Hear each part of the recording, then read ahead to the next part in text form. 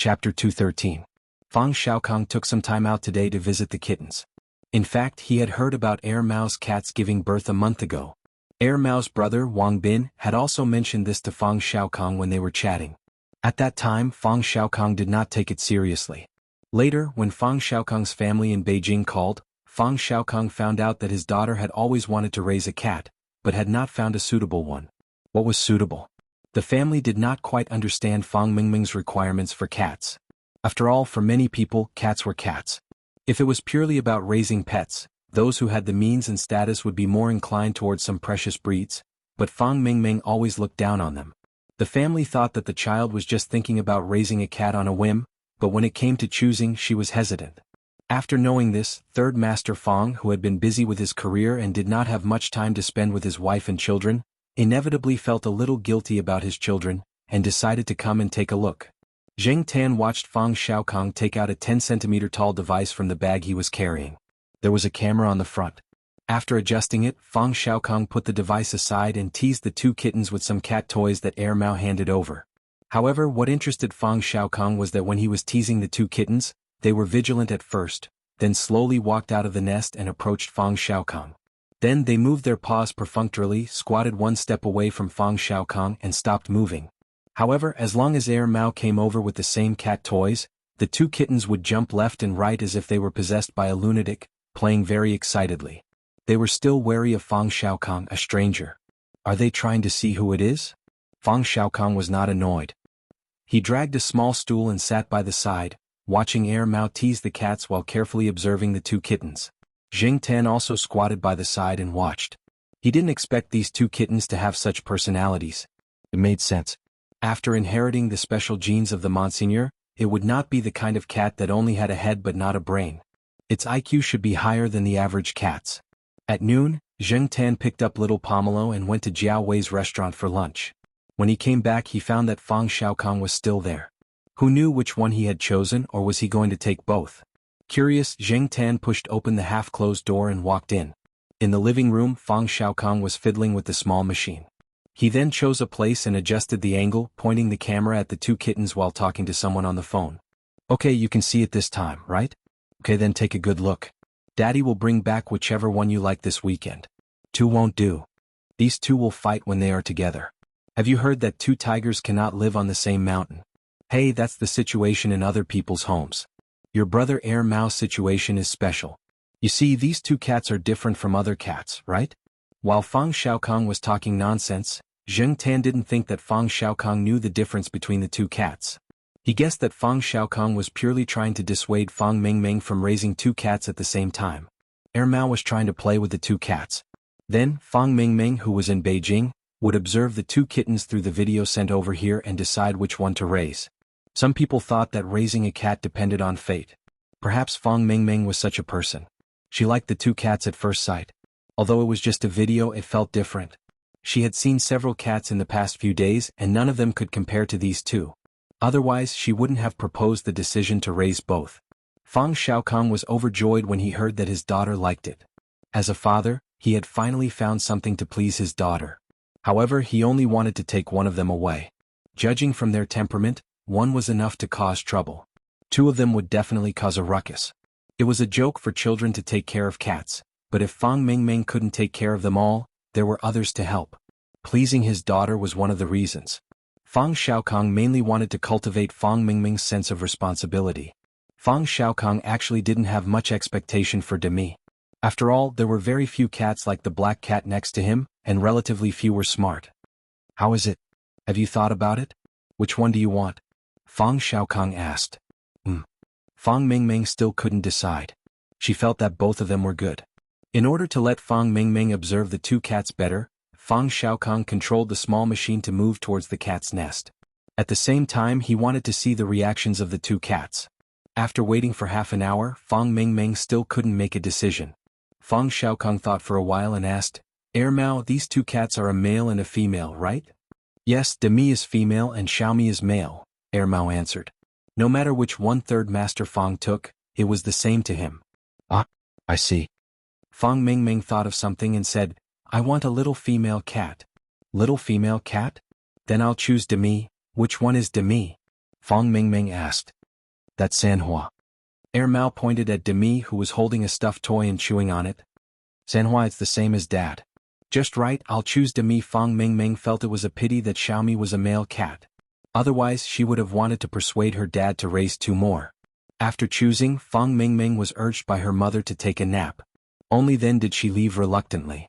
Fong Xiaokong took out a pet bag and asked Air Mao, if I just take it away like this, will it bite me? Even if it doesn't bite, it will scratch, right? It's okay, it's still a kitten. It doesn't have much strength, Air Mao said casually. Fong Xiaokong looked at the sofa in the living room that had been scratched. Air Mao didn't say anything.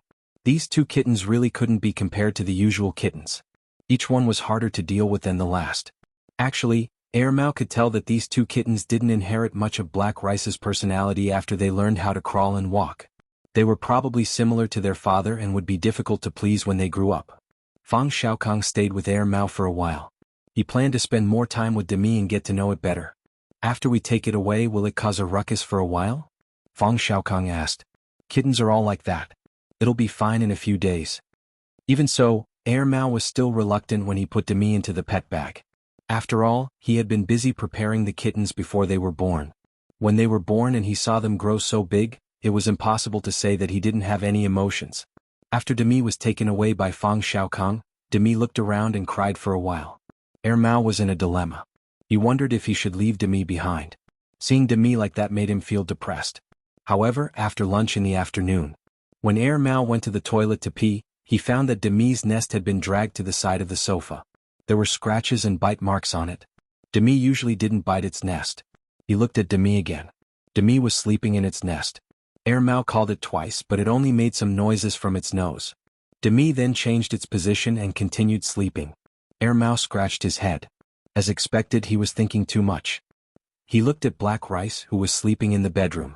After Demi left, it only looked around and cried for a while before stopping. It continued sleeping and its appetite for dinner didn't change. Air Mao didn't know if other people's cats were like this. At least it was like this in his house. However, Demi was sent away. What about Demi? Who should he give it to? Qin Tao said that Tang Kai wanted to raise it. Unfortunately, everyone knew that she wouldn't be able to raise it for long. She didn't dare to take the risk now. It was better not to harm Demi. The next day, Zheng Tan was secretly playing online at home when he heard a knock on the door. Zheng Tan was shocked. He quickly turned off the computer and moved the mouse back to its original position. He also erased any suspicious traces. When Zheng Tan turned off the computer, he heard a voice outside the door. Black Charcoal, are you home? It was Zhao Lu. What was Zhao Lu doing here at this time? It wasn't the weekend. Moreover, Zhao Lu had graduated a long time ago. Every time she came over, it was on weekends or holidays. Most of the time she didn't have time. He had to ask for her help to send things over. How did Zhao Lu have time to come over today? Zheng Tan was puzzled. He walked quickly to the door and opened it. Zhao Lu was at the door wearing a business suit. Looking at her formal attire, she probably came directly from the company. As usual, Zhao Lu would bring a lot of food and cosmetics for Jiama every time she came over. To her, these things were really nothing. After placing the items on the sofa, Zhao Lu grabbed a disposable paper cup and filled it with water from the water dispenser. After catching his breath, he told Zheng Tan, I've already sent a message to your mother. I'll leave the items here for now. However, I have another purpose for coming today. Zhao Lu carried her bag and walked to the door. Black Charcoal, let's go and see Air Mao's kittens. She came for the kittens too? Zheng Tan followed Zhao Lu to the 3rd floor. Zhao Lu should have already contacted Air Mao. When Air Mao opened the door, it didn't show any surprise. It was still in a daze and probably didn't sleep well. It probably stayed up late playing games last night. Hey, Xiaomi is sleeping in the nest. You can go and see for yourself. But be careful.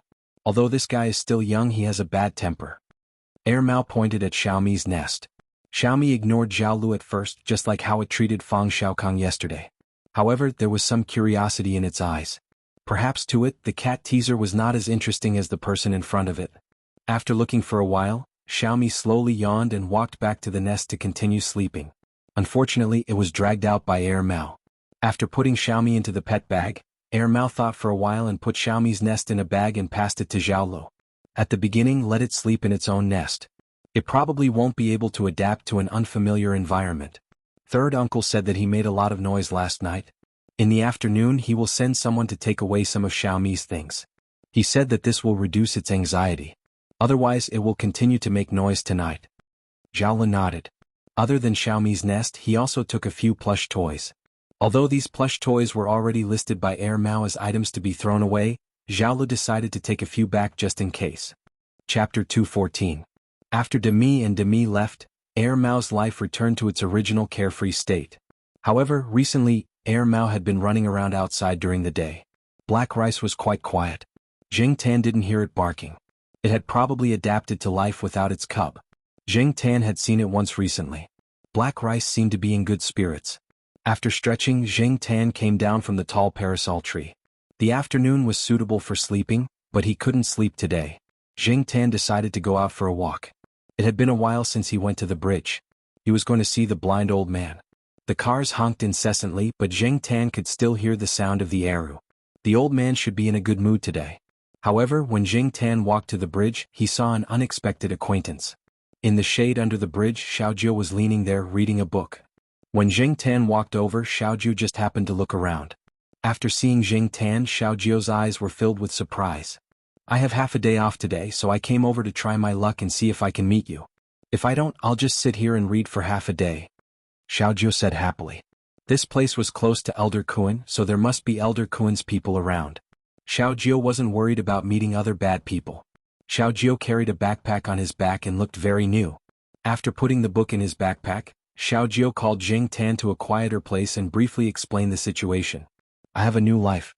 The household register is under the name of the big sister who brought me here. My name is now Huangjiu. Xiaojiu said. Yellow wine. I'm still red wine. Jing Tan cursed in his heart. Xiaojiu took out a cup from his backpack and poured some water on the stone slab by the side of the flower bed. He dipped his finger in the water and then wrote his name on the ground. Probably because he hadn't practiced writing for a long time, his handwriting wasn't good, but Jing Tan could see clearly which two words it was. In the past, Little Nine was directly called Little Nine at home. Jing Tan wasn't too sure about the household registration, but he saw that Little Nine was quite satisfied with her new household registration and liked the name. After talking for a while, Xiaojiu told Jing Tan to wait here while she quickly ran into the nearest supermarket. 10 minutes later, Xiaojiu ran back with her bag. Luckily, it's not the weekend today, so there aren't many people around. The drawer over there is empty too. I went to a supermarket last Saturday and there were so many people. Jing Tan felt that this girl had become a lot more talkative now. She liked to talk about every little thing. Perhaps to Little Nine, these were happy things that she wanted to share with others. Xiaojiu came to the side of the flower bed and sat down. She opened the zipper of her bag and took out a bag of candy. Here, help me bring this to your little master. I want to thank him for the candy he gave me. It's a pity that I didn't eat much of that bag of candy. What a waste. Xiaojiu handed the bag of candy to Jing Tan. The bag wasn't big and wasn't a challenge for Jing Tan. However, this bag wasn't wiped with paper. Under the influence of his little misophobia, Jing Tan hesitated. I have pocket money every month, but it's not much. This month I only have 10 yuan. I can only buy this. It can't compare to the candy your little master gave me. When I have money in the future, I'll treat you to better food. Xiaojiu looked at Jing Tan with anticipation. If Jing Tan didn't catch it, Xiaojiu would probably think that he was disgusted with the candy. Forget it. Jing Tan opened his mouth and caught the bag of candy. Only then did Little Nine smile and begin to speak again. I can't come every weekend. I'll be busier in the future and have to rush for classes. After all, I'm much older than the first graders. I can't be looked down upon by them. I haven't been to school for a long time. I've forgotten some of the pinyin and Chinese characters that I learned in the first grade. That sister said that she hopes that I can directly enter the third grade. I think so too. I can't be with those brats who are 2 or 3 years younger than me. How embarrassing would that be, right? After talking for a while, Xiaojiu had to leave. She had to go back and study. However, even if he didn't hear Xiaojiu say all this, Jing Tan could see that this girl's life was not bad recently. Her eyes didn't have too many worries that didn't belong to a child her age. This was a good sign. Seeing Jing Tan walk back with the bag of candy in his mouth, Xiaojiu worriedly added, "Don't lose it." So long-winded. Swinging his tail, Jing Tan still stopped and turned back to look at Xiaojiu helplessly. Seeing Jing Tan like this, Xiaojiu laughed and waved her hand. Carrying her bag, she ran in the opposite direction from Jing Tan. Probably because she was in a good mood, she jumped a few times as she ran. Zheng Tan walked back with the bag of candy in his mouth. On the way back, he directly waited for little Pomelo at the entrance of Fu Elementary. Ah, black charcoal, who bought this? Little Pomelo walked out of school and took the bag of candy. She looked at it and asked Zheng Tan. She also looked around but didn't see anyone who could have sent the candy. Zheng Tan couldn't answer right now. After returning home, when little Pomelo was preparing to do her homework, Zheng Tan pulled out little Pomelo's drawing book. This was little Pomelo's own drawing book. When she had nothing to do, she would draw in it for fun. It wasn't an art class exercise book. Zheng Tan flipped through it and found a drawing that little Pomelo had drawn during the summer vacation. The drawing was of Xiao Jiao carrying a small bucket and a sickle. It's her? Little Pomelo was surprised. Why is she here? Zheng Tan didn't know how to answer this question. On Friday night, Celestine came over with an invitation for his wedding during the National Day holiday. Although he had told Auntie Jiao about it before, Auntie Jiao had also said that there was no need to send another notice as it was too troublesome. However, in order to appear more formal, Wei Ling still specially sent an invitation card over. Jiaoma liked to talk about this topic. She chatted with Celestine for about 10 minutes. She didn't even say anything about Celestine taking Zheng Tan out to play and possibly not coming home for the night. Jiaoma saw that Zheng Tan's spirit had improved a lot. He had gotten rid of his previous depression, so she only gave Zheng Tan a few words of advice. As long as he was in good spirits, she didn't ask for too much for the time being. At the door of the third floor, Mao was already waiting. Walnut was also on his way to the night building. Today they had a good gathering. The next time they got together would be at Celestine's wedding. Moreover, there would be some elders present, so they definitely wouldn't be so comfortable. On the way, Mao didn't stop talking. He was even more talkative than Celestine. From teasing Celestine to lamenting about raising a cat, he still hadn't finished talking by the time they arrived at the night building. Yi Hao was also at the night building today, but he wouldn't disturb Celestine and the other two. However, he had something to say to Zheng Tan. Celestine went upstairs to the private room first, leaving Yi Hao to talk to Zheng Tan. Exclusive private room? Zheng Tan listened to Yi Hao's words and nodded to himself. Not bad. It seemed that Yi Hao still remembered this. When Zheng Tan came to the night building, he didn't hear Celestine mention it. He thought that Yi Hao's promise of a private room had been left unsettled. He didn't expect that it would really be settled. Yi Hao still had things to do, so he couldn't stay here for long. He signaled Tiger Liang, the person in charge of the night building, to take Zheng Tan to have a look. Although Tiger Liang didn't have much contact with Zheng Tan, he knew some of the cat's legendary stories from the conversations between Leopard and Ranqi. Otherwise, his boss wouldn't have specially opened a private room for a cat, so he knew that he had to treat it seriously. Zheng Tan followed Tiger Liang to the third floor. The room that Yi Hao had arranged for Zheng Tan was right next to Celestine's. Some time ago, Yi Hao had renovated some of the private rooms on the third floor, and he had also arranged a private room for Zheng Tan. Just like Celestine's door, this one also used a card, but it wasn't a card inserting type. Yi Hao had specially arranged for someone to install a card swiping device similar to the one in Tsinghua University's East Courtyard, but with much higher privacy and security. It was obvious that Yi Hao had put in a lot of effort. Zheng Tan looked at the small round card in Tiger Liang's hand. It was similar to the cat tag he had in the East Courtyard. In other words, this was an imitation of Zheng Tan's cat tag. This private room was a little smaller than Celestine's, but a lot of effort had been put into the renovation, especially the walls and ceiling. There were corridors for cats to crawl and walk on, and the corridors for cats hanging from the ceiling didn't look messy. Zheng Tan walked up diagonally from the wooden planks on the wall, and jumped onto the suspension bridge that led to the ceiling from a fork in the corridor. After playing around for a while, he felt that it wasn't bad. The patterns were basically cat paw prints, cat head portraits and so on. There wasn't any other style. What made Zheng Tan blush with shame were the scratching boards and the hanging plush toys. If Zheng Tan was really a cat and not a cat with a human heart, he would definitely like these settings. For a real cat, this place was like a mini playground. In addition to these, there was also a karaoke set, which made Zheng Tan feel very satisfied. He didn't know if Yi Hao and the others were thinking that if Zheng Tan was depressed and wanted to howl in the future, there would be a special place for him to do so, instead of tormenting everyone's ears at Yi Hao's or Celestine's place. This place wasn't bad. In the future he would bring his friends here to play. Zheng Tan thought. But Zheng Tan lay on the soft sofa and counted with his paws. It seemed that there weren't many people he could bring over. The sheriff and Huang wouldn't come, and Depang was always guarding his grandmother. Peanuts? To be decided. Monsignor? They weren't familiar and Monseigneur wouldn't care about it. It had come here many times when it was with Yi Hao, but now that it was with Master Tang the Seventh, it probably didn't care about this kind of place anymore. It seemed that it still didn't have enough friends. Tiger Liang had been observing the black cat in the room the whole time. He secretly sighed. It was indeed a very special cat. No wonder Ranqi always wore a pendant to ward off evil spirits. After looking around the room for a while, Zheng Tan went to Celestine's private room. The three of them were talking about the people who would be attending the wedding, such as Celestine's former comrades and current friends. Zheng Tan wasn't interested in these people. What made Zheng Tan curious was the master that the three of them were talking about. Celestine said that his master was still healthy and had nothing to do recently. The old man said that he would come over when he had time to see the living environment of his three disciples. Zheng Tan felt that it was a pity that Celestine's master's cat, Dashin, wouldn't be coming. As for Air Mao and the other's master, what kind of person was he? Chapter 215. Wei Ling's wedding was set on the second day of the National Day holiday.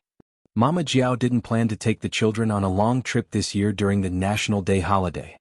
There was too much traffic during the National Day holiday. If they went on a trip, she wouldn't be able to take care of two children and a restless cat. Celestine said that he wanted to send a car to pick her up, but Jiaoma refused.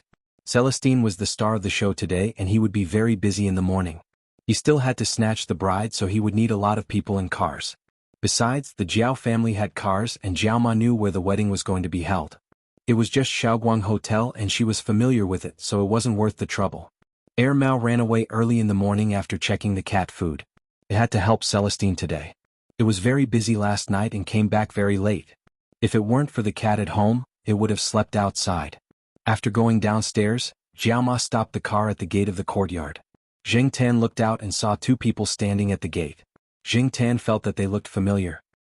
He looked down and saw the cage in the hands of the little girl, who was not much older than little Pomelo. It suddenly dawned on him that they were from this family. There was a guinea pig in the cage. Zheng Tan had seen it before. He remembered that Celestine called this guy Chestnut. 2 years ago, this little guy was almost eaten by the sheriff and Huang when it came out on its own. Zheng Tan also saw Celestine at that time. The mother and daughter were the wife and child of Celestine's comrade. Unfortunately, that comrade died in a mission. Celestine and other comrades in arms had been helping him. Celestine often came to visit the mother and daughter. This time, Celestine definitely had to attend Celestine's wedding. Jiaoma gestured for the two men to get into the car. She had already contacted them last night. Anyway, she would help Celestine bring the two men over. Since Jiaopa was not around, the car could still fit two more people. Zheng Tan and little Pomelo were in the back seat. When the mother and daughter came in, they were a little surprised to see the cat. The little girl was more guarded. After all, many cats were not very friendly to guinea pigs. Seeing that Zheng Tan had been sitting quietly beside little Pomelo, the mother and daughter were relieved. "Don't worry, my black charcoal is very sensible. He won't bully other animals," Jiaoma said. "That's right. Black charcoal never bullies the weak unless it's a bad rat that steals things." Jiao Yuan turned his head to look behind him, his eyes fixed on the fur ball in the cage. However, the mother smiled and didn't say anything. She didn't think so. Fortunately, her guinea pig was kept in a cage and the cat couldn't get in.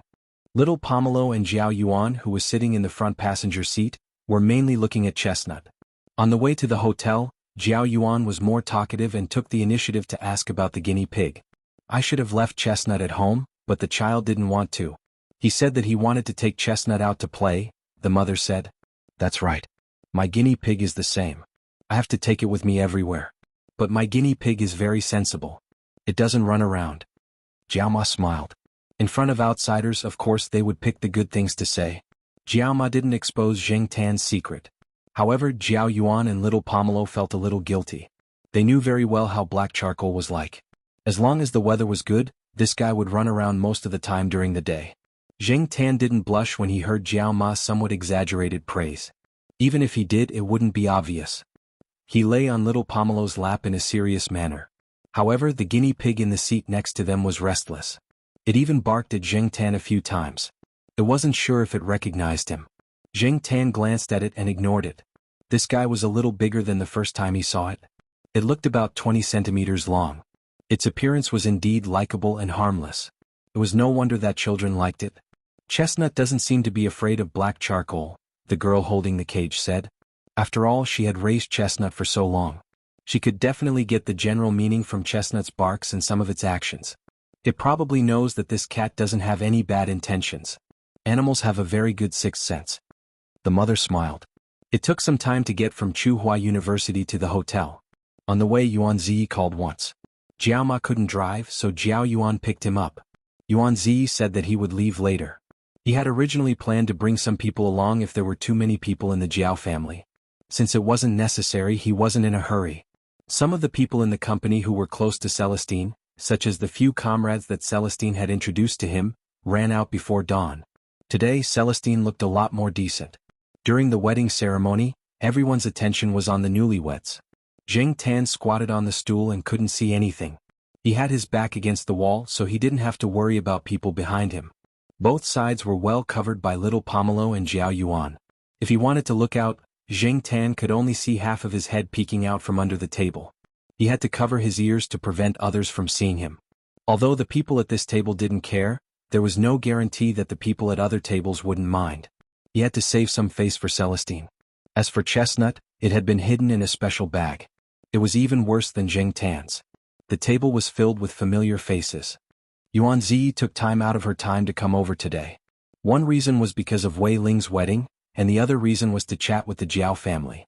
She also wanted to see the fortune cat. Usually this big boss was very busy and didn't have much time. Now that she finally had some free time, she wanted to get some fortune chi.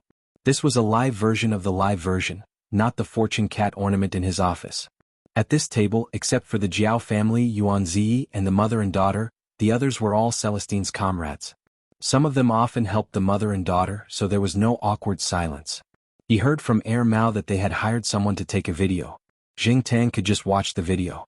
Anyway, he wasn't very curious about that.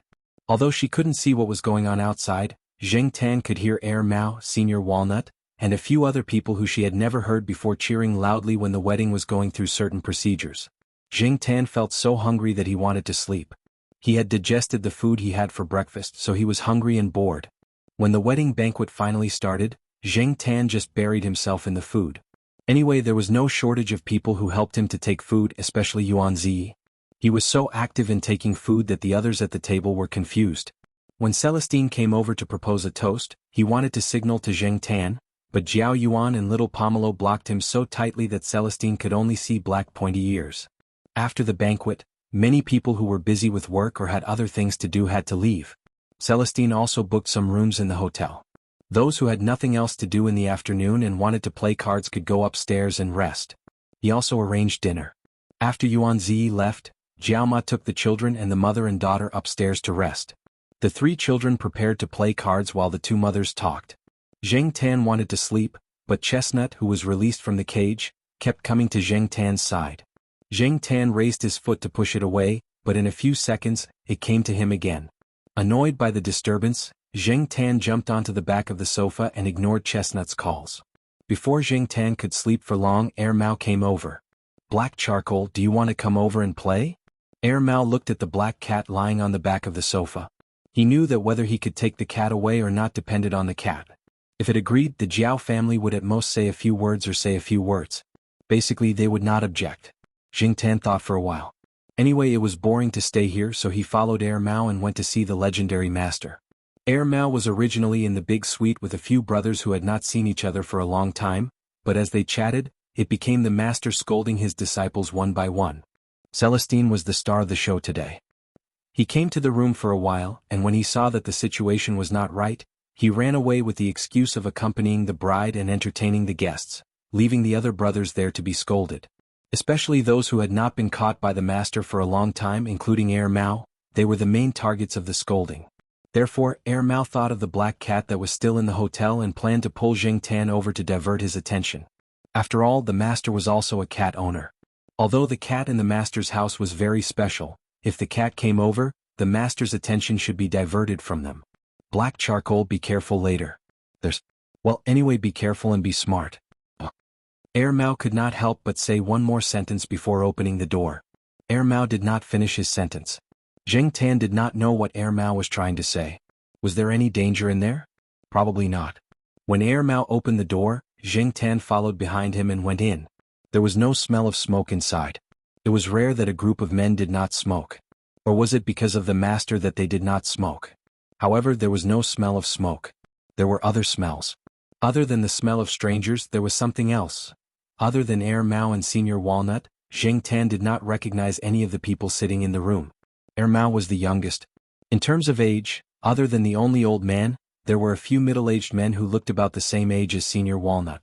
In the past, when he heard Celestine and the others talk about it, it seemed that there were older people counting up. It was just that they had important positions and were entangled with work. They were so free that they could not leave. The big red packet must have been in Celestine's hands. That bastard Celestine was probably counting the money now. Zheng Tan had a very strange feeling from the moment he entered the room. It was as if someone was hiding in the dark and spying on him. With so many pairs of eyes staring at him, it would be nonsense to say that he did not feel pressured. However, Zheng Tan felt that these people did not have any ill intentions, so he relaxed a little. They were mostly sizing him up, especially the old man who looked to be in good spirits. At first glance, this old man had a tough style. However, after a few more glances, he felt a lot more slippery. When he looked at Zheng Tan, he was playing with the pai gao in his hands. He did not know if Air Mao's habit of playing cards had been learned from him. As the saying goes, if the upper beam is not straight, the lower beam will be crooked. The people in the room did not speak after Zheng Tan followed Air Mao and the others. They played cards, drank tea and picked their teeth. Everyone was busy with their own things. At the same time, they looked at Zheng Tan as if they were expecting something. Zheng Tan's feeling was even stronger. He always trusted his intuition. Since the enemy did not move, Zheng Tan decided to make a move first. Zheng Tan lifted his feet and walked from the door to the sofa. He kept his ears up and was alert to the movements around him. His eyes were focused on the few people sitting on the sofa. Unfortunately, he could not see much from these people's eyes. They were indeed Celestine and Air Mao seniors and juniors. Each one was better at pretending than the other. As the feeling grew stronger and stronger, and at the same time, it sensed movement behind it. Zheng Tan suddenly turned around and swung its claws out. It didn't even look at the attacker carefully. Its claws hooked onto the attacker's clothes, and with a turn of its body, it threw the attacker away. Chapter 216. Ha ha ha ha. The old man who was playing pai gao with an expressionless face threw it on the coffee table, slapping his leg and laughing heartily. The people sitting on the sofa also laughed out loud, with surprise and curiosity in their eyes. In contrast, Air Mao and Walnut's first reaction was not to laugh or be surprised, but to breathe a sigh of relief. Fortunately, this cat has the ability, so it didn't lose out. Air Mao thought. Zheng Tan didn't care about the people on the sofa, but stared at the attacker he had just thrown out. The one who had attacked Zheng Tan wasn't a human, but a monkey wearing a small suit. It seemed to be the kind of macaque that was shown on TV. Macaques were widely distributed in the country and were considered a relatively common species of monkey. However, there were not many people who had the right to raise them. Other than the acrobatic troops, zoos and some tourist attractions, Zheng Tan had only seen one in real life. At this moment, the macaque had already gotten up and ran to a person's side, squeaking. Zheng Tan didn't know what it was saying, but from the way the monkey pointed at Zheng Tan and then at the small suit on its body, it was probably complaining. F***ck, you dared to complain when you took the initiative to attack. The atmosphere in the room began to liven up again. Some were talking about the trick Zheng Tan used to throw the monkey, some were making fun of the monkey, and most importantly, they had made a last-minute bet when Air Mao went to find Zheng Tan, betting on who would lose out. Strangely, except for the owner of the monkey and two other people, the others, including Walnut and the old man, all bet on Zheng Tan. Now these people were busy collecting money. What were they saying just now? Wu Song hit, hu, ha. Walnut and the others who had won the bet shouted in unison. This group of people's personalities were really bad. Zheng Tan cursed in his heart. Air Mao also took some time to talk to Zheng Tan and told her about the monkey. The man who raised the monkey was also Celestine and Air Mao's senior. He was also He Tao's junior. His name was Pei Liang and he used to be a soldier. After retiring from the army, he returned to his hometown and opened a shop.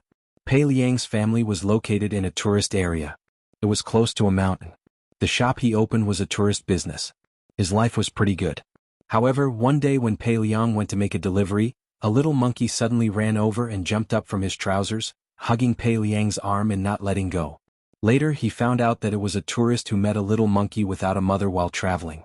Out of curiosity he wanted to bring it back to play. Who knew that the little monkey would find an opportunity to escape? For some reason, it grabbed Pei Liang's arm and refused to let go. After the tourist left, The little monkey was brought back to the mountains by the person in charge of that place. However, after a period of time, the little monkey somehow found Pei Liang's house and ran to his house every few days. The people living nearby would sometimes encounter monkeys, but after all, it was not often. Sometimes, in order to prevent the monkeys from going down the mountain to steal things, they would take some protective measures. There were not many incidents like Pei Liang's house that always had monkeys visiting. The monkey that Pei Liang encountered at his house was an exception. Gradually, it became familiar with Pei Liang's youngest son and did a lot of catching fish and birds. It helped pass the shovel to the children at home when they dug traps. It also followed the children at home when they went to join in the fun. However, it could not be like this all the time. Under his son's strong request, Pei Liang went to find someone to go through some procedures. After all, without the approval of the relevant Forestry Administrative Department, the practice of privately raising nationally protected animals was illegal transportation and breeding. When he was naming it, Pei Liang wanted to just call it the Great Sage Heaven's Equal. It sounded domineering, but Pei Liang's family was more particular and felt that the name could not be too high. Therefore he removed Heaven and Sage and left Cheetah. However, Cheetah sounded a little like someone's boss. Pei Liang felt that it was too troublesome to think of a name, so he directly added the word Da at the back. Therefore, Cheetah, the name that Jing Tan felt was very awkward, hung on the macaque's head and would accompany it for the rest of its life. Cheetah's status in the family was not low. The children protected it and the elders doted on it. Pei Liang's old mother even wore reading glasses and personally sewed a set of Great Sage Heaven's Equal clothes.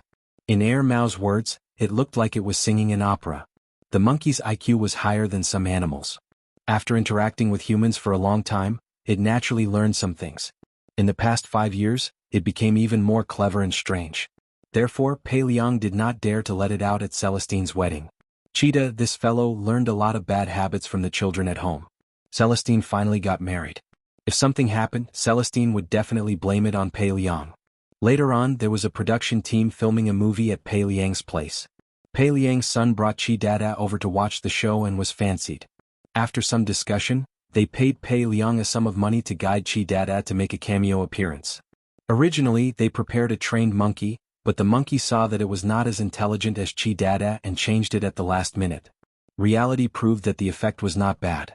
During that time, Cheetah got along very well with the film crew. It was always funny. After that, there were people who went there to film movies, TV series, scenes, documentaries, and promotional videos. It was unknown if the film crew had contacted each other, but they went to look for Cheetah. This monkey became very popular, and even Pei Liang's family business flourished for a long time. Now many tourists went there for a vacation. When they heard Cheetah's name, they curiously went to take a look and even took photos. Cheetah, this monkey, loved to take photos. Who knew how many photos there were at home? When it looked at the camera, it naturally posed in a pretentious manner. Did you hear that? Whose pet can make more money than people? This is also supporting the family. Pei Liang sighed and showed off. He wanted to save some face for his monkey. Cheetah next to him also chirped a few times as if it was responding. However, when they heard Pei Liang's words, pets make money to support the family, Air Mao and Walnut looked at Jing Tan at the same time, but did not say much.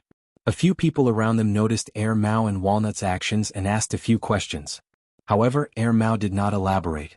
He only said that this black cat also made money to support the family, and it was a rich man. It turns out that this mongrel cat is more powerful than Cheetah. This is too low-key. We haven't seen any news about this cat, someone said. That's because its father doesn't allow it to be high-profile, Air Mao answered. That's right. The old master slammed the coffee table. Several people looked at the coffee table at the same time. After making sure that the coffee table was not broken, they continued to talk and laugh. They were all muttering in their hearts. When would the master change his bad habit of slamming the table? Fortunately, the old master knew not to destroy things in the hotel. The old man didn't feel that he had done anything inappropriate, so he continued, "This is to protect the cat. Nowadays, some people are blinded by greed and will do anything. Besides, animals don't enjoy some protection like people do, especially those that are not listed in the national protection level. They can only accept it if they suffer, so it's better to protect them. Pei Liang, you should learn from this." Yes. Pei Liang nodded. It's not because my home is in the mountains, unlike the big cities where there are many people. I'm not the only one raising monkeys there. Are other people's monkeys as popular as yours? The old master glared. No. Pei Liang withered. I will definitely pay attention. Cough, speaking of which, this cat is really strong. Someone received Pei Liang's pleading look and changed the topic. Sure enough, once the topic changed to cats, the old master stopped talking about Pei Liang. What's so strange about that? Cats can't be judged by common sense. My cat has caught prey several times bigger than this one, the old man said in a matter-of-fact tone. The person who spoke just now curled his lips slightly and did not say anything. Anyway, the old master had his reasons and was not allowed to refute. As for the cat in the master's house, looking at the black cat not far away and thinking about the cat in the master's house, how could they be the same? Apart from the problem of strength, this cat's reaction was also very fast.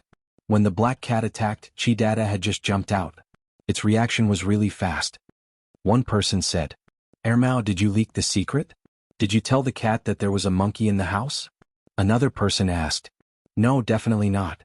I only told it to be more alert." Ermao denied. The old master nodded. This cat was alert from the moment it entered the door. When its ears moved, I knew that the cat had noticed Chidada.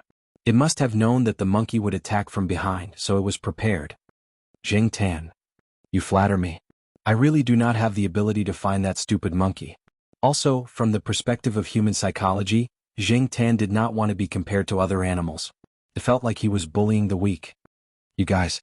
The old man raised his hand and pointed at Air Mao and the others one by one. You guys are not even as good as a cat. Air Mao and the other disciples all looked like they were choking at the same time, but no one refuted. Well, no matter what topic they were talking about, they had to be scolded. Jing Tan listened to this group of people chatting and noticed that the old man was either scolding them or praising his cat. Jing Tan, who had experienced it himself, knew that the words that came out of his cat's mouth were all kinds of good things, but when he actually saw the cat, he knew that it was all kinds of bad things. Chidada, who was hiding next to Pei Liang, had been thrown and now did not dare to go near Jing Tan. It probably saw that Jing Tan was not a soft persimmon, but a dangerous creature. It did not dare to go near him, but it kept provoking him. For example, it threw melon seeds and peanuts at Jing Tan. Jing Tan was angry. When he went near, the cat would hide next to Pei Liang and squeak. Later, Jing Tan was too lazy to care about it. He changed places and jumped onto the back of Walnut's sofa. The cat did not dare to throw things. If it accidentally threw things at Walnut's level, both the monkey and the people would be scolded. After eating in the afternoon, they went back home. Air Mao and the others went to the bridal room to make a scene. Jing Tan was not in the mood to follow them. He was a cat, so why should he join in? Originally, Jing Tan thought that after Celestine's wedding, he would not see that monkey again. But a week later, Air Mao asked Jing Tan if he wanted to go out and play. Said that Chidada missed him. It turned out that Pei Liang had brought this cat to Chuhua City this time. First, it was to attend Celestine's wedding. Second, it was to film a movie in a city near Chuhua City. Chidada was going to make a cameo appearance. It was said that the pay was quite high. He went to film the day after the wedding and only came back yesterday. 2 weeks later, there was an animal show in Beijing. During this time, Pei Liang stayed at Walnut's house. Air Mao drove Jing Tan to Walnut's house. That monkey is probably holding a grudge. It's probably thinking about how to take revenge this time. Black Coal, you have to be more careful. Don't get beaten up. Beaten up? How was that possible? Just because of that monkey? After arriving at Walnut's house, just as he entered, Jing Tan heard a sound. Looking in the direction of the sound, Chidada was riding on a big dog. It looked at Jing Tan proudly and raised its chin. Chapter 217. Hey senior, why do you have a dog here? Air Mao stared at the dog. Seeing that the dog didn't show any hostility towards Jing Tan, he let out a sigh of relief. Jing Tan also saw that the dog in front of him was very vigilant at the beginning. After staring at him and Air Mao for a while, it became much more amiable and didn't seem to be aggressive. However, it still blocked Jing Tan and Air Mao at the door and didn't seem to want to leave.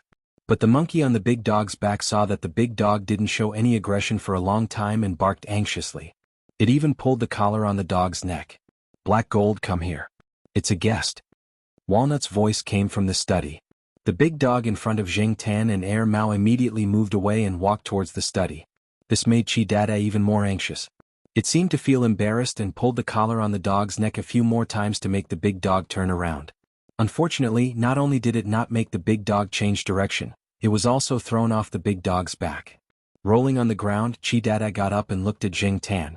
Seeing that Jing Tan's eyes weren't good, it quickly ran to the study to find a backer.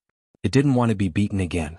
When Zheng Tan walked into the study, he saw that the big dog was lying next to Walnut, ignoring everyone else. Chi Dada jumped to Pei Liang, probably to complain. Another tattletale. Zheng Tan felt disdain in his heart. This is a Kunming dog, right? It looks like it has served in the army. Air Mao's eyes lit up as it looked at Black Gold. Most men would prefer to have a dog. Just like when Zheng Tan first met Walnut, Walnut had said, "I'd rather have a dog than a cat." Yes. Walnut was very proud when he heard Air Mao's words. Black Gold is a military dog that retired early due to injury. It belongs to a friend's company. Although a dog's status can't be compared to a person's, it's still a soldier, isn't it? People say that every carrot is a pit. It's also a weapon in the military. Even if you want it, you don't necessarily have it. I spent a lot of effort to get it here. After it came here, I still had to break it in. Fortunately, everything went smoothly. 2 days ago, he even helped me catch a drug dealer. This dog is really awesome. But I don't dare to take him to the police station. This kind of dog usually doesn't bite people casually. If it really bites, it's even more vicious than a wolf. You raised it without a word. That day at the hotel, when everyone was bragging about their pets, I didn't hear you say anything about dogs. But then again, don't you have police dogs? If you wanted to raise a dog, you wouldn't have waited until now. Air Mao asked. Isn't that right? Furthermore, after bringing it back, it took some time for it to get used to this place. If it was someone else with a strong temper, I wouldn't have been able to invite it back at all. He Jin might be able to help. He could help catch criminals when he was outside, guard against thieves when he was at home, and even help collect shoes when it rained. According to my friend, when he was in the company, Black Gold was often ordered by those people to steal other people's shoes so that he could make a fool of himself during an emergency assembly. Once, he even stole from his company commander. Lying on the ground, He Jin's ears twitched from time to time as he paid attention to his surroundings. Occasionally, he would hear a few familiar words and raise his head to look at Walnut. When Walnut talked about his friend in the company, He Jin whimpered from the ground. Walnut leaned over and patted He Jin's head. You miss them, right? Zheng Tan suddenly felt that the atmosphere had become sad. Even Chi Dada didn't move. His eyes were wide open and he didn't know what he was thinking. Hey Air Mao, let me show you some photos of Chi Dada from a while ago. Pei Liang spoke to break the sad atmosphere. Look, there's also a popular female celebrity. I also have her autograph. I can sell it for a lot of money. Zheng Tan was speechless. So he was trying to get her autograph so that he could sell it for money? These photos can be used to show off on shows and increase popularity. Pei Liang treasured these photos and specially bought a few albums to store them. When the time came, he would use them to show off. They're filming a period drama and they're wearing costumes. Senior Pei, aren't you afraid of being investigated for showing off their photos? Air Mao pointed at the photos in the album. It's okay. I've already asked for permission. They're happy to do it. This is also a kind of publicity that can increase their popularity. Obviously, this wasn't the first time Pei Liang had encountered this kind of situation. He was very familiar with it and had considered many aspects. While Air Mao was looking at the photos, Pei Liang took out his digital camera and said to Zheng Tan, "Come, 3 friends. Let's take a photo to commemorate this." You can take a photo but don't let it leak out, Walnut said. I know what to do. Pei Liang waved his hand and motioned for Zheng Tan to go over. He Jin Black Charcoal. They're both from the He family. It's fate. Who knows when these two will work together? After all, they both have experience in solving cases, Walnut said jokingly. To take a photo, Zheng Tan looked at Chi Dada who was flirting and then looked at He Jin who was obediently squatting there as if he was carrying out a mission. Zheng Tan thought for a while and jumped onto a small chair. If he was short, he had to stand taller. Otherwise, if Chi Dada and He Jin came over, Zheng Tan would look thin and small. Chi Dada didn't dare to stand close to Zheng Tan. He let He Jin stand in the middle while Zheng Tan and Chi Dada stood on both sides. Zheng Tan didn't care if he stood in the middle or on both sides. He just needed to take a photo. After returning home, Zheng Tan thought he wouldn't see that monkey again. However, a few days later, Pei Liang brought Chi Dada to visit him. Actually, Air Mao didn't allow them to enter the house. They had to come to the Jiao family. As soon as Chi Dada entered Air Mao's house, He Jin started to roar. Air Mao didn't care about anything else. His cat was more important. As for the monkey, it was better for him to stand outside the door. Air Mao cared about his cat, but Pei Liang cared about his monkey even more. After sitting at Air Mao's house for a while, Pei Liang discussed with Air Mao and asked Air Mao to bring them upstairs. After all, Jiao Ma didn't know Pei Liang. It was Saturday. Little Pomelo and Jiao Yuan were both doing homework in their room. They didn't want to bother when they heard that there were guests. However, when they heard that there was a monkey, they immediately put down their pens and ran to the living room. Chi-Dada was wearing a thin windbreaker today. He was wearing a hat just now. I didn't look carefully just now. I thought it was a kid. After hearing Air Mao's introduction, Jiao Ma welcomed Pei Liang and Chi-Dada warmly. It's a pity that we don't have bananas at home. We don't have much food left either. Don't bother. Just give it a glass of water. Pei Liang quickly stopped Jiao Ma, who was about to go out to buy food. Auntie Jiao still washed some fruits and brought them out. There were also some snacks. Pei Liang selectively let Chi-Dada eat some. It was easy to get a stomachache if he ate anything. After all, this foodie was not human. When Chi-Dada followed Jiao Yuan to play with toys in his room, there were only a few adults left in the living room. Today Pei Liang came to visit. He wanted to see what kind of family raised Zheng Tan's special cat. Secondly, he wanted to take a picture of his 3 friends and talk about some things. Pei Liang took out a cigarette and was about to smoke. However, he remembered that there was only a woman and 2 children in the house. He put the cigarette down again. It's okay. Go ahead. No. If I take out the cigarette, Chi-Dada will waste another one of my cigarettes. Oh, it even smokes. Jiao Ma was surprised. Yeah. Pei Liang began to complain. From smoking to drinking, now it even knew how to play cards. This guy even has its own wardrobe made by its family. There are also some souvenir clothes from the crew. Chi-Dada is so arrogant. Even if its clothes are torn, we won't throw them away unless it dislikes them. It's been spoiled by its family. This triggered Mama Jiao's response. My family's too. It's been spoiled. Its temper is bigger than a human's. Zheng Tan, who was listening in the room, was speechless. Chi-Dada got along well with the children. Maybe it was because it had more contact with children since it was young. It wasn't like other cats and dogs that ran away when they saw naughty children. Now, Chi-Dada was bullying the 2 little Brazilian turtles in the tank. When the little turtles stuck their heads out, Chi-Dada would poke them with its paws. When they stuck their heads out again, Chi-Dada would poke them again. It looked like it was asking for trouble. Jiao Yuan and little Pomelo were laughing at the side. Participating in a show in Beijing? In the living room, Jiao Ma was surprised. Yes, the invitation was sent out 2 months ago. Because of this, my family has been preparing with it. My mother even bought good cloth and made a new Monkey King costume for it. It was sewn according to the appearance of Sun Wukong in the old version of Journey to the West on TV. She's waiting to shock everyone. I think your cat can participate too. Many of the animals participating in the show are very smart.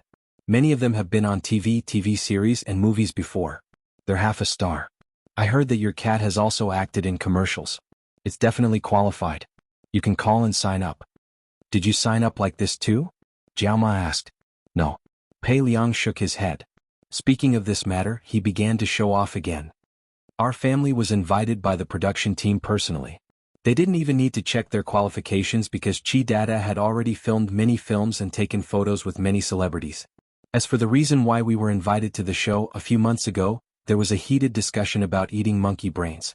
The show's crew suddenly saw Chi-Dada in a TV series, so they came up with this idea to ask people to show mercy. My cat did the same thing, Jiao Ma said. We went to act in a public service advertisement because of the cat abuse incident. It could attract more public attention. Sigh, people nowadays. After a while, Zheng Tan heard Jiao Ma's exclamation and looked over. He saw Pei Liang showing off the photos of Chi-Dada with the stars. Even little Pomelo and Jiao Yuan ran over to see. Before Pei Liang left, he left his phone number and the address of his restaurant. If the Jiao family wanted to travel there, they could inform them in advance. They would reserve a room for them, provide food and drinks, and even provide a tour guide. That was Chi-Dada's territory. The show that Chi-Dada participated in happened to be broadcast on a Saturday, usually around 8 o'clock in the evening. In the past, Jiao Ma would be watching a TV series at this time. However, today was an exception. The 3 Jiao family members and Zheng Tan were gathered in front of the TV. The show had been filmed a long time ago. Pei Liang had already brought Chi-Dada home, but the first broadcast was that night. When Chi-Dada went on stage, he was dressed in the Monkey King costume with 2 pheasant feathers on his head. It looked 70% to 80% similar to the costume of the Monkey King in Journey to the West. As soon as he went on stage, he danced with the golden cudgel and somersaulted. The audience applauded and cheered. After the performance, he bowed to show that he was not only talented but also polite. Zheng Tan couldn't help but sigh. Chi-Dada had acted before. When he interacted with the host, he could always draw the audience's attention away from the pretty host and onto Chi Dada. As the host said, Chi Dada was a monkey spirit. There were other talent shows after that. Many pets had performed simple arithmetic before, but Pei Liang wasn't going to let Chi Dada perform that. Chi Dada can dance with a stick on stage and help with cooking at home. He's so versatile. However, I still have to ask, does Chi Dada have any other talents to show? The host asked Pei Liang as if he didn't know anything. Pei Liang pretended to think for a while. Then let's have a poem with emotion. The audience at the scene and in front of the TV were curious. How could this monkey recite a poem with emotion? They didn't have to wait long before they finally found out. Chi Dada faced the audience. Behind him, the background screen showed goose, goose, goose curving its neck to the sky. White feathers floating on the green water, red palms plucking the clear waves. Pei Liang read it once. Chi Dada followed suit. G G G G G G G G G. G G G G G G G G G G G G. In addition to this poem, Pei Liang read a few more lines and Chi Dada followed suit. Although the audience couldn't understand, Chi Dada's punctuation, rhythm and change of tone were all done very well, which made the audience laugh. Jiao Yuan looked at the TV, threw a piece of chocolate into his mouth and said, I think Black Charcoal can also go and meow a few poems. He'll definitely do better than Chi Dada. Little Pomelo nodded in agreement. Zheng Tan. I won't go even if you beat me to death. After the show was funny, it began to stir up emotions. Pei Liang's acting skills were not to be trifled with. Although most of the narration was true, it still needed some embellishment to make people feel more deeply and understand the sense of responsibility. Many times, pets were treated like another child in the family. Perhaps many people could not understand, but those who had the same experience nodded their heads repeatedly. The host also contacted Pei Liang's home. Pei Liang's grandmother answered the phone. After the old lady received the call and heard the host's explanation, the first thing she said was, Chi Dada, it's your grandmother. The host laughed and whispered, Pei Liang is at the back. The audience was also laughing. Hearing the voice, Chi Dada looked around but didn't find anyone. Pei Liang handed the microphone to it. Come talk to your grandmother. Chi Dada grabbed the phone and chirped. No one could understand what it was saying, but it seemed that this monkey was very emotional and its eyes were wet. Come back early after the show. Be careful on the road. Before the call ended, Pei Liang's mother said this to end the call. After the call, Chi Dada jumped into Pei Liang's arms. Pei Liang patted its back as if comforting a child. You must be homesick. Let's go straight home after the show. After that, there wasn't much to talk about Pei Liang and Chi Dada. The show was coming to an end, and the theme had to be introduced. The background screen showed some pictures of monkeys in cages, and the uneasiness and fear in their eyes. This was the popular topic of eating monkey brains during that period of time. Chapter 218. Zheng Tan opened one of the compartments in the hidden drawer of the cat tree. This compartment was specially cleared by Zheng Tan to store business cards and other things. He had never thought about business cards before. After all, who would give a cat a business card? But now that he knew more people, there were bound to be some special people with different ideas. For example, on the day of Celestine's wedding, Zheng Tan had received a lot of business cards in the suite of Air Mao's brothers. At that time, Air Mao had helped to keep them, and later gave them to Zheng Tan when they returned to the villa complex. Those who had business cards gave business cards. Those who didn't have business cards cut a piece of paper about the size of a business card and wrote down some addresses. For example, Air Mao's master did the same. He asked Zheng Tan to visit him when he had time and get to know Dashin. He didn't know whether the paper was for Zheng Tan or for Zheng Tan's Jiao family. The latter was more likely. In these people's eyes, a cat could understand everything. It was already very capable to receive business cards. Pei Liang's business cards were quite professional. They were exquisitely made. Pei Liang often went out and interacted with many people, so he was more particular about business cards. Pei Liang also allowed Zheng Tan to travel there with the Jiao family when she had time. They could go sightseeing. Zheng Tan really wanted to travel, but he couldn't travel alone in his current cat form. The three Jiao family members couldn't leave either. Even if it was the holidays, Jiao Ma didn't dare to take the two children far. If they wanted to travel, they had to wait for the Jiao Pa to come back. Zheng Tan counted the days. It had only been half a year since the Jiao Pa left. He had to wait. Celestine was now married and had a wife. Recently he was busy making babies. He quit smoking and drinking and didn't go to the nightclub. He was very well behaved. Air Mao, on the other hand, often went out. He didn't know where to go with Qin Tao and the others. Thinking about it carefully, The only people who acted as Zheng Tan's transportation vehicle and drivers were these two. Now that the two of them were busy with their own things, it was impossible for Zheng Tan to go out and have fun. As for Fang Xiaokong, he was busy and had a big family business. Zheng Tan didn't count on him. After looking at the business card, Zheng Tan sighed. He locked the drawer again and hid the key. He stretched and decided to go out for a walk. Huang and the sheriff were staring at the sparrow under the trees in the courtyard. Depeng was lying on the grass, basking in the sun, looking lazy. Zheng Tan walked out of the courtyard and decided to walk around the campus. There weren't many people at this time and there weren't many cars coming and going. Zheng Tan casually walked on the main road. Suddenly he heard a scolding behind him. He turned around and saw a modified three-wheeled bicycle. It was more like a heavy-duty bicycle used to pull goods. However, the back of the bicycle was smaller and didn't need to be stepped on. It could be used as an electric bicycle. There was also a basket in front of the bicycle. The person riding the bicycle was an old man. Behind the old man's bicycle was a border collie. It was the target of the old man's scolding. At the moment, it was running with the bicycle. Before it was scolded, it smelled something and ran into the grass. Looking at its size, this border collie should be underage, but it was full of energy. When the old man scolded it, it immediately rushed out of the grass and continued to run with the bicycle. The old man controlled the speed of the bicycle. It wasn't fast, but because the border collie was distracted, it fell a little far away. After the old man rode past Zheng Tan, the border collie ran past Zheng Tan like a gust of wind. Zheng Tan walked on the sidewalk. The old man rode his bicycle on the driveway. He didn't pay attention to Zheng Tan on the sidewalk. After the border collie ran past Zheng Tan, it suddenly stopped and looked at Zheng Tan. It wagged its tail and ran towards Zheng Tan. It seemed to be very curious about Zheng Tan's cat, but it didn't show any malice. If it were an ordinary cat, regardless of whether it had any malice, when it saw a big dog running towards it, its first reaction would be to run. If it didn't run, it would bow and growl. However, Zheng Tan didn't intend to pay attention to the dog. It would soon be called away by the old man anyway. Sure enough, before the border collie could get close to Zheng Tan, it was called away by the old man riding in front of him. It seemed to be quite obedient. If it were the Sahara, it would pretend not to hear you even if you called it a few times. It might even run away.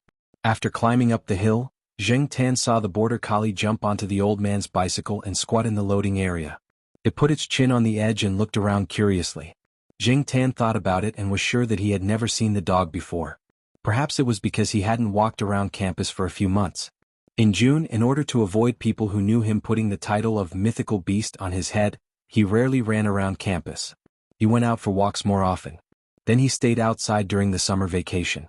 In September, although he walked around, there were still many places he didn't go. Maybe there were new members, so it was normal that he hadn't seen it before. He shook his head and stopped thinking about what had just happened. Whether there were new members or not, it didn't have much to do with him. He then walked slowly along the main road. When he passed by the School of Physics building, Zheng Tan glanced over there and saw the three-wheeled electric car parked not far from the door. The border collie near the car was sniffing around on the grass.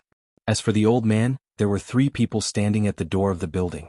One was the old man riding the bicycle, one he didn't know, and the third one Zheng Tan was familiar with. Speaking of which, he hadn't seen Lord Zeng for a while. Thinking about it, Lord Zeng was also a busy man. Lord Zeng was still the same as usual. There was always a sense of seriousness on his face and he stood there with a strong aura. However, the other 2 people obviously had some status. Looking at the way they spoke, they were not so restrained and were very casual. It seemed that these 3 people were acquaintances. Zheng Tan was still some distance away from the gate of the School of Physics. Originally, he didn't intend to get close. He just passed by when he was taking a stroll.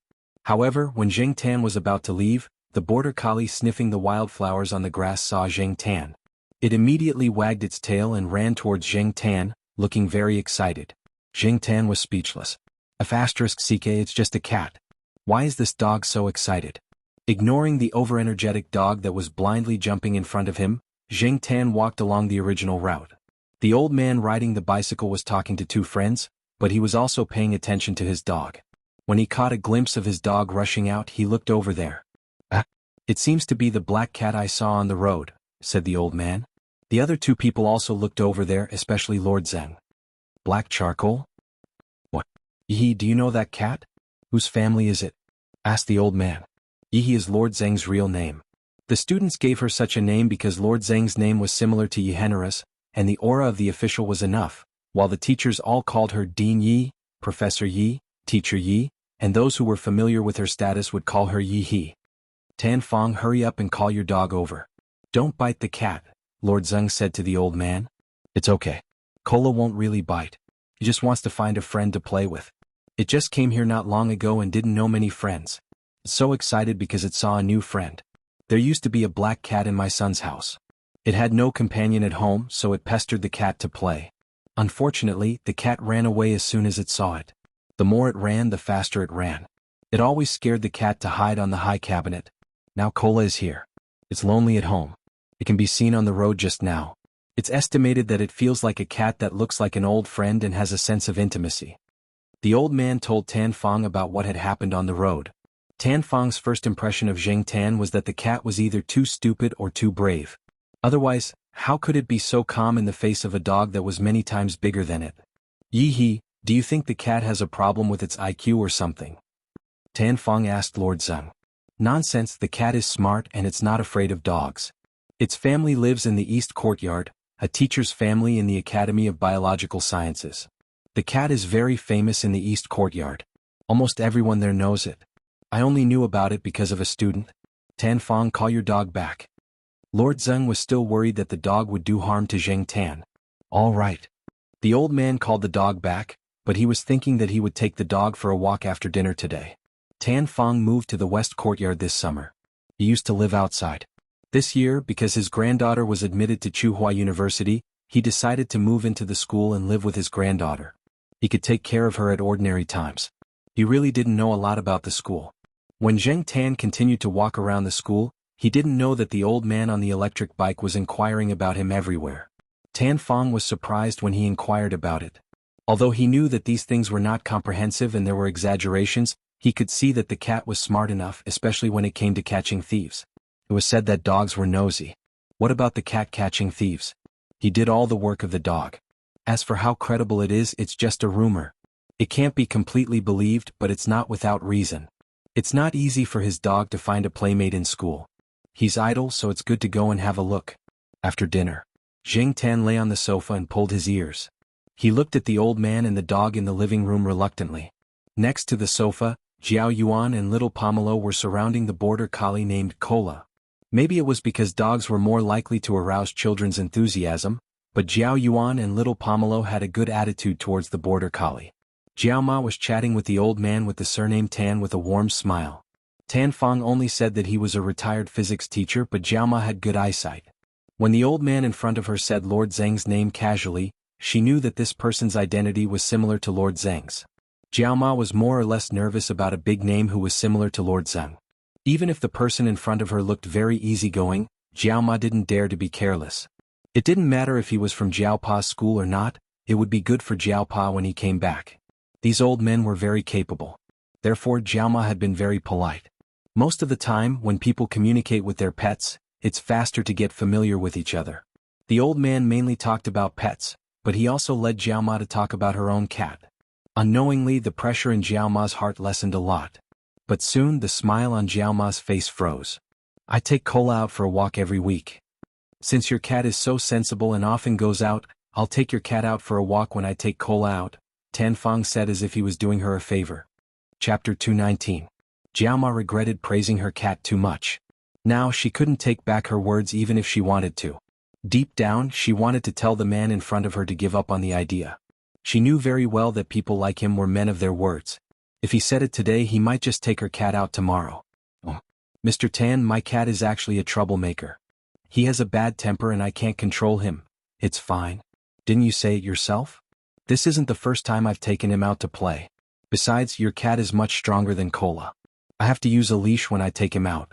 Otherwise, he might just jump off the leash if he sees any other cat or dog that catches his eye. But I don't have to use a leash on him at school. It's safer there, it's not as chaotic as outside. As soon as Tan Fong opened his mouth, he started rambling. Before Mama Jiao could reply, the old man looked at his watch and said, "It's getting late. I won't disturb you anymore. I'll go back first." Jiao Ma saw that Tan Fong was about to leave. She wanted to say something to stop the old man from taking her cat out, but before she could say anything, Tan Fong raised his hand and said, "You don't have to see me out. You're too kind, Ms. Gu. Jiao Ma, Tan Fong called Cola and hummed a little tune as he went downstairs. When he reached the third floor he saw Old Man Lon who had just come out to throw out the trash. The two men knew each other and chatted on their way downstairs. Jiao Ma, who had wanted to explain more, retracted her foot. She didn't know how to deal with these two old men. Jiao Ma turned around and closed the door behind her. She sat on the sofa and sighed. Then she looked at Jing Tan and said, "Black charcoal, why do you always know people like this?" Jing Tan tugged at his ears. He really couldn't answer this question. He did want to go out for a walk. He had already walked around the surrounding areas of Tsinghua University.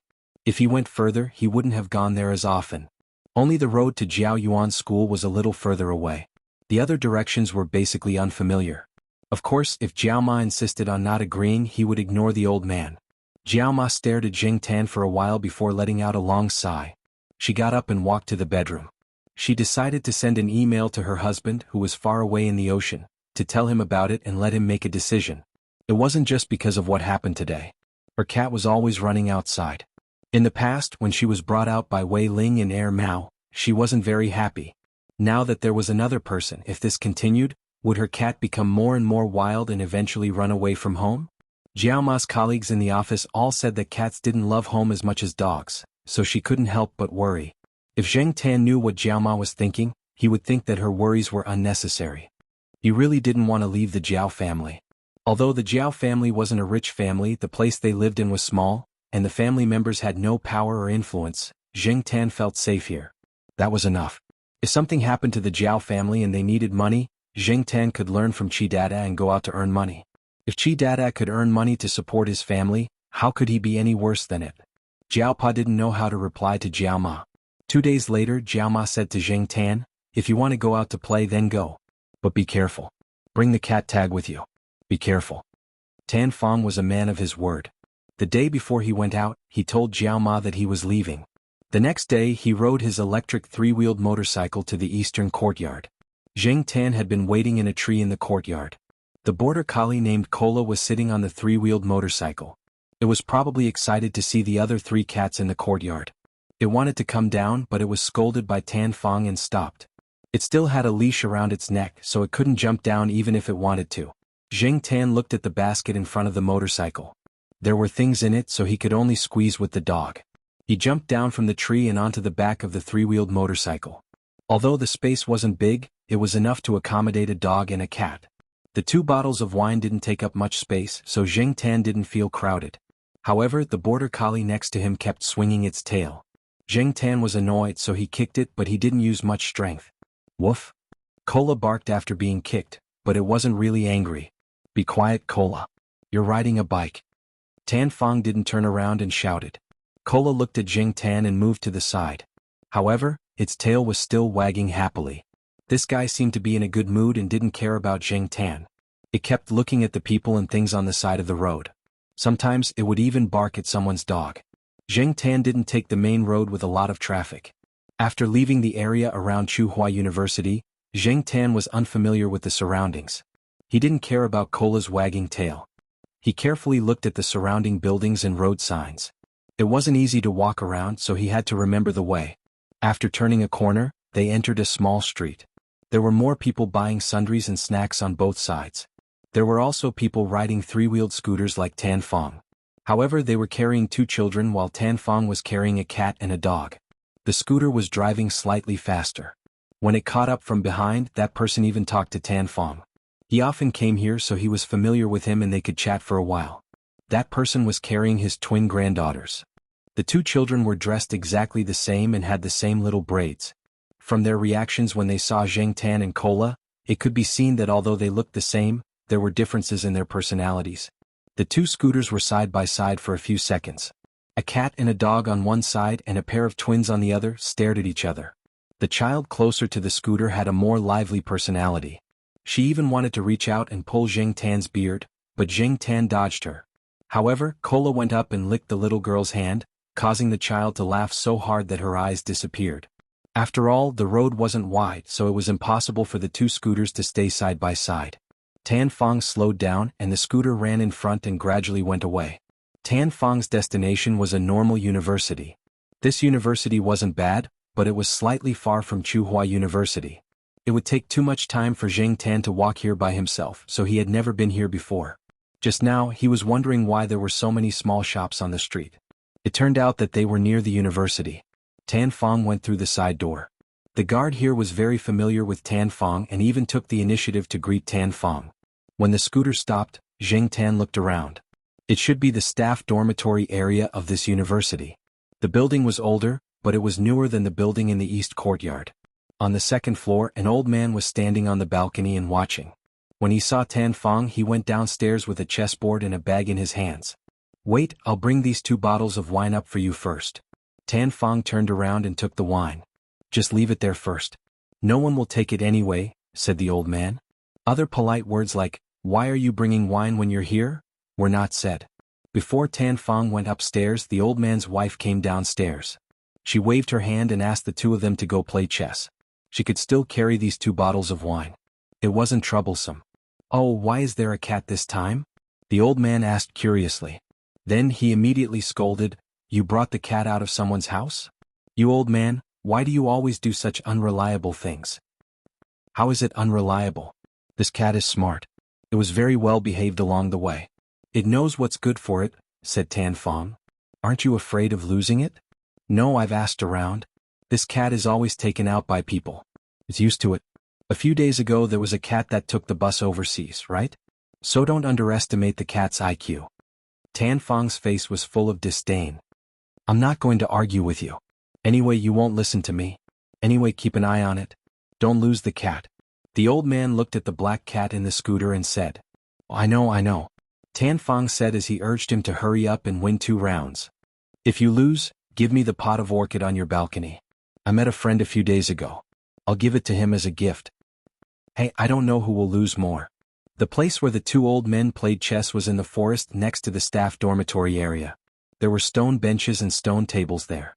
For the old men, sitting on the stone benches at this time of the year was a little cold. However, the 2 old men didn't like to play chess in the house. They said that it wasn't enjoyable there.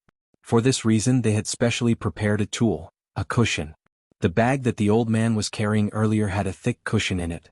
Zheng Tan could tell that the old man's health wasn't as good as Tan Fong's. He could tell that there was something wrong with his legs when he walked too fast. Perhaps it was because of this that Tan Fong rode over himself instead of letting the old man go to Tsinghua University to play chess with Tan Fong. Woof woof. Kola barked twice. Tan Fong heard the barking and waved his hand. "Okay, go play by yourself. Don't run too far." After getting permission, Kola immediately ran into the grass, sniffing around and peeing at the trees to mark them. Zheng Tan was curious about this unfamiliar place. She planned to walk around, but soon, Kola caught up with her after the excitement had passed. Zheng Tan listened to the conversation between the 2 old men and found out that Kola couldn't run too far in the past. There were very few dogs and cats around here. Kola would lie by Tan Fong's feet and yawn in boredom. Tan Fong's old man was so enthusiastic that he got himself fixed up so that he could play with his dog. Zheng Tan wasn't in the mood to take care of Tan Fong's dog. Seeing that Kola was next to him, Zheng Tan tried to lift a branch by his feet. Kola immediately picked it up. Zheng Tan lifted it again and Kola picked it up again. It seemed to be having a lot of fun. Zheng Tan used all his strength to lift the branch away. He saw Kola chasing after the branch and was about to take the opportunity to run away. Suddenly he heard a wolf howl not far away. "Awoo, awoo," she turned off the night light and covered her shoulders. Intertwined with sparks and settling. This phone's ringtone was really unique. Zheng Tan pulled his ear. Just as she thought of this, Zheng Tan heard a familiar voice. She walked towards the voice. Zheng Tan was on higher ground. When he looked down he saw 2 people squatting down. They were Air Mao, who had been missing recently, and Qin Tao, who was nicknamed Beast. Air Mao sensed something and looked up. When he saw a familiar cat head, the corner of his eyes started twitching. Qin Tao didn't notice Air Mao's actions. He was busy answering a phone call. "Hello. I'm at Beijing Normal University. I'm interested in a girl from Beijing Normal University. She's the prettiest girl in Beijing Normal University. Birthday party? Whose birthday? I don't know. Oh, her. It's been almost a month. Who still remembers what she looks like? I'm not going. I'm not in a good mood recently. I'm not going to work. You don't have to go to the company to find me. You don't have to go to the apartment either. That's all." After hanging up, Qin Tao started to complain to Air Mao again. When he saw Air Mao's actions he also looked up. It's that cat. That look as if it was looking at an idiot. It must be that cat. Qin Tao didn't need to look at the cat tag.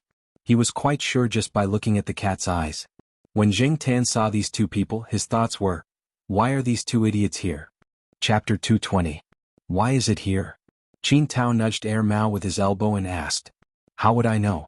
This cat always comes and goes like a ghost. Air Mao was also depressed. How could a cat be so troublesome? There was still some distance from Tsinghua University to here, right? Could a cat really be able to walk a long distance? But it would be at night. There were so many people and cars in the day. It didn't make sense. Just as he was thinking about the reason, Air Mao's phone rang. Looking at the caller ID, Air Mao's eyes narrowed and he immediately picked up. Seeing Air Mao like this, Zheng Tan and Qin Tao thought something big had happened. They didn't make a fuss and quietly waited for Air Mao to finish the call. It's really here? Air Mao's voice went up a notch when he heard the voice. He felt that he was too excited and calmed down. Okay, I'll go back right away. Thank you. I'll treat you to a drink next time. After hanging up, Air Mao's face was gloomy. Damn it. It's really her. That cat actually dares to come over. Which cat? That little bastard that only shows its teeth when it sees me. Air Mao said angrily. How long has it been since Black Rice gave birth? I finally had a few days to relax and this bastard came over again. If they relapse and give birth to another litter of kittens, I'll be tortured to death. When Air Mao said this, Zheng Tan knew that Peanut Candy must have run to the courtyard again. Qin Tao laughed gloatingly. Speaking of which, it's been 4 months since your Black Rice gave birth. She can definitely give birth to another litter. I've seen a mother cat get pregnant again before her kittens left. Shut up. Air Mao raised his leg and kicked Qin Tao. You're asking for a beating. Qin Tao jumped up to avoid the kick and made an orchid gesture. Come on, hit me. Zheng Tan and Air Mao were speechless. They suddenly felt that this person was getting more and more despicable. Air Mao didn't have time to play with Qin Tao. I'll go first. Go find your goddess yourself. If you catch her, I'll treat you to a meal. Got it. Cat slave Mao, hurry up and go home. I heard that cats are hard to keep. Even if it's on the 3rd floor, it can probably escape. There are many ways that you can't think of. Before Qin Tao could finish, Air Mao ran away like the wind. TSK, look at him. He's just a cat slave.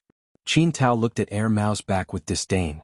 He probably felt too bored and wanted to talk but couldn't find anyone. Looking around, Qin Tao's gaze fell on Zheng Tan. He waved at Zheng Tan and took out his phone to show Zheng Tan the photo album. Qin Tao's mobile phone was a new model with a large color screen. Compared to current mobile phones, it was considered high-end. The screen was slightly larger than other mobile phones and the photo on it was also clearer. Zheng Tan stood at the top, some distance away from the bottom. He looked to the side and walked down a staircase not far away. He looked at the photo on Qin Tao's phone. Qin Tao squatted down and handed the phone to Zheng Tan. He had to admit that the girl on the phone was quite pretty. How is it? Isn't she pretty? And this was without makeup. Love at first sight. Understand? Qin Tao raised his head and covered his chest as if he was deeply in love. The gentleness when you lowered your head was just like the shyness of a lotus flower in the cool breeze. He even recited a poem. Zheng Tan shook off the goosebumps and despised him in his heart. According to the rumors he had heard about Qin Tao, this guy's love at first sight was too easy and too cheap. Sure enough, the deep love on Qin Tao's face soon became wretched. He raised his hand and drew a heart in the air. Do you know why the heart is in this shape? Zheng Tan looked at him. This is the shape of a woman's buttocks when she bends. Qin Tao shook his head regretfully. TSK, a cat like you won't understand the meaning of this shape. Zheng Tan poked at his sore spot. Zheng Tan wanted to say if King understood it deeply too. Unfortunately, the F King god had turned him into this. F CK, do you F King know my pain? Just like what Air Mao said before it left, this guy really deserved a beating.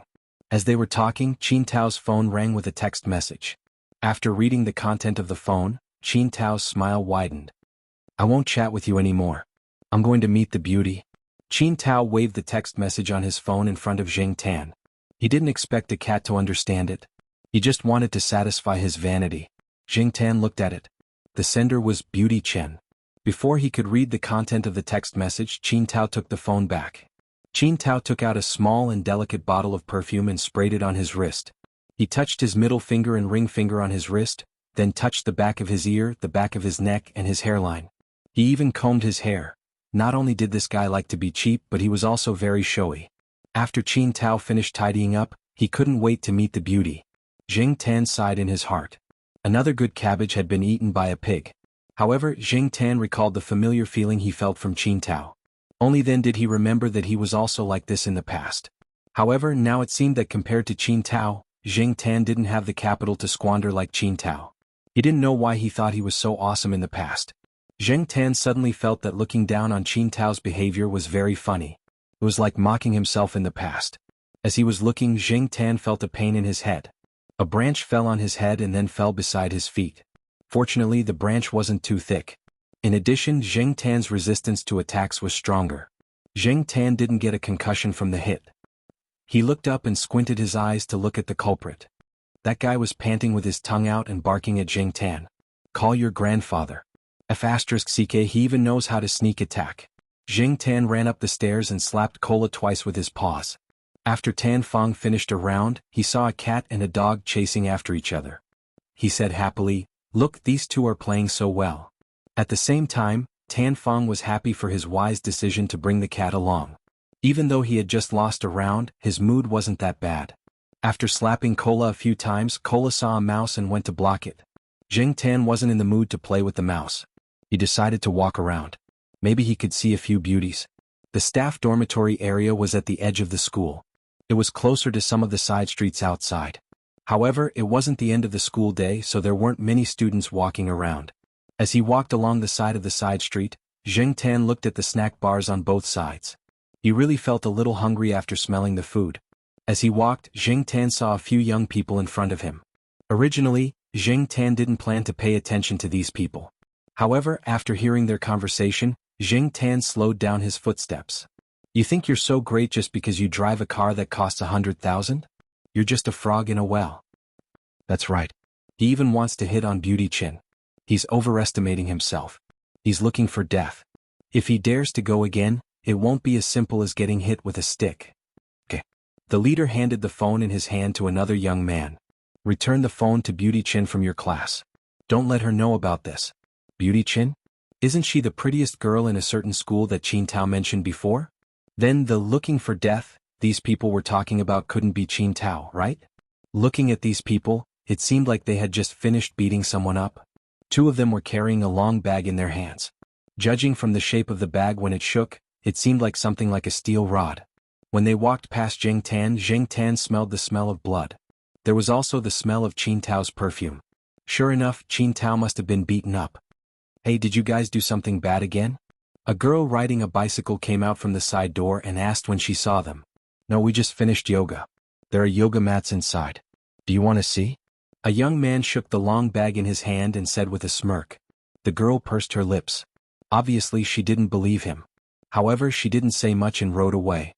She didn't dare to take these people seriously. The young men didn't care about the black cat that had just passed by them. There were many cat owners around here. They didn't have the interest to pay attention to a cat. Jing Tan looked in the direction that the young men had come from. He turned a corner at the fork and went into a slightly more secluded alley. Not long after, Jing Tan smelled the smell of blood. He quickly ran over to take a look. The person who had confidently gone to pick up a girl an hour ago was now lying on the ground with a pig's head. Next to him was the new phone that used The Legend of the Hungry Wolf as its ringtone. At this moment, the screen was broken and the battery was thrown out. Mao was right. That brat was really beaten up. Jing Tan walked closer. Seeing that the person was still breathing but didn't open his eyes, he raised his paw and patted Qin Tao. Qin Tao opened his eyes and saw a black cat's face in front of him. He then pulled the corner of his mouth and said, "Fortunately, it's you. Otherwise, if other people saw me like this, they would lose a lot of face." Qin Tao sat up, touched the blood from his nose, and casually wiped it on his clothes. He sat there without making a sound. Jing Tan thought for a moment and ran out of the alley. When he passed by a shop, he saw a roll of toilet paper in front of the door. It was probably dropped when the shop owner was moving goods. It was the kind of low-quality toilet paper used in restaurants. It hadn't been used yet and wouldn't fall apart even if it was rolled.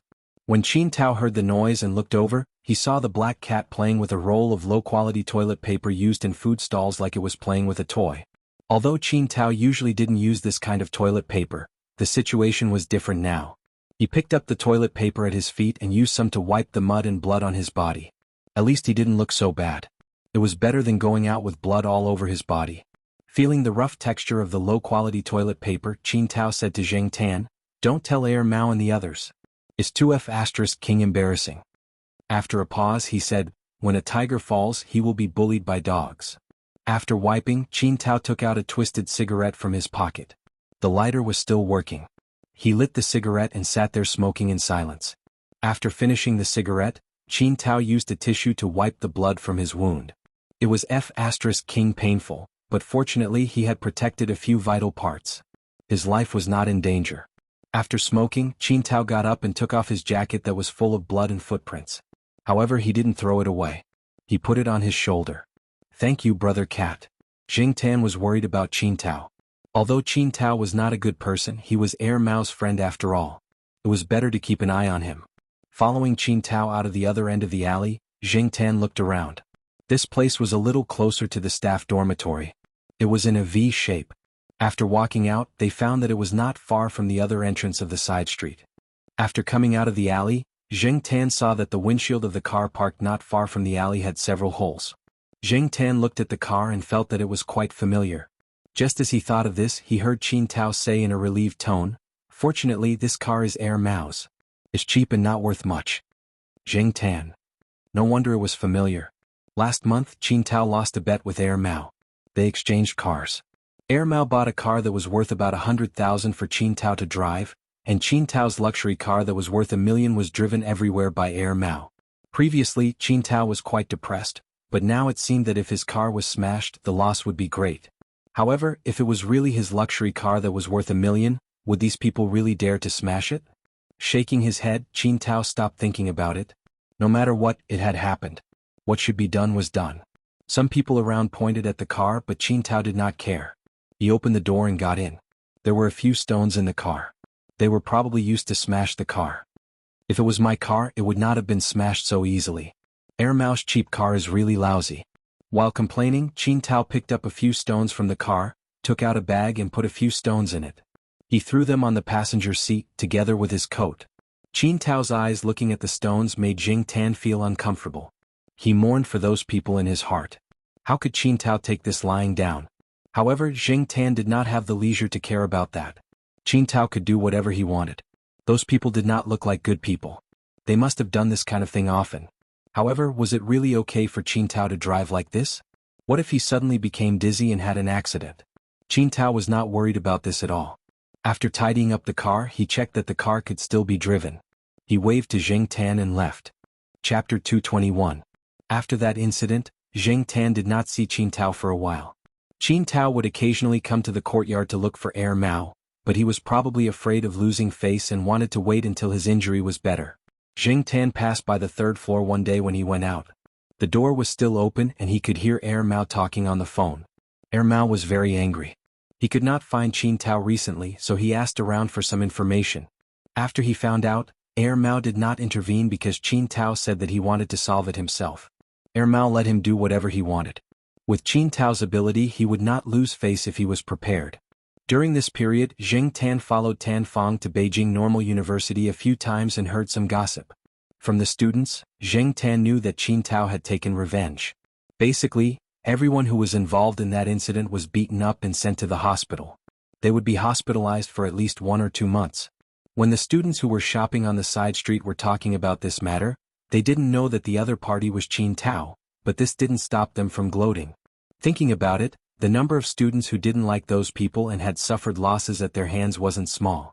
Just like what the students had analyzed during their discussion, neither side was easy to deal with.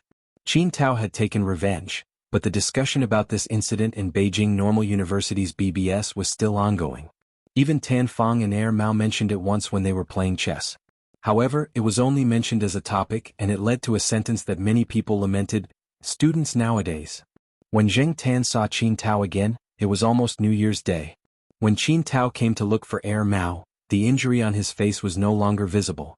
He even asked Zheng Tan to come down from upstairs and bought a lot of imported cat food to express his gratitude. Zheng Tan stared at the pile of cat food and wanted to kick Qin Tao's face.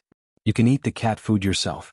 Air Mao looked at the cat food and tried to hold back its laughter, Beast, don't you know that this cat does not eat cat food? Qin Tao looked at the unhappy Zheng Tan. I also asked my friends over there. They said that no matter what breed the cat is, it will definitely fall in love with this cat food. And I don't know what kind of food it likes, so I bought some of each kind, dry and wet food and even canned cat food. As he spoke, Qin Tao even took out a disposable cup from Air Mao. He opened a bag of dry food and poured some into the cup. Then he placed the cup in front of Zheng Tan. Zheng Tan pulled his ears and looked at Qin Tao. He slapped the paper cup filled with cat food in front of him. You can King eat it yourself. Black Rice, who was lying on the sofa, saw the cat food scattered on the floor. It jumped down and sniffed, then sneezed. Look, my family doesn't even eat the black rice. You know, my black rice has always been eating cat food, Air Mao said. Qin Tao's expression changed and he threw the bag of cat food on the ground. CK, those bastards lied to me? Maybe not. Cats are still picky about their food. No matter what, this black coal won't eat cat food. It's a waste to throw it away. Leave it here. I'll send it to the rescue station and feed it to the cats there. Up to you. Qin Tao waved his hand. He didn't want to talk about this anymore. He turned to the black cat and said, Brother Cat, I don't know how to thank you. When you go to Pearl City, I'll take care of your food and drink. If it was in the past, Qin Tao would never talk to a cat like this. Ready to go? Air Mao asked. Yes, my mom is urging me. No matter how unwilling I am, I have to go. Otherwise, I'll be dragged back to the capital. Pearl City is better than the capital. If I stay in the capital, I'll probably be nagged to death by the old man. That's right. If you go back to the capital, you'll be beaten up first. And you can't fight back. After that, you'll be watched. Air Mao nodded in agreement. It was just like how it didn't dare to go back to the capital. I fixed the car for you and modified it. It's much better than your old car. Qin Tao threw the car key to Air Mao. You should be more careful in the future. Don't get tricked again, Air Mao said. I know. I was too careless this time. I was too proud and didn't keep my guard up. Before Qin Tao left Chuhua City, Air Mao and a few other people who were close to him sent him off. They went to have fun for a night. Qin Tao wanted to send Zheng Tan along, but Zheng Tan didn't go. He still had to earn money to support his family. Every year at the end of the year, especially during Christmas and New Year's Day, Xiaoguo was especially busy. He arranged all kinds of activities in the pet center and was busy making more money. The employees in the shop were also very enthusiastic. Everyone wanted to perform well at the end of the year. Maybe they could get more year-end bonuses this year. The calendar year was coming to an end. Xiaoguo was going to organize an activity to film a summary of the year. It was to celebrate the new year and promote the new products in the shop. Now that Xiaoguo's pet center had expanded, there were more kinds of pet clothes sold. Nowadays, many young people like to cosplay with their pets. The pet clothes shop was also accepting orders to make pet outfits. It was not the kind of low-quality clothes but really good materials. Many customers were not short of money now. It was said that the clothes sold well in that shop. Zheng Tan also heard that during the big Comic-Con in November, several dogs in Xiaoguo's shop were lent out to be models. Especially the pug dog who wore a forehead protector and pretended to be a ninja dog. It was said that the scene was very popular. Countless people ran over to take photos with it. Even the popularity of the club was very high. So, don't ignore the role of an animal. That day Zheng Tan went out with Xiaoguo's team. Now Xiaoguo was more and more particular about the effect of the shooting. Every time he would book a place with someone and take the team out to shoot. After shooting a part, Zheng Tan rested on the side. The person responsible for serving Zheng Tan was still Charlie. They had worked together many times. Charlie knew a little about the character of this cat. Charlie felt that this cat was probably the only cat in the pet center that acted like a big shot and no one said anything about it. Not to mention that it came late and left early. Every time after shooting, it would walk around in a bad mood. Otherwise it would be angry and not cooperate. The food it ate had to be prepared separately. The water it drank had to be clean water that no one had drunk before. It never used a leash. Moreover, these were all tacitly approved by the boss. Other staff members who had worked together for a long time saw this, but they did not say anything. Charlie could only say that it was lucky that it was only a cat. If it were a human, who would like such a bad temper? Zheng Tan did not care about what Charlie was thinking. It lay there and ate something. It was bored and watched the staff members put on props and pose for a few good-looking cats in the store. Now, the registered users on the Pet Center's official website had multiplied several times compared to last year. Every time a new video was released, it was the time when the website had the highest number of online users. There were also a lot of people leaving comments under the video. Most of them were loyal customers of the pet center. No wonder Xiao Gui now had so many requirements for the shooting. Yawning, Jing Tan rolled around on the recliner. Suddenly his ears moved. Jing Tan heard a familiar dog bark, but it was a little far away. He could not see anything from here. Jing Tan glanced at the shooting progress. It estimated that it would take a few more hours, so he got up, jumped off the recliner and prepared to walk around. Charlie saw this and knew that the cat was going out for a walk again. The first time he was scared to death. Gradually he knew that there was no need to worry at all. Come back quickly if you want to walk around. Don't walk too far. Although your part is finished, it's hard to say when it will be res hot. Boss takes this shoot very seriously. Jing Tan turned its head and looked at him, then continued to trot in that direction. Charlie looked at the cat running away and sighed. Although he was not sure, Charlie felt that the cat should be able to understand what he said. It came from his intuition as a veterinarian. It was not good for the cat to be too smart. It was easier to take care of the stupid ones, such as the ones that were being handled by the staff members on the set. Jing Tan came out of the set. The wall was just a decoration for the cat. Over the wall, Jing Tan moved his ears. Now that the dog was not barking, he recalled the direction of the sound. He walked a few steps in that direction and jumped onto a tall tree. Jing Tan immediately found the target location. It was not that Jing Tan had sharp eyes, but that place was too eye-catching. There were several police cars there. It would be strange if he did not notice it. He got closer and jumped onto a tree. Jing Tan decided to watch the situation from the side. After all, there was nothing to do at the set. There were many villas around. The people who lived in this area were more or less of a certain status. There was some distance between the villas. There was a cordon around one of the villas. There were a few people in police uniforms talking outside. Some people were questioning the surrounding residents and making records. Jing Tan also saw Senior Walnut. He was talking to a few people. However, after Senior Walnut was promoted, shouldn't this kind of thing be handled by his subordinates? Why did he come here personally? As for the dog that had barked earlier, Jing Tan looked over and saw that the dog was being led around by someone. It seemed to be sniffing something and could not be stopped no matter how hard one tried to yell at it. The police officer who was leading it was being forcefully dragged along, and it looked like the dog was leading the man around. The greenery in this area was done well. There were many trees around.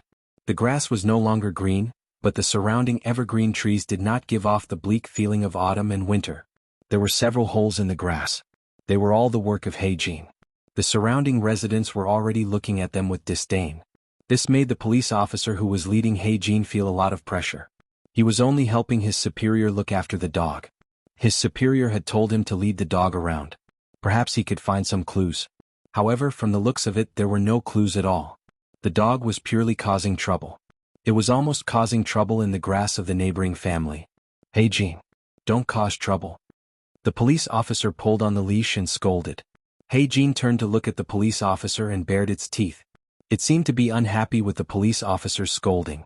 It looked around and found Jing Tan on a tree not far away. Woof woof woof. Heijin barked at Jing Tan a few times. It even went over to Jing Tan. Jing Tan ignored it and pretended not to know it. The police officer who was leading Heijin did not know Jing Tan. Seeing Heijin's reaction, he said helplessly, "You really just think it's fun. Don't scare other people's cats." Jing Tan looked at Heijin, who was coming over from under the tree. He felt that Heijin was seriously looking for something. It was still sniffing around the ground. Suddenly it smelled something. It dug around and pushed away some of the leaves on the ground. It growled and raised its head to bark a few times. "You're doing it again." The police officer touched his forehead. "Since you can't dig holes in the grass, you're digging holes here." Chapter 222. The officer pulled on the leash in his hand, intending to take Heijin away. But Heijin didn't want to. It insisted on staying there, so the man and the dog pulled each other. Heijin was probably also annoyed by the young officer's actions. He turned around and pounced on the young officer as he opened his mouth and shouted at the young officer. The officer saw that Heijin was about to bite him. He got nervous and let go of the leash in his hand. He fell to the ground and took a few steps back. But Heijin didn't run away. It stayed there sniffing around but didn't dig anymore. Seeing that Heijin didn't run away, the officer was relieved. But he didn't want to come into contact with the dog again. It really scared him. He really thought that the dog was going to bite him. He didn't expect it to just scare him. But this dog was much fiercer than the dogs he saw in the station. It just looked obedient on the surface. Shaking his head, The officer looked at where his superior was and ran over there. It was better to get someone else to take care of the dog. He really didn't have the ability. After the officer left, Zheng Tan jumped down from the tree and walked over to where He Jin was digging. He Jin, who was sniffing around, looked at Zheng Tan and immediately rushed over to guard where the hole was dug. To be exact, it was where the black bug was. It was as if it was afraid that Zheng Tan would mess it up. Zheng Tan walked towards the bug, and He Jin immediately let out a warning growl. He retracted his foot. The warning immediately stopped. He raised his foot again and He Jin growled again. After testing a few more times, Zheng Tan didn't plan to walk in that direction anymore. He looked at He Jin, then stretched his neck and sniffed the bug. He ignored He Jin's warning. He knew that as long as he didn't touch the bug, He Jin wouldn't do anything to him. He Jin only growled a warning. It didn't even bare its teeth. Compared to the officer from before, its attitude was much better. Wretch, he felt like vomiting. Zheng Tan immediately retracted his neck and moved away. What the F***ck is this smell? How disgusting. Zheng Tan could not tell what the smell was. Not only was it smelly, but it was also disgusting.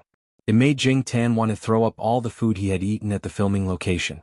They could smell the unpleasant odor even before they got close. For humans, this odor could only be detected if they put it under their nose and sniffed it carefully, but for cats and dogs it was too easy. Ignoring the bug, Zheng Tan jumped back onto the tree. He could hear someone coming their way. It was the young police officer. He was bringing Senior Walnut over. Along the way he looked at the holes that He Jin had dug on the lawn. I didn't find anything. There's nothing unusual either. I even used a wooden stick to turn the place over. There's nothing buried here, the police officer explained. When he first saw the black gold digger he was excited. He thought that he had found some evidence or a corpse, but there was nothing. There were no traces of the soil being turned over.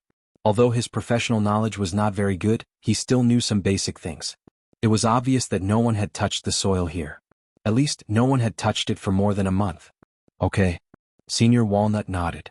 After looking at the small holes that He Jin had dug, he looked in the direction of the black gold digger and walked over. When Senior Walnut came over, the black gold digger wagged its tail vigorously. It seemed to be asking for praise. Senior Walnut touched its head.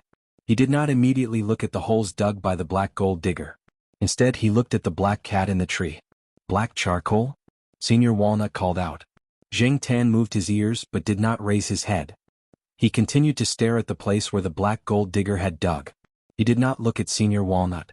It was as if he was not the one being called. Anyway, he did not have a cat tag on him. Do you know this cat? The police officer asked.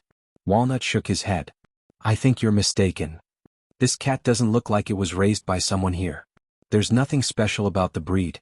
It probably came from somewhere else, but it looks quite strong, the police officer said. The cats raised by people around here should be the kind that was different from the rest. There were very few of them. Without saying anything, Senior Walnut turned to look at the holes dug by the black gold digger. There did not seem to be anything special about it. Just then someone called out to him. Senior Walnut took the black gold digger and left. The black gold digger was not very happy, but it still followed. Zheng Tan squatted in the tree with his ears propped up. He listened to some of the people around him talk about what had happened there. Two people were talking. Their voices were not loud, but Zheng Tan could still hear some of it. It seemed that there had been a murder in the villa. Moreover, the person in the house did not look like a human anymore. Only the bones were left. Zheng Tan did not sneak in to see the crime scene, but he could feel the hairs on his back standing up as he listened to the two people's conversation. He felt that the two people were exaggerating. Yes, they were exaggerating too much. A gust of wind came out. Zheng Tan shivered. It was better to go back to the filming location. It was better to be bored than here. Not long after Zheng Tan left, Senior Walnut, who had finished dealing with people, looked in the direction of the tree. Seeing that the cat was no longer there, he laughed softly. Did he make a mistake? How was that possible? How could he not have noticed that the cat in the tree was not black charcoal? But was the cat also sniffing there? When he was led by the police officer to look at the hole in the grass, he noticed that the black cat was sniffing at the spot where the black gold digger was guarding. If there was nothing unusual, why would the cat and dog sniff there? This really misunderstood Zheng Tan. Zheng Tan had sniffed there out of curiosity. There was only one black bug there, and the rest was soil and dead leaves. There was nothing else to sniff. Zheng Tan did not find anything unusual. He stood in place and thought for a while. He asked the police officer to wait for a while. He held the black gold digger's hand and walked back to the tree. The black gold digger was very excited. It pulled on the leash and ran in that direction. If it wasn't for Senior Walnut, it probably would have rushed over. After carefully searching the small pit, He Tao confirmed that this was the bug that He Jin was looking for. He Tao then took out a clean paper bag and put the fingernail-sized bug into it. After that, he checked the other small pits on the lawn, but he didn't find any similar black bugs. On the other hand, after Zheng Tan returned to the filming location, Charlie breathed a sigh of relief. Although he knew that the cat would come back on time, he was still worried every time. After all, if anything happened to her, he would take the biggest responsibility. Overall, the shoot was quite smooth. Zheng Tan felt that there was not much skill involved. Almost all of them passed in one go. The ones that were dragging time were the other few. When he got home, Zheng Tan did not think about what happened during the day. He went back to his usual routine and thought about where to go in the future. Around Tsinghua University, only the Jiaoyuan school was further away. Zheng Tan decided not to go there in the near future. There was no need to look at the construction site. After all, it was mostly built. Which path should he take? Zheng Tan decided to look at the map when Jiao Ma and the others were not at home. There was a detailed map of the campus and its surrounding area on the desk in the master bedroom. He would choose the right path when the time came. That night, Zheng Tan slept peacefully, but some people did not sleep at all. For example, He Tao's wife. He Tao did not return home the whole night. Yesterday he said that he had something to do, but there was no reply. His phone could not be reached either. In the past, when he was working on a case, he would turn off his phone. However, this time He Tao's wife felt uneasy. She waited until dawn, and after her child went to school, she called Mao. Mao was still sleeping at that time. For Mao, 8 or 9 o'clock in the morning was the best time to sleep. When it was woken up by the call, it did not sound very happy. It wanted to directly reject the call, but when it saw the caller ID, it immediately picked it up. After hearing his sister-in-law's words, Mao's sleepiness disappeared. His phone has been turned off. When I called his colleagues, they said that He Tao left a long time ago. However, it seemed that he had something urgent and left with He Jin. They still haven't returned. No one in the bureau knows either, He Tao's wife said anxiously. Have you called senior brother Wei? No, I don't know the exact situation yet. Little Wei just got married not long ago, so I didn't bother him. I'm just worried. Yes, I know, sister-in-law. I'll ask a few friends first. He Tao's wife knew about Mao's background and knew that he had some ability. Otherwise she would not have called him. After hanging up the phone, Mao scrolled through the numbers and called a few friends. An hour later, Mao scratched his head in annoyance. The situation was not good. Brother Walnut's car was found, but he was nowhere to be seen. The bureau obviously knew that there was something going on, but they did not tell his sister-in-law. As expected, his sister-in-law's worry was justified. After a while, Mao received an email. This was the information that he had asked someone to get in a short period of time. It was not comprehensive, but it gave him a general idea of what had caused this. In general, this was a bloody incident caused by a business war. It seemed very normal, but these two people were quite famous in Tsinghua City and their companies were quite big. After reading it, Mao sat on the chair and thought for a while. Brother Walnut left with He Jin. What did he need to find with a dog? Mao decided to ask the cat on the 5th floor for help. It was better to be safe than sorry. Although he could borrow a well-trained dog, Mao trusted the black cat on the 5th floor more. Even if he did not like the cat on a daily basis, he had to admit that he could only ask it for help at critical times. Especially now that the situation was related to his brother. When it came to the sense of smell, cats did not necessarily lose to dogs. The reason why people often used dogs to help instead of cats was that cats were not willing to be manipulated and were not easy to train. Cats were temperamental, and their many strengths were usually fully displayed when it was beneficial to them. After sending little Pomelo home, Zheng Tan took a stroll outside. He was about to go home and look through the map to find a place to take a stroll when he saw Mao knocking on the door. Chapter 223. Zheng Tan looked at the scenery outside the car window. The car had already left Tsinghua City, but he didn't know where it was headed. An hour ago, Mao had brought Zheng Tan out in a hurry. Mao had called Jiao Ma in the car and made up an excuse to take Zheng Tan out to play. It might take a day or two. This was just a conservative estimate. From Mao's expression and words, Zheng Tan felt that it might take even longer. When they were leaving the city, Zheng Tan listened to Mao briefly explain what had happened. He only said that Walnut had gone missing while working on a case. Before he went missing, he had taken He Jin out. The bureau was still hiding it from Walnut's family. No matter what had happened, they had to find Walnut first. Compared to those people, Mao trusted himself more. Just as he was leaving the city, he received another text message. A friend who had helped him with the investigation had sent him a few addresses. These were the possible addresses of other transactions that the company that had declared bankruptcy had done in secret. Mao wasn't interested in those illegal transactions. He wasn't a police officer, nor was he Superman. He only cared about finding people. The few of them were familiar with each other's habits. Moreover, they had a unified behavior. If they felt that something was dangerous or even life-threatening, they would carve a mark at a certain place. Each of them had their own unique mark and habits. Even if others knew what they would carve, they might not be able to find it. Zheng Tan watched as Mao drove the car off the highway and stopped at a deserted place. There were a few brick houses scattered around. Most of them were vegetable fields, and there were also some trees. Mao told Zheng Tan to stay in the car while he got out to confirm. After Mao got out of the car, Zheng Tan leaned against the car window and saw Mao approaching a low brick house. Mao stood in front of the house and gestured with his hands. He didn't know how to do it, but he spread his fingers and pointed his palms down. Mao turned his palms horizontally to the east, then turned his palms towards the south. Mao ran towards the direction his thumbs pointed. He saw a tree that wasn't tall and looked at a branch. Then he returned to the car and drove to the next place. Next, they went to 3 more places and repeated the same action. 3 times, Mao returned disappointed. It seemed that senior brother Walnut was not at these places. When they arrived at the 5th location, Zheng Tan was still in the car, looking out at Mao looking for the marks left behind by senior brother Walnut. There was a small stream here, and there were no green-tiled houses nearby. Further away, there was a large field where people could be seen walking. Just as Zheng Tan was thinking about how desolate this place was, she saw Mao return after searching a tree. Unlike the previous few times, Mao's expression was different this time. There was no disappointment in his eyes. It seemed that this was the place. Mao parked the car and got out of the car to ask Zheng Tan to follow. It wasn't convenient to drive in that direction. Black coal, can you smell anything? Mao looked at Zheng Tan.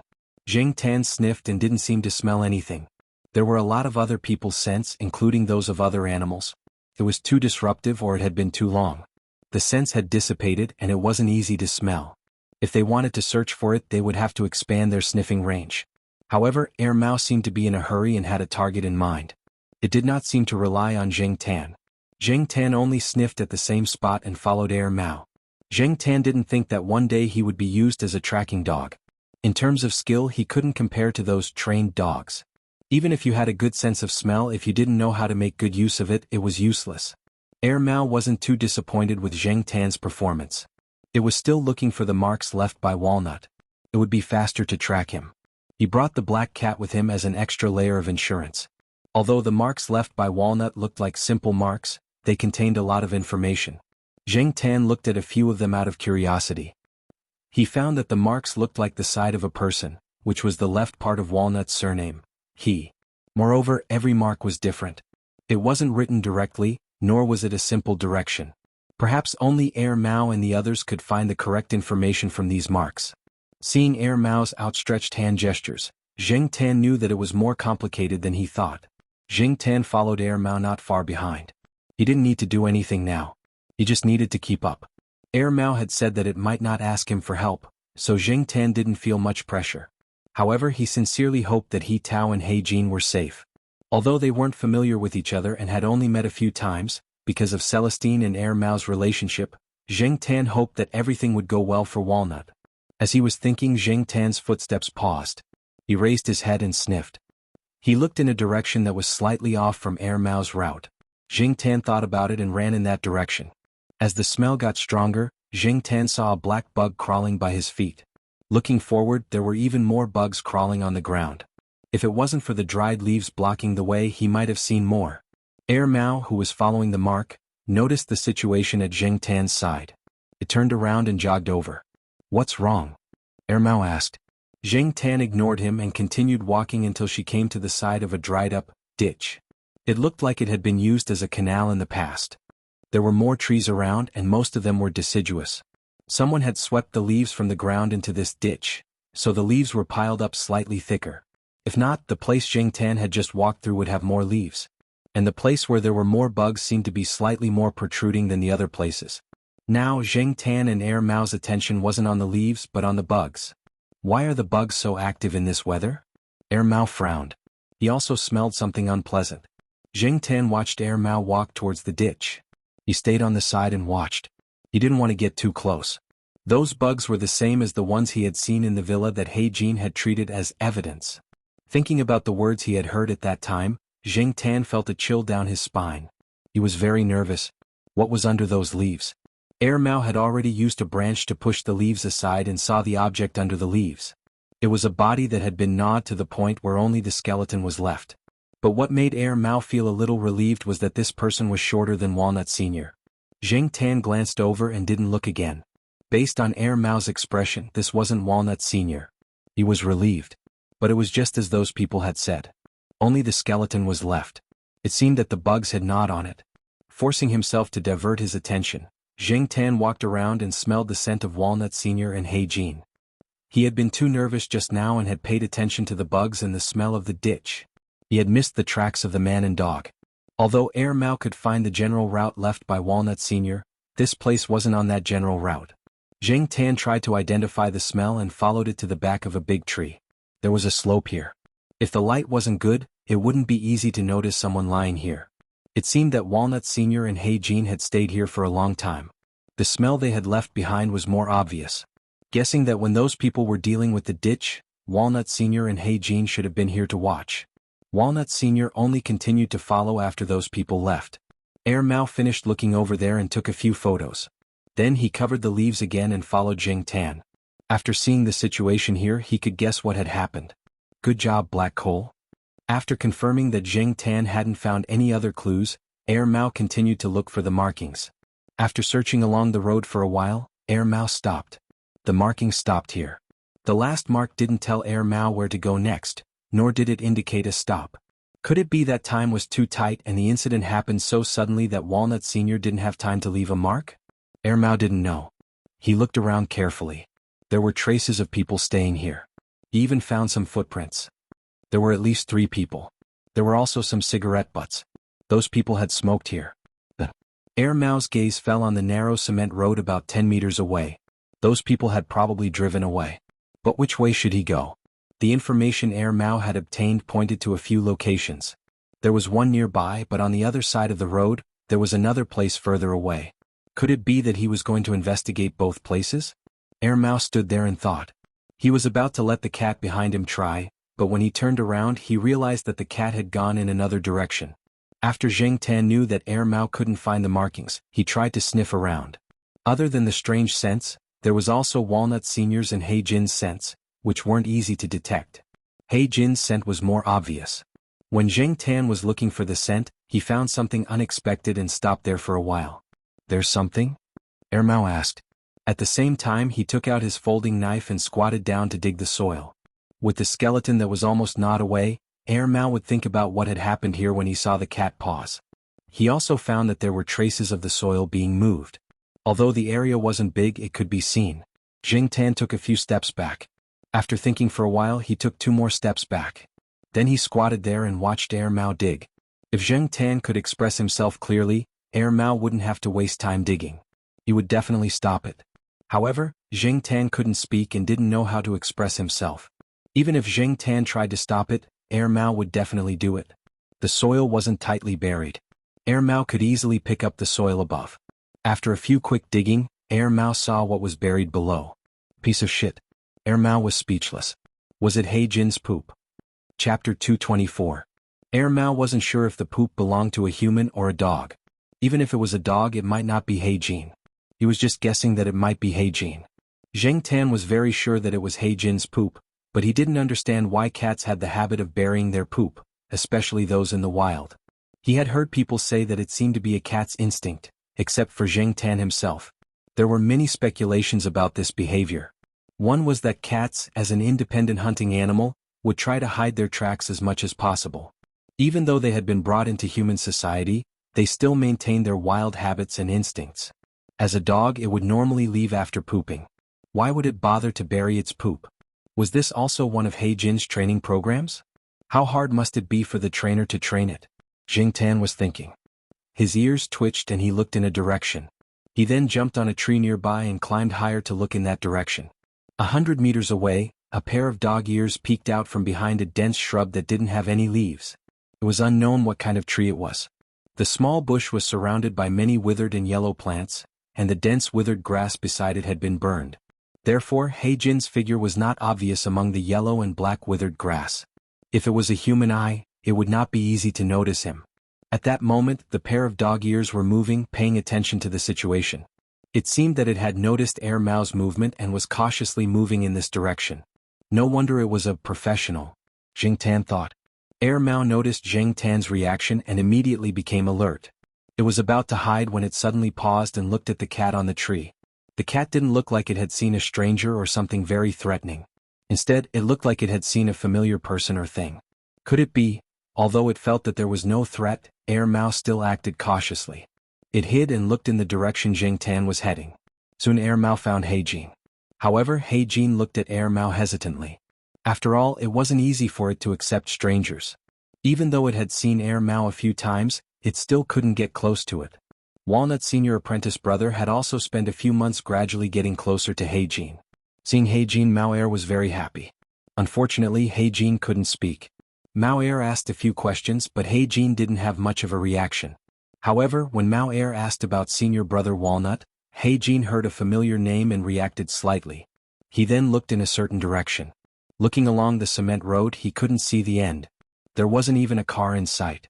But Mao Air could tell from Black Gold's reaction where those people and Walnut had gone. It seemed that Walnut had no choice but to leave first. He couldn't take Black Gold with him, so he had Black Gold wait here. After connecting the dots with the new messages he had received, Air Mao guessed a place and decided to drive over to take a look. Air Mao asked Jing Tan and Heijin to wait here while he drove the car over. It was not too far from where he parked his car. He could already draw a rough route in his mind. Jing Tan was too lazy to walk. He was happy to wait here. After Air Mao left, Jing Tan lay on the tree and looked at the road. He estimated the time and wondered when Air Mao would come back. If Air Mao got lost, would he have to experience the life of a vagrant again? Just thinking about it made him feel bitter.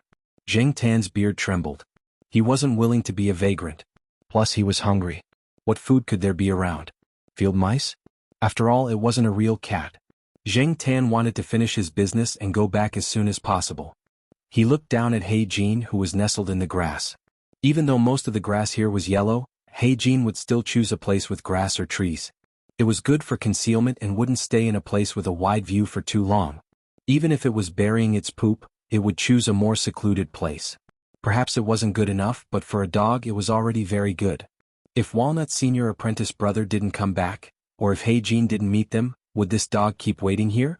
Jing Tan thought it was very likely. After about half an hour, Air Mao drove over. He got out of the car and opened the back door, motioning for Heijin to get in. However, Heijin just stood there and looked at Air Mao without moving. Jing Tan jumped into the car. At the same time, he found the food that Air Mao put in the car. He also had his own food. If he wanted to work, he had to fill his stomach first. He didn't know if Air Mao's work was successful. Heijin looked at Jing Tan, who was lying in the car seat and eating. It tilted its head and looked confused, but it still jumped into the car.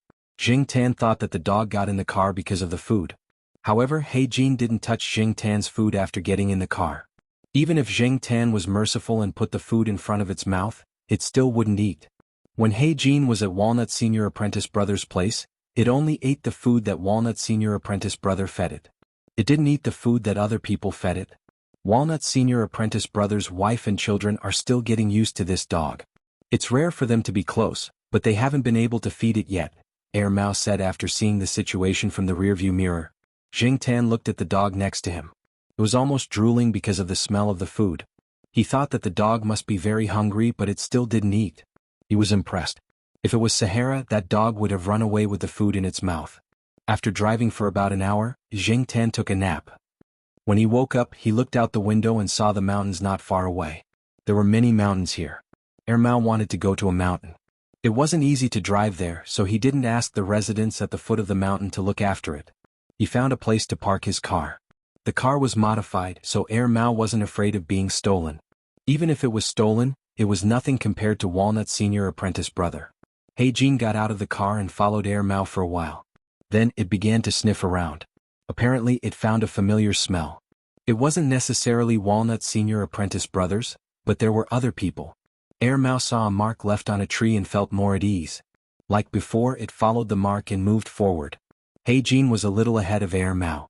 Air Mao followed the mark and compared it to He Jin's route. As for Jing Tan, everything was taken care of by He Jin and He Jin. As an amateur, he just needed to follow them. It was winter, so many trees on the mountain had withered leaves.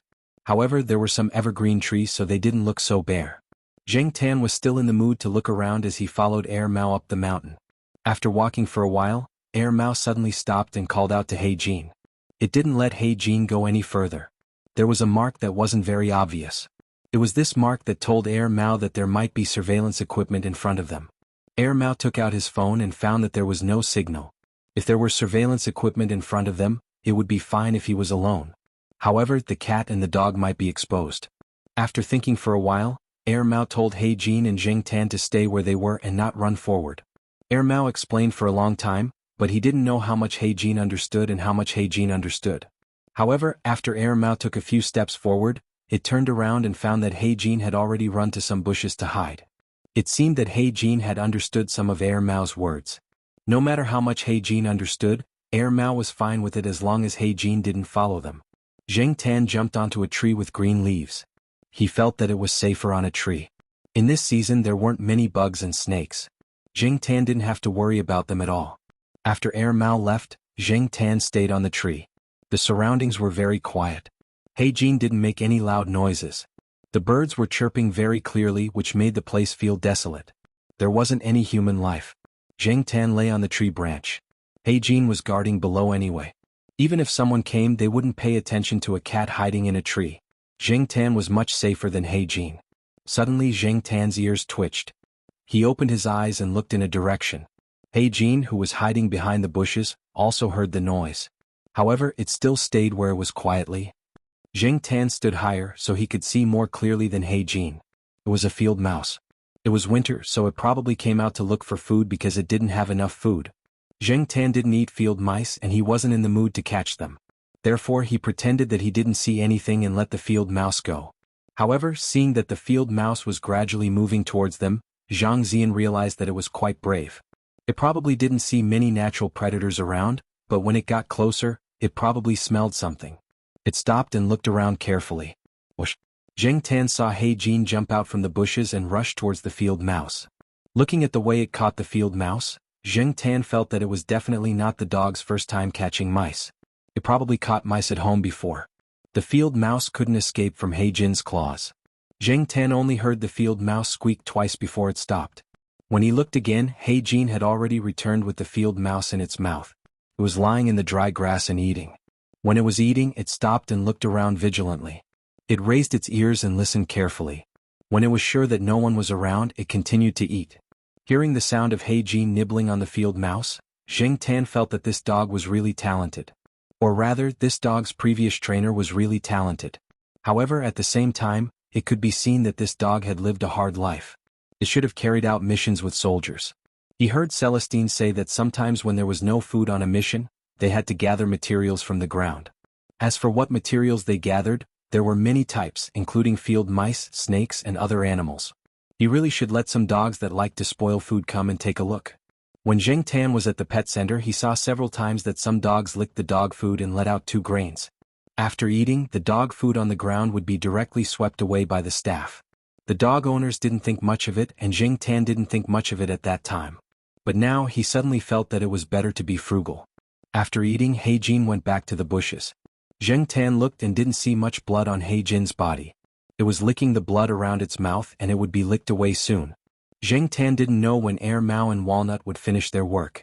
He lay on the tree and thought. Fortunately, he ate some food in the car before he came, so he wasn't hungry now. But if he stayed like this for a few more days, Jing Tan didn't know if he would eat field mice like He Jin. As he was thinking, Jing Tan's heart skipped a beat. He looked in the direction of the mountain. Someone was coming. Not an animal but a human. He Jin obviously heard it too. It stopped licking its mouth and paid attention to the direction of the sound. Soon Jing Tan saw the people coming. They were 2 strangers with a little accent. They didn't seem like locals. When Jing Tan came, he heard 2 locals chatting, and their accent was different from the 2 people. The route that the two people took was still some distance from where Jing Tan was. When the two people went down the mountain, one of them was still talking with a walkie-talkie. Listening to their conversation, Jing Tan learned that there was a foothold near the foot of the mountain. The two people were going there. Jing Tan thought about it, climbed down the tree and quietly followed them. He Jin, who was hiding behind the bushes, was puzzled. Chapter 225. Jing Tan was following the two men not far away. He twitched his ears and looked back. He noticed that He Jin was following behind him, but he did not follow him immediately. Instead he kept a distance. Dogs were not as convenient as cats in terms of body size and agility. It was good to keep a distance from the two men. If He Jin only followed Jing Tan, he would not lose sight of him. When the two of them were talking, they would also look around. When they didn't find anyone, they felt much more at ease. However, they did not know that sometimes, it was not only humans that were following them. There were animals as well. Perhaps they thought that it was impossible for any dangerous animals to appear in the middle of the day in winter. In any case, Jing Tan's tailing was very successful. She followed the two men to a two-story tile-roofed house near the foot of the mountain. From the outside, the house was crudely built and there was nothing beautiful about it. There were other people in the house. When the two men knocked on the door, it was opened from the inside. When Jing Tan got closer, he hid in a corner and observed. He noticed that there were cameras in two corners under the eaves. He walked around the house and memorized the positions of the cameras. As for whether there were more hidden cameras, Jing Tan did not know. The house did not look special from the outside. It did not look expensive. Who would have thought that there would be cameras installed in such a shabby house? Jing Tan looked behind him. He Jin was still hiding a certain distance away from him. He did not move forward rashly. The house had good soundproofing. Jing Tan could not hear what the people inside were saying. At most he could hear some vague sounds, but he could not understand them clearly. Therefore, Jing Tan decided to check out the situation first. He had a feeling that he might be able to find something here. After taking a few steps, Jing Tan turned around and saw that He Jin was about to get up and continue following her. She quickly raised a paw towards where He Jin was hiding with her palm facing that direction. She wanted to wave her hand to signal He Jin to stop, but she suddenly realized that cats were different from humans. Could He Jin understand? He Jin, who was about to get up, saw Jing Tan's action. He tilted his head in confusion. After a few seconds he lay down again, still staring at Jing Tan's direction. Seeing He Jin lying down, Jing Tan sighed in relief. Now, he finally felt the benefits of working together with an intelligent animal. He did not need to do too many actions to explain. Besides, there was a language barrier, so even if he could explain, it would probably be useless. It was still a matter of understanding. After taking a few more steps, Jing Tan quickly glanced behind him. Seeing that He Jin was not following him, he chose an angle where the camera couldn't capture him. The wall outside was not painted much and there were no tiles or anything like that. Jing Tan had climbed this kind of wall before, so this was nothing to him now. He nimbly jumped up from the wall. There were 3 places where he could avoid the camera, and the reason why Jing Tan chose this one was because it was facing the mountain. Because of this place would not be noticed. The 2 cameras installed at the corners could only focus on the distance but not the situation below. The most important reason was that there was a broken window on this side. Perhaps those people felt that this window was not important, or perhaps they felt that it was fine to install this window, so they did not replace the glass. Instead, they used a piece of cardboard to block the window. At least, it could act as a shield against the wind. Pushing away the cardboard that blocked the hole, Jing Tan walked through it. The room was filled with boxes of goods. Jing Tan looked at the words and pictures printed on the cardboard boxes. XX brand sandwiches, XX brand milk tea, etc. They were all the same brand. Jing Tan had never heard of this name before, so it should not be a legitimate manufacturer. It should be a counterfeit. The logo was very similar to a famous food brand, just missing a stroke. What made Jing Tan even more amused was that there was an exemption sign printed on it. However, if it was just a counterfeit, there was no need to make such a scene. Walnut Sr. would not take the risk because of this. The cardboard boxes were all sealed with tape. Only the boxes near the door were not sealed. Jing Tan jumped up to take a look. Just by looking at the packaging, he knew that it was a shoddy product. The door of this room was also locked. Jing Tan could not open it because there was a metal lock on the outside. If no one came to open the door, Jing Tan would not be able to leave through this door. Looking around the room, Jing Tan found a gap in the corner of the ceiling. Jing Tan jumped onto the boxes. The boxes were piled up a little high, only 70 or 80 centimeters away from the ceiling. Jing Tan stood on top, just enough to carefully observe the gap. Zheng Tan looked and found that there were bite marks on the edge of the gap. It was probably chewed by rats. However, this gap could only allow rats to enter. Zheng Tan could not squeeze in. The ceiling was made of wooden planks, the kind that were relatively cheap. After a long time, some of the planks had obvious gaps between them. Through the gaps, many black stains could be seen. At this moment, the wind outside was a little strong. Zheng Tan could feel the stale air blowing in from these gaps. Zheng Tan stood on the edge of the cardboard boxes piled on the top. He gently jumped up and hooked onto the gap. The wooden planks made a creaking sound. This sound was not much and could only be heard in this room. Moreover, when the wind outside blew hard, the ceiling would also make some noise. Therefore, even if someone heard the sound of the wooden planks made by Zheng Tan, they would not care. Hooking onto the wooden planks, Zheng Tan used a hand to push the wooden planks next to him. Unexpectedly, he did not know if it was too old or if it had been pushed open when he was piling up goods in the past, but Zheng Tan used a little force to push it open. Carefully pushing up the loose wooden planks next to him, Zheng Tan made sure that the gap was enough for him to squeeze in. Only then did he retract his claws and tightly grab onto the gap and gap.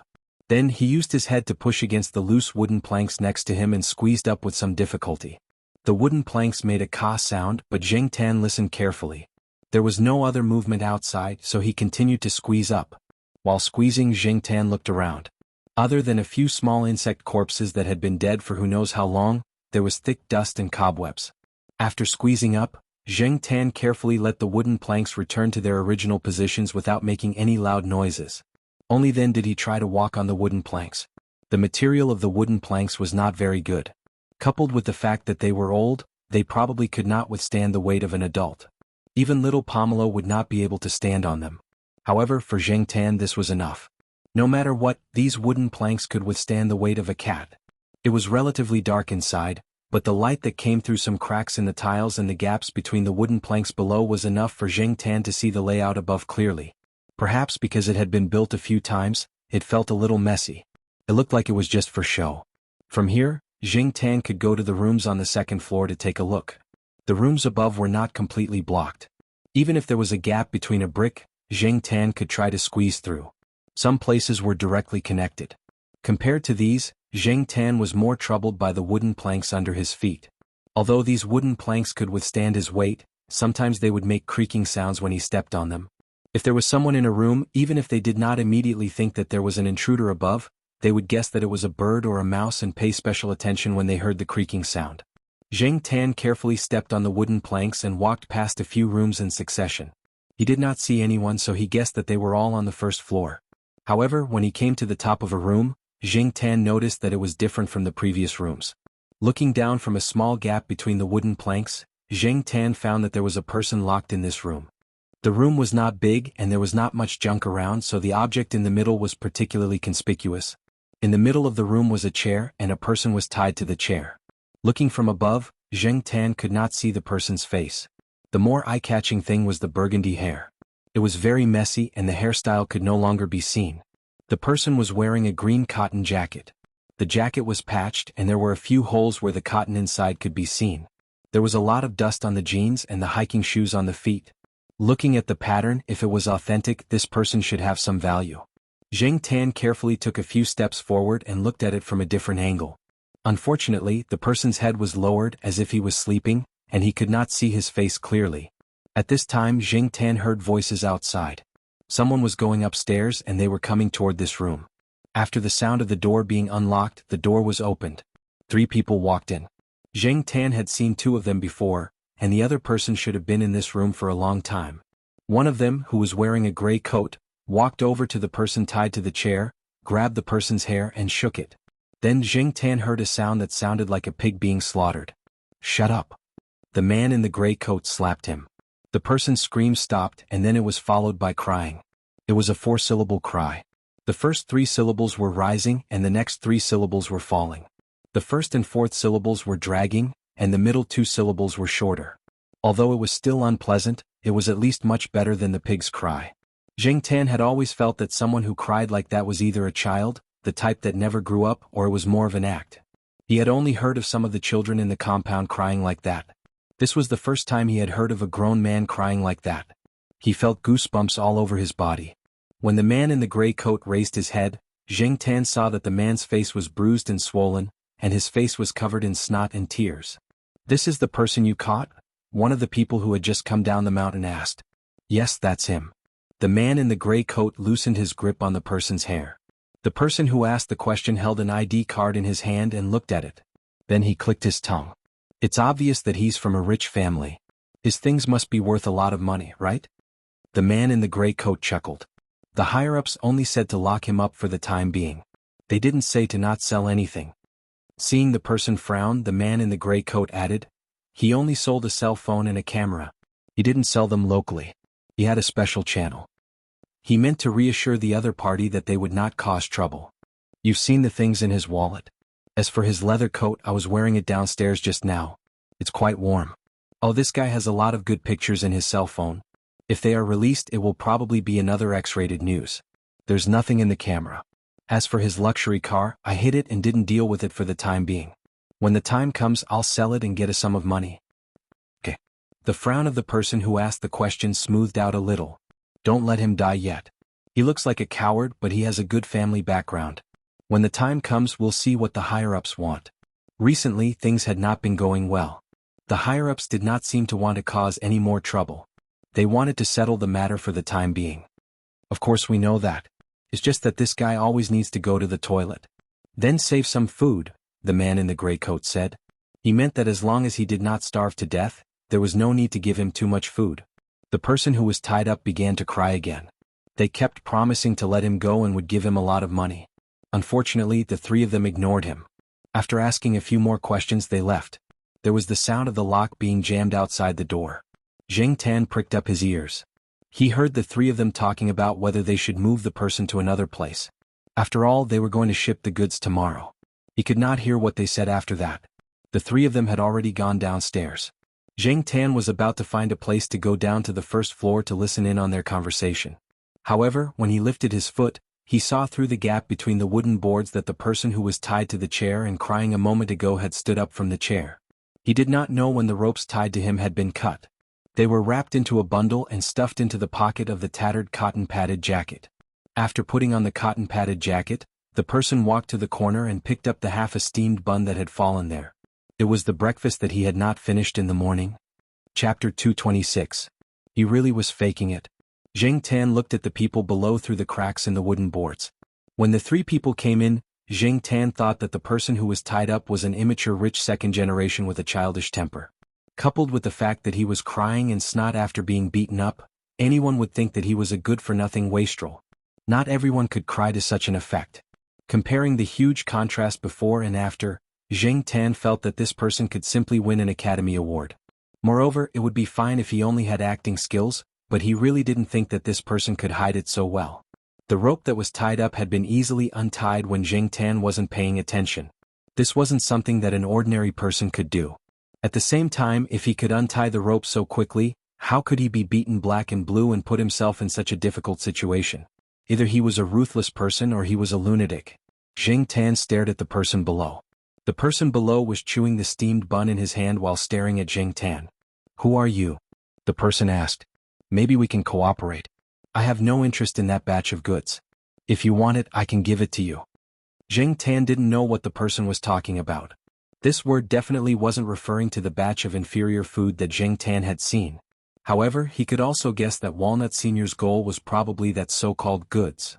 Then if this person wasn't here for the goods, why was he here?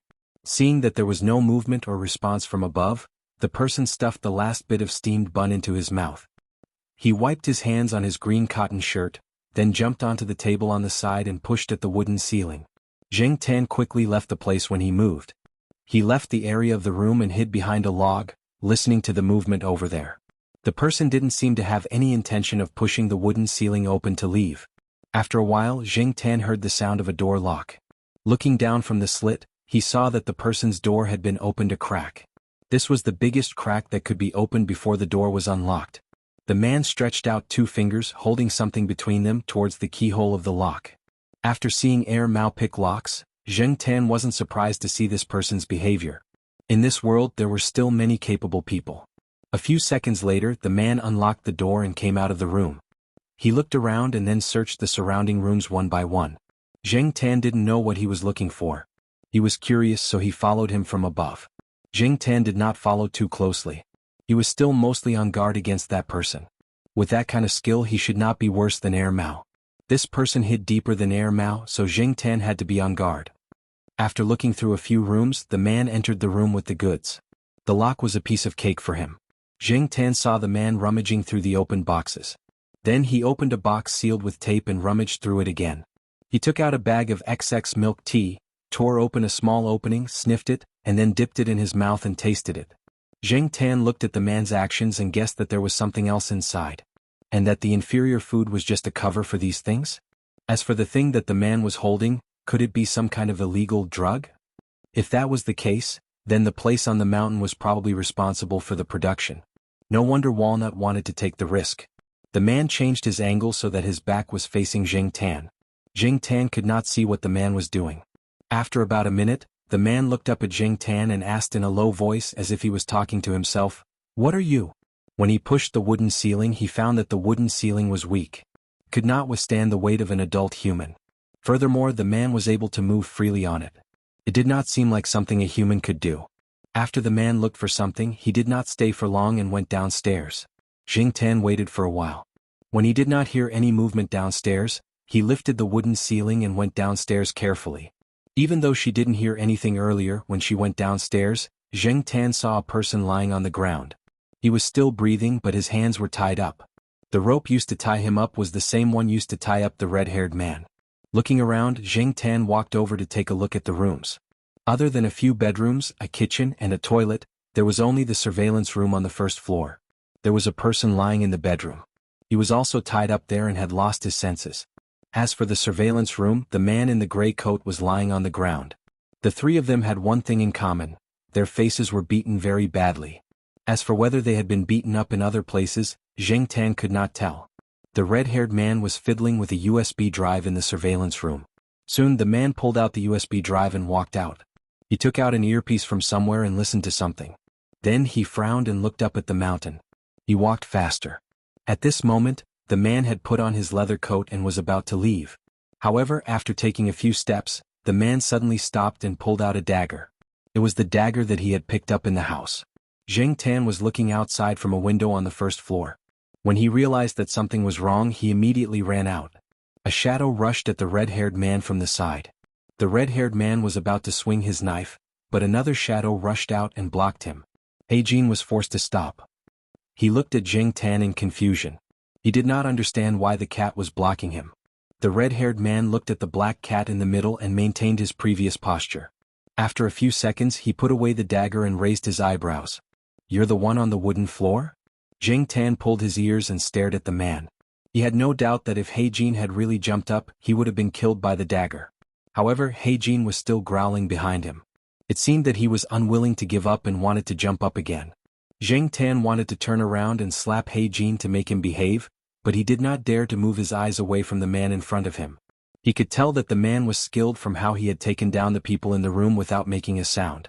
He did not kill anyone because he did not want to get involved in a lawsuit. However, not killing people did not mean that he would not kill dogs and cats. The man did want to kill Heijin. However, Zheng Tan did not feel any killing intent from the man's eyes. He was more curious and sizing him up. The man stared at Zheng Tan for a while. Then he played with the dagger in his hand, put it away and left. After the man left, Zheng Tan breathed a sigh of relief. Zheng Tan listened to the surroundings. He did not sense anyone approaching, so he walked back into the room. Heijin hesitated for a while before following him. To him, most of the time he would just follow orders. It was rare to see someone like this black cat who always did things its own way. However, Heijin did not have a better choice, so he might as well follow Zhang Heng. When Zheng Tan came out of the room, he saw that the cameras could be turned off. As for the people in the room, Zheng Tan did not know when they would wake up. It would be troublesome if they woke up now, so he had to do something. After looking at them one by one, Zheng Tan grabbed the pants of the man who had fallen down the stairs and dragged him to the room. There was a bedroom there and there was another person lying in there. Zheng Tan decided to leave them there and lock the door. Even if they woke up, they would not be able to come out for a while. Heijin saw this and bit the pants of the other man in the room. He followed Zheng Tan and dragged him to the room.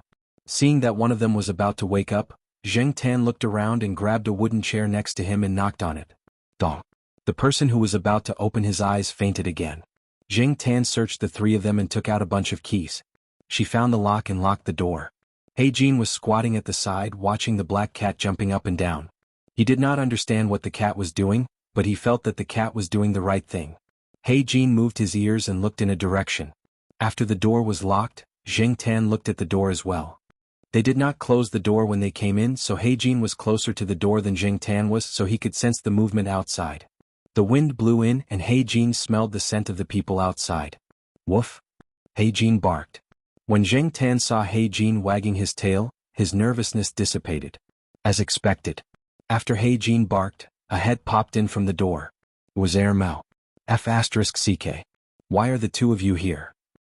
Mao came down the mountain from another route, so he did not pass by the place where He Jin was waiting. Therefore he did not know that He Jin and Jing Tan were no longer there. When he heard the noise from outside, he was wondering how many people were inside, especially when he heard the dong sound. He was wondering if they were interrogating some unlucky person, but he did not expect it to be the two of them. He Jin was in a good mood when he saw Mao, wagging his tail vigorously. He looked behind Mao but did not see the person he was looking for. Senior is still on the mountain and there is still a mission. We just have to wait here and the reinforcements will be here soon. Mao patted He Jin's head. This time He Jin did not avoid it. Hearing Mao's words, Jing Tan stretched his body. He was so tense that he could finally relax. Mao pried open the lock and looked at the three people who had been locked up by Jing Tan. The ropes had been tied up professionally, and the wounds on their bodies were obvious. It was impossible for a cat and a dog to cause such damage. Where are the others? Mao asked. He Jin looked out of the door and then back at Mao. They left? Then forget it. Mao checked the surveillance cameras around, turned on the door again and closed it. The reinforcements that Mao mentioned arrived soon. They were all fully armed and it was very nerve-wracking to look at. Jing Tan only saw a portion of them, and the rest were cooperating with the people on the mountain. Since there were people to deal with it, Mao did not stay in one place and went upstairs and downstairs.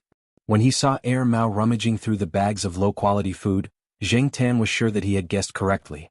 These people were indeed manufacturing some illegal drugs on the mountain, and at the same time, producing some low-quality food. They put the drugs in similar bags and then shipped them out with the food to be sold to buyers. The bags looked almost the same and the only difference was the barcode. If one did not look closely, one would not be able to tell. In one of the rooms they found the bugs and they were locked in big sturdy boxes. No wonder the red-haired man did not touch the boxes when he was looking at them from above. He obviously knew that the bugs were inside. Jing Tan thought. Mao said that it was a type of beetle that was brought in from abroad. It was probably mutated by humans. They did not have reproductive abilities but their appetite was very big. A box of bugs like this could gnaw an adult into a skeleton in less than half a day. However, it was said that this was not the final product. It was just a little toy that the other party gave to this group of people during the transaction. Jing Tan heard the gunshots coming from the mountain and found a hidden place to lie down. The matter was not over yet and he did not want to encounter any accidents. On the other hand, He Jin was very excited. It was very familiar with the sound of gunshots, and when it heard the gunshots, it would think of its previous mission. When it was over, it was close to evening.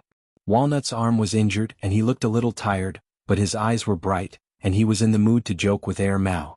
Listening to their conversation, Jing Tan knew that the boss, who had a criminal background, was involved in drugs, and who knew how many murders he had committed, had been arrested. The follow-up investigation and arrest were still in progress. However, Walnut Sr. was already very satisfied to have caught such a big fish. There was only one thing that made him unhappy.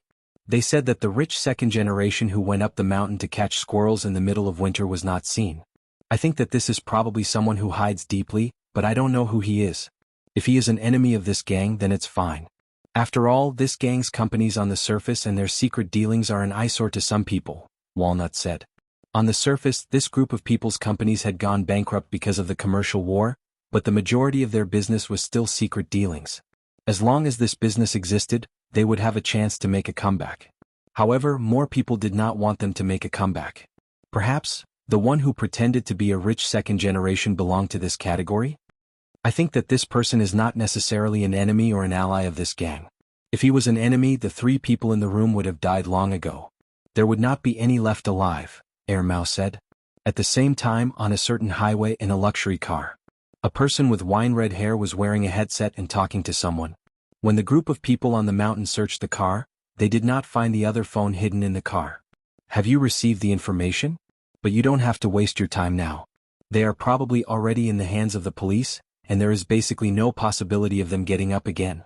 Of course, although you don't have to do anything, you have to honor the money you promised me. This time, in order to find evidence, I was almost disfigured. That can't be helped. Being beaten up is better than being fed to the bugs. As for the lethality of those bugs, think about the commercial spy who was already gnawed into bones. Happy working with you. Next time, remember to visit me if you need anything. After ending the call, after a while, a remittance message appeared on the phone. He glanced at it and smiled. Listening to the blues music in the car, he held the steering wheel with one hand and tapped the fingers of the other hand to the beat of the music. Chapter 227. When Zheng Tan returned home, Jiao Ma scolded Air Mao. He had suddenly taken the cat away for 2 days and hadn't even called to tell her that he was safe. This made Jiao Ma worried that Air Mao had taken her cat to a bad place. Air Mao stood there obediently to be lectured, constantly admitting its mistakes. Seeing Air Mao's sincere attitude and the fact that there was nothing wrong with her cat, Jiao Ma left after a few words. Walnut really wanted to thank the Jiao family. In his opinion, Zheng Tan and the Jiao family were bound together. If he couldn't repay the cat, he could repay the Jiao family. But now wasn't a good time to tell the truth. Maybe later, Walnut thought. The case was going smoothly and there was hope for a promotion. But what made Walnut unsatisfied was that there was still no news about the rich kid who caught the squirrel. The so-called car turned out to be rented and the ID was fake. In this day and age, the difference between an ID photo and a real person was so big that you wouldn't be able to recognize them even if they were standing right in front of you. He had checked all the rich kids in the area and there was no such person. Those who had seen the fake rich second-generation heir couldn't even remember what he looked like. What left a deeper impression was the embarrassing scene of him crying after being beaten black and blue. Zheng Tan and Black Gold had seen him, but Walnut knew that he couldn't let them tell him anything unless the fake rich kid appeared again. Black Gold would definitely recognize him. Last time, Air Mao had no choice but to give Black Rice to the pet center. But this time, when Air Mao sent Black Rice over, he emphasized to the people there that peanut candy was not allowed to get close. Otherwise he would complain to the pet center. Actually, Air Mao also wanted to move to another place. There were many places in Chuhua City where he could help look after pets, but Black Rice didn't buy it. It wouldn't go anywhere else at all. Once it went there, it would keep barking. Air Mao's heart ached when he heard that. After walking around, it was still sent to the pet center. Since this VIP customer had said so, the people at the pet center naturally did as they were told. Therefore, when it went to collect the Black Rice, it heard the people at the pet center promise not to let any male cats near it. This made Air Mao quite satisfied. However, after he brought Black Rice home, Black Rice ignored him again for 3 days. Every time Black Rice was sent to the pet center, Air Mao would always receive the same cold treatment. As for Zheng Tan, he had been doing well recently. Every time he experienced those unpleasant things, he would always sigh with emotion at how peaceful and beautiful life in the courtyard was. The weather was getting colder and colder. At the end of the year was approaching. The students had already gone home after the final exams. Those who were in school were also packing up and would be leaving soon. Therefore, the main roads and many places that were usually lively on campus were now much quieter. To Zheng Tan, this was a good thing. With no one around, he could play more freely. Recently, Zheng Tan would drive his little pushcart out to play every day. In the past, because the Jiao family only had Jiao Ma and 2 children, Zheng Tan couldn't let the 3 of them climb up and down the pushcart every day. The pushcart was much heavier than a normal toy car. Moreover, the Jiao family lived on the 5th floor. It was tiring to move up and down the pushcart. If the Jiao Pa was there, it would be fine, but the women and children were out of the question. Therefore, Zheng Tan usually didn't move the pushcart out except when Fang Xiaokang came to find him to play at Old Lu's place. But now Zheng Tan could play with the pushcart every day. It adjusted his mood and warmed him up. This matter started last week. Last week, Fang Xiaokang came to Chuhua University to look for Qing Zhong, the graduate student from the Department of Engineering who had built the pushcart for Zheng Tan. The reason was that after Fang Mingming found out that Zheng Tan had a pushcart, she wanted to build one for her family. The third master Fang didn't say anything and asked Qing Zhong to build another pushcart like Zheng Tan's to please his precious daughter.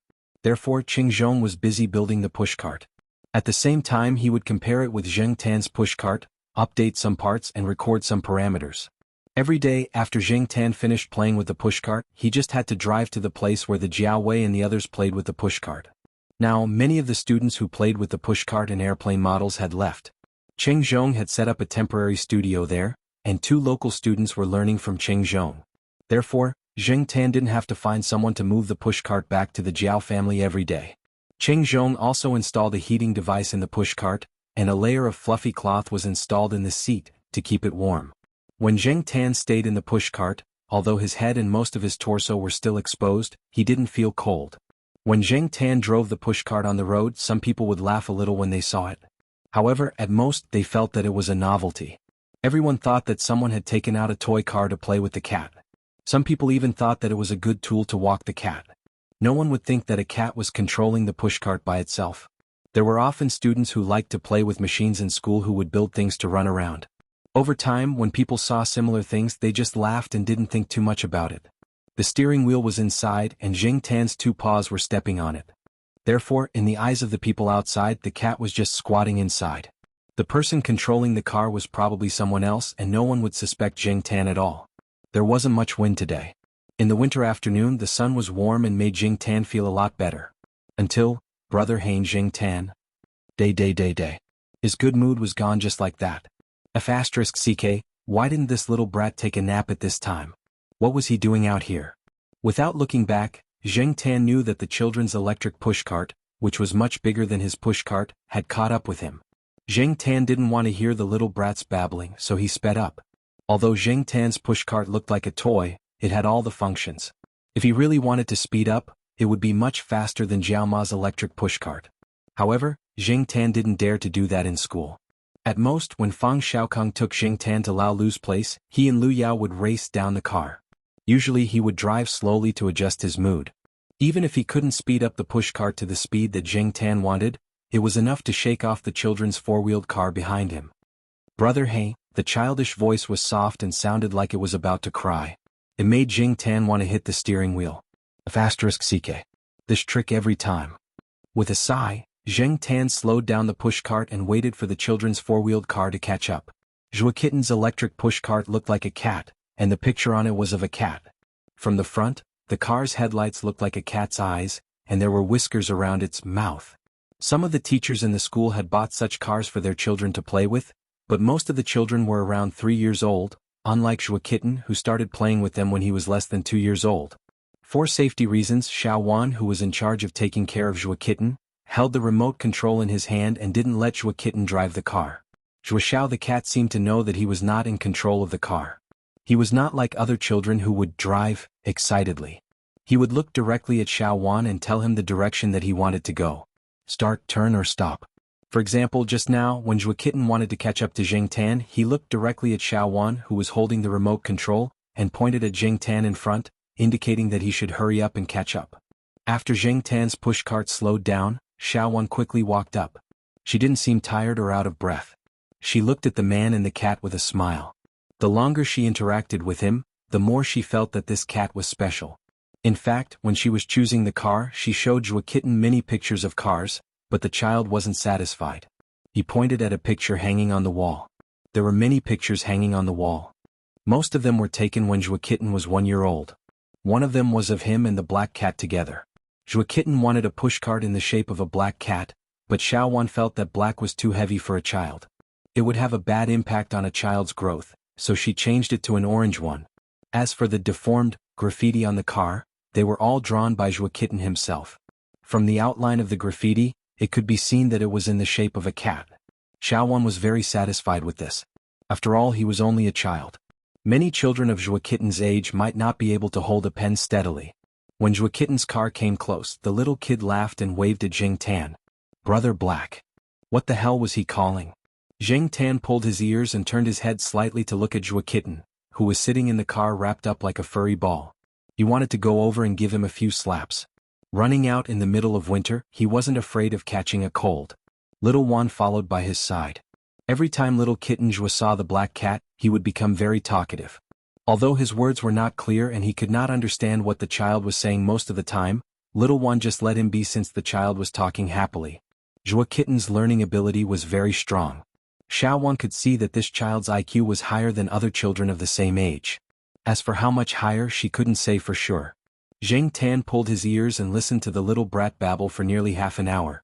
He couldn't understand what the little brat was trying to say. The child could only say a few words clearly, and Zheng Tan's name was one of them. When the child was excited, his words became vague. However, Zheng Tan could feel that Zhuo Kitten's language ability was improving. At least compared to last time, Zheng Tan could make out 1 or 2 words in a sentence. When Zhuo Kitten finally got tired of playing and said he was tired, Xiaowan brought him back to rest. It was windy. It wasn't good to stay outside for too long in this weather. If Zhuo Kitten hadn't made a fuss about coming out, Xiaowan wouldn't have compromised. After Zhuo Kitten left, Zheng Tan drove the car to the old tile-roofed house and handed it to Qing Zhong and the others. After that, he decided to go out for a walk. Before the incident with Senior Walnut, he had planned to go there and didn't go out. The weather was good now and little Pomelo and the others were also on vacation. There was no need to pick them up on time. Jiaoma had been busy marking test papers and doing statistics at school recently, so she came back a little late. Dinner was usually around 6 o'clock, so Zheng Tan could play more. Coming out of one of the side doors, Zheng Tan remembered that this side door was on the same line as the side door in the east courtyard. When he took the bus, he passed by here. It was also marked on the map. After walking for a while, Zheng Tan saw Tsinghua University's affiliated hospital. Jiaoma had been here when she was hospitalized. Zheng Tan didn't plan to go through the hospital's main entrance. He didn't like the atmosphere in the hospital. In his memory, behind the hospital, there was a big courtyard near the inpatient department. The scenery inside was not bad and there were often people walking around. Zheng Tan didn't plan to stay here for long. The hospital always made him feel depressed. Every time he came here, he would think of Jiaoma's hospitalization. He just decided to go through here. Jumping on the wall of the courtyard was slightly higher than the wall Zheng Tan saw on Old Street. From here, Zheng Tan's field of vision was slightly wider. There were many evergreen trees in the courtyard. This could also reduce the emotions of the patients when they saw the withered leaves. At this time, there weren't many people walking around outside. Zheng Tan didn't pay much attention to it. He planned to walk along the wall. Chapter 228. Zheng Tan had heard too many of such words, especially those that were filled with strong disgust. Zheng Tan paused and looked in the direction of the voice. 2 people were standing beside a tall cedar tree. One of them was about 40 years old and looked like a noblewoman. The other had a head full of white hair and was wearing a light-colored shawl. Her entire person exuded a sense of tranquility and peace. The one who spoke was the middle-aged woman. She supported the old woman next to her and looked at Zheng Tan with undisguised disgust. Zheng Tan found it strange. He didn't provoke this woman, so why did she speak as if she had a grudge against him? However, the old woman next to the middle-aged woman didn't have any disgust in her eyes. Instead, she looked at him with a kind smile. "What's wrong with a black cat?" the old woman said, obviously disagreeing with the words of the person next to her. However, this old woman didn't seem to be in good health. Her voice wasn't loud and was a little soft. Compared to the old women in the courtyard who sang operas without any pressure, this old woman lacked energy. The middle-aged woman's mouth twitched, as if she wanted to say something but couldn't say it directly. She paused and said, "Mom, let's take a walk over there. This place is good. There's no need to change places." The old woman shook her head and patted the hand of the person next to her. "I know you think a black cat is unlucky." The middle-aged woman wanted to explain, but when she opened her mouth, the old woman raised her hand and stopped her. The old woman knew what she wanted to say. Most of the people in the hospital were patients. Some of them were in the recovery period and came out to walk around. Some, like this old lady, sometimes didn't want to stay in the ward all day during the hospitalization period. After getting the doctor's permission, they would come out to walk around. Waiting for her, there might be a surgery, but it hadn't been decided yet. The old woman also felt that the ward was too stuffy today. After talking with the doctor, she let her daughter-in-law help her out to walk for some fresh air. Originally, a wheelchair was arranged, but the old woman didn't sit. Not far behind them was a nurse. She was probably there to prevent any unexpected incidents. Zheng Tan felt that this old woman was quite charming when she smiled, as if it had a magical effect of calming people's impetuous hearts. Zheng Tan's bad mood when he heard the words targeted at him just now disappeared completely. This old lady must have been a beauty when she was young, Zheng Tan thought. In this era there were many beautiful people. Unfortunately, even if they were once peerlessly beautiful, they could not withstand the pig-slaughtering knife of time. However, time could only take away one's appearance, but it could not take away one's temperament. Everyone would grow old eventually, and it was not easy to stay elegant all the time. Perhaps she was tired from walking. The old lady looked around and walked to the wooden bench by the side of the road, planning to sit there and rest. After seeing the old lady's actions, the nurse behind her quickly stepped forward and placed a soft cushion on the wooden chair. The old lady smiled and thanked the nurse. The young nurse's impression of the old lady immediately improved. The middle-aged woman looked at Jing Tan and could not help but feel disdainful.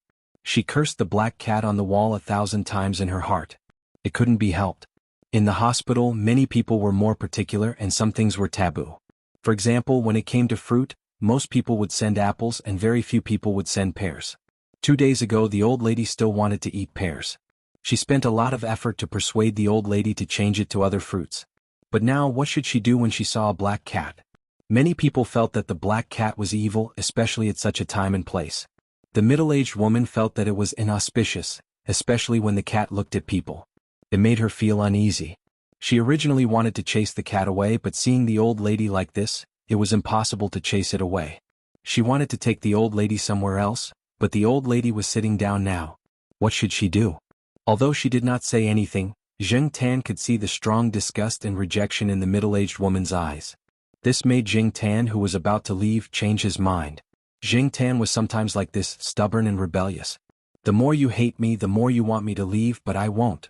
Thus, Jing Tan squatted on the high wall and stared at the middle-aged woman, proudly wagging the tip of his tail twice. The middle-aged woman was so angry that her face was twitching, but because the old lady was next to her, she had to suppress her anger. If it were any other time, she would have called someone to beat him up. The old lady looked in the direction of Jing Tan and smiled. I saw a lot of black cats when I was young.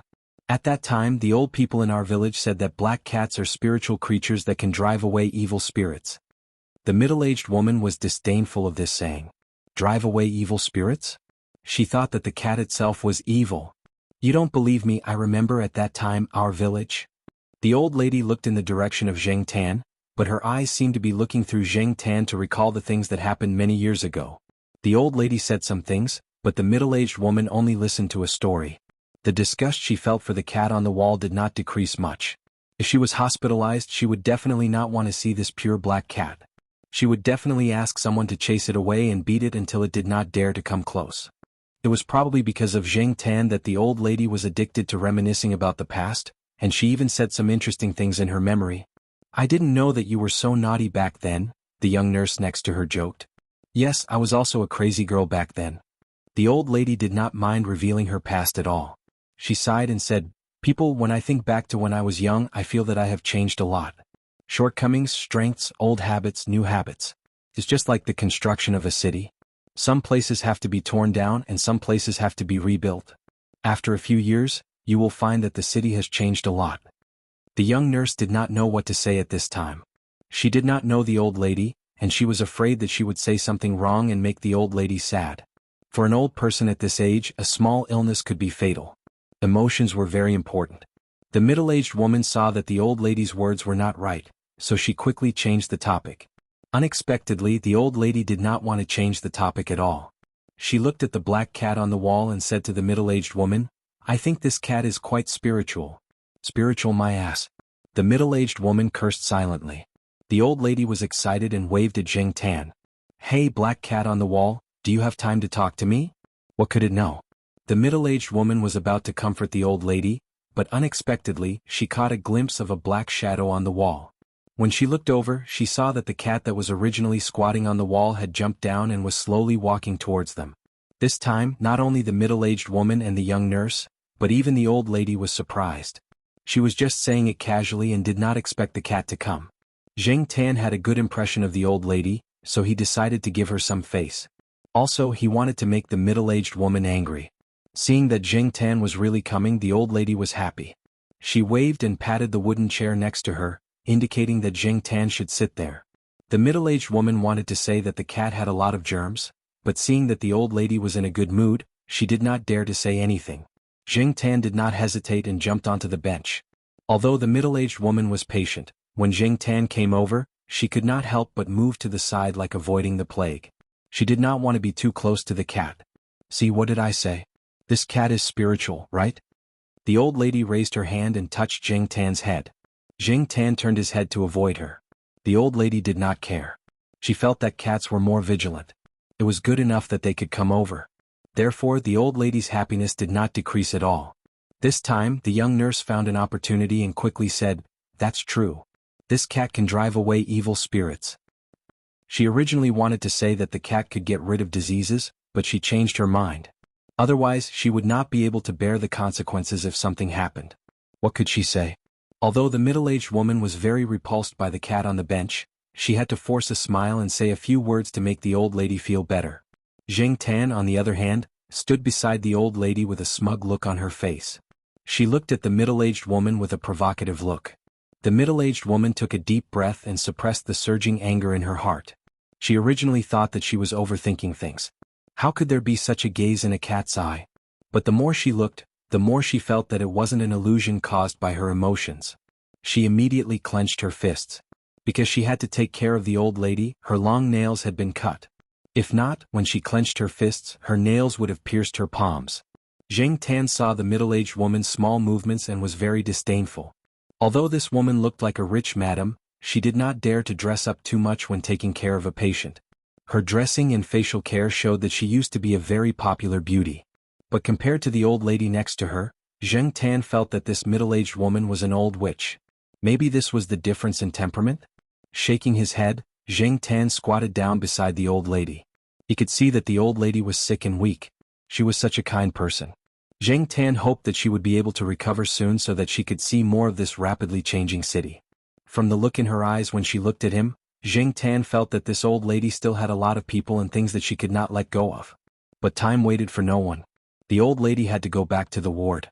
Jing Tan was also ready to get up and leave. Before getting up, the old lady raised her hand and was about to touch Jing Tan's cat head again. Jing Tan reflexively avoided it. A man's head should not be touched.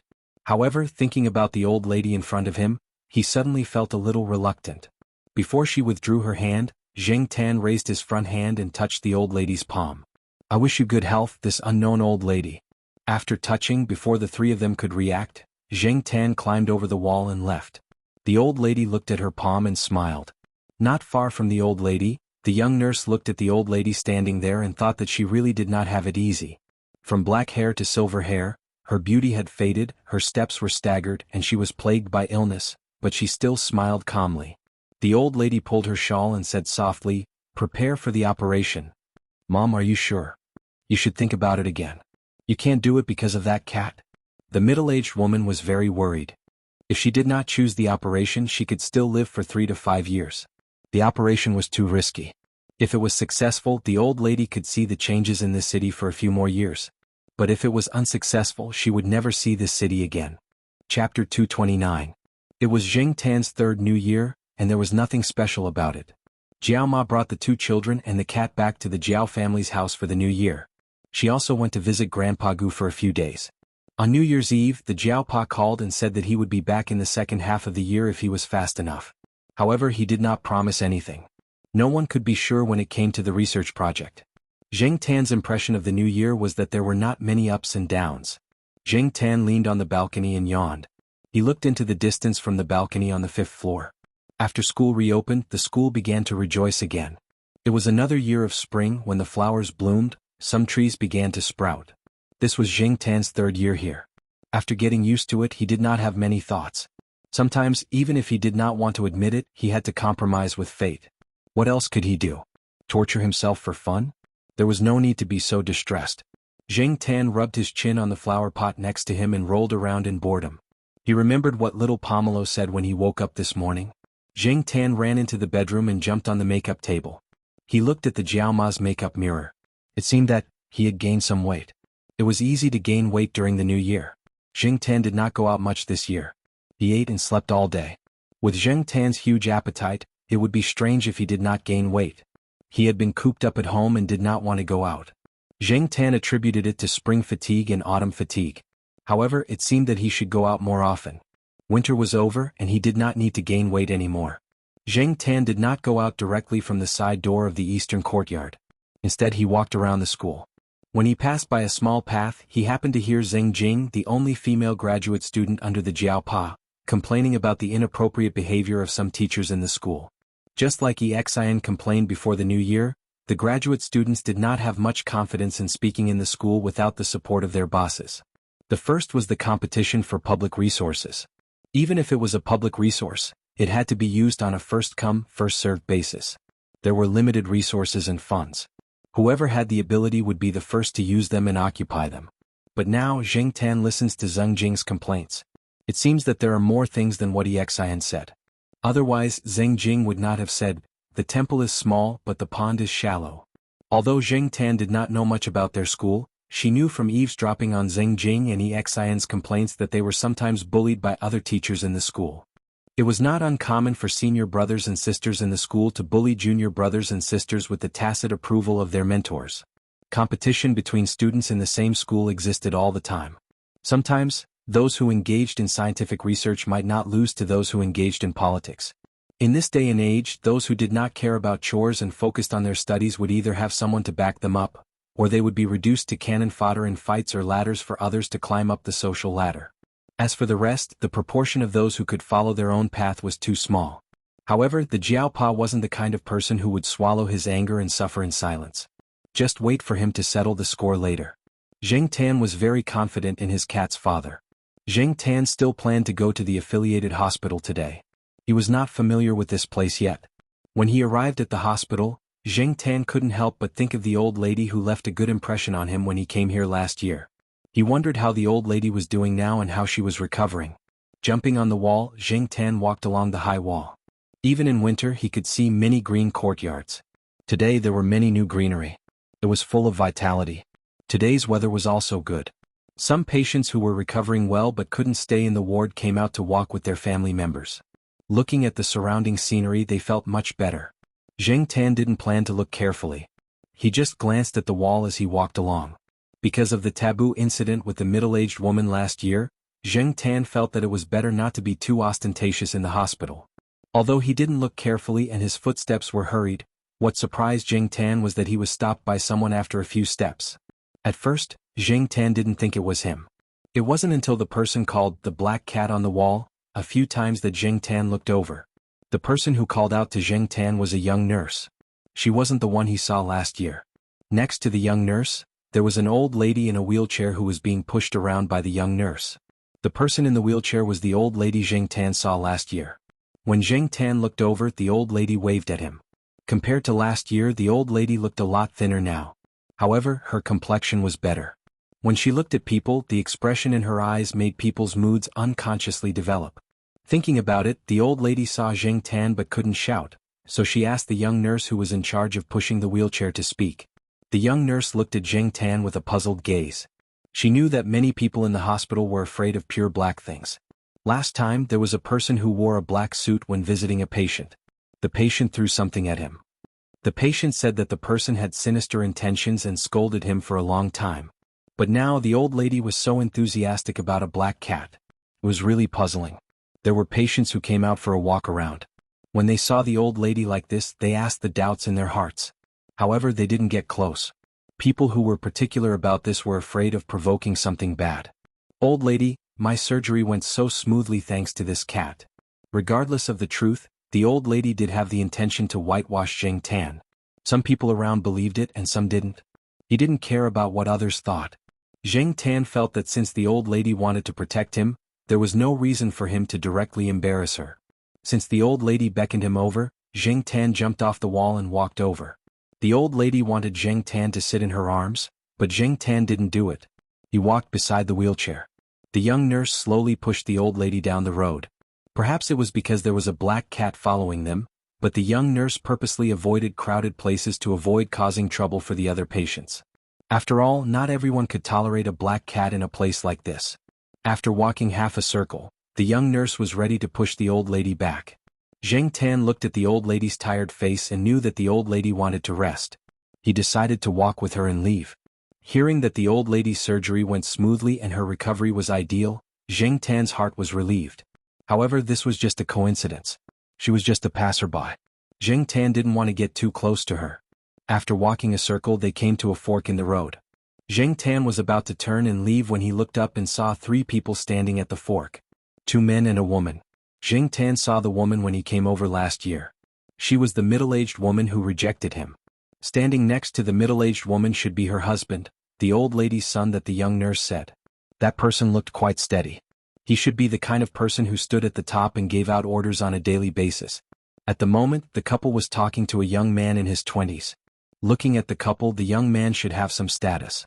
Otherwise, the couple wouldn't treat him like this. This was the thought of the people around, including the young nurse who pushed the wheelchair when they saw this scene. Your son came to see you again. The young nurse saw the people standing at the fork and said with a smile. She knew that the old lady had a very capable son. She heard that he was the boss of a big company. He was usually very busy, but when he had time, he would come to the hospital to see the old lady, especially during the days of the old lady's surgery. He was almost always with the old lady. If it weren't for the old lady's insistence, this person would have sent more people to take care of her. Previously, he was prepared to arrange for the operation abroad, but the old lady refused. In general, he was a filial son. The old lady was also very satisfied with this son, and the smile on her face deepened. However, standing next to the wheelchair, Jing Tan's heart was in turmoil. He just glanced at the couple and didn't pay attention to them anymore. His focus was on the young man. That young man, how to describe it, was dressed in a suit and leather shoes. His hair was meticulously combed, and he had put in a lot of thought into his clothes. When he spoke to the couple, his smile was appropriate, not humble, not ostentatious. At first glance, people would definitely think that this person must have been taught by a big family with a very good background. Even if he didn't have a big family background, he was a social elite with a high level of knowledge, quality, responsibility, goals, contributions, and achievements. However, this social elite that everyone thought was well-educated and polite, in Jing Tan's eyes, was a high-level liar with godlike acting skills. That's right, this person was the fake rich second generation with wine-red hair that Jing Tan had seen when he followed Air Mao to track down Senior Walnut. That time, this person's face had been beaten up, so he couldn't see clearly what he looked like. Thinking about the fake ID photo in Senior Walnut's hands and comparing it to this person's appearance now, the difference between the two was too big. Jing Tan looked carefully a few times. Although there was no evidence to prove that this person was the same red-haired person from last time, Jing Tan felt that this was the same person. Sometimes, a change in temperament or a change in hairstyle could make a completely different person. However, Jing Tan now knew that temperament could also be faked. And this person could change without any trace, using his acting skills to perfection. Jing Tan couldn't help but sigh again. It was a pity that this person didn't go into acting. However, if this person was really a liar, could he have fooled the couple so easily? Judging from the young nurse pushing the wheelchair, Jing Tan didn't think that the couple would believe people so easily. Just as he was thinking, Jing Tan noticed a detail. Although the middle-aged woman didn't say much and just stood there listening to her husband talk to the young man in front of her, her eyes intentionally or unintentionally swept over the man's cufflinks. Most people wouldn't pay much attention to cufflinks, but men with a certain social status would pay attention to these small details. A small cufflink could be an obvious sign of a woman's good taste. Some people even said that in this era without aristocrats, cufflinks could make a yuppie man elegant. Jing Tan used to be a rich second-generation heir, and he had made his way into some circles. He had attended many parties, and before one of the parties, he had heard from a playmate who was helping him pick out a dress about the cufflinks. It was because of this that Jing Tan knew about some of the things that he usually did not pay attention to. Now, the middle-aged woman's behavior reminded Jing Tan of these details. Jiao Pa often told Jiao Yuan that details determine success or failure. This high-level liar could be successful because he took care of these details to perfection. Looking at the swindler who was chatting with the couple, Jing Tan was once again in awe of him. In this day and age, whether it was a street sweeper or a social elite, there were specializations in the field and development of other skills. Who would have thought that this person who was just a fake rich second generation before the new year would suddenly become a social elite? His appearance and temperament told people that he was very cultured and cultured. He was a high-class social elite who had received an excellent education. It was because he understood the other side that the contrast was so great. Jing Tan squatted there and kept staring at the man. After the three of them finished talking, the social elite came over to greet the old lady. He also seemed to casually ask about the black cat that was squatting next to him. Knowing that the cat was just a coincidence, the man didn't ask any more questions. When he left, the social elite glanced at Jing Tan again and then walked to a building in the hospital, saying that he was going to get the medical report. Chapter 230. In fact, Zheng Tan had hesitated whether or not he should tell Senior Walnut, but in the end he gave up. Generally speaking, he didn't have any enmity with that high-level swindler. That person's actions on the mountain could actually be considered as helping him.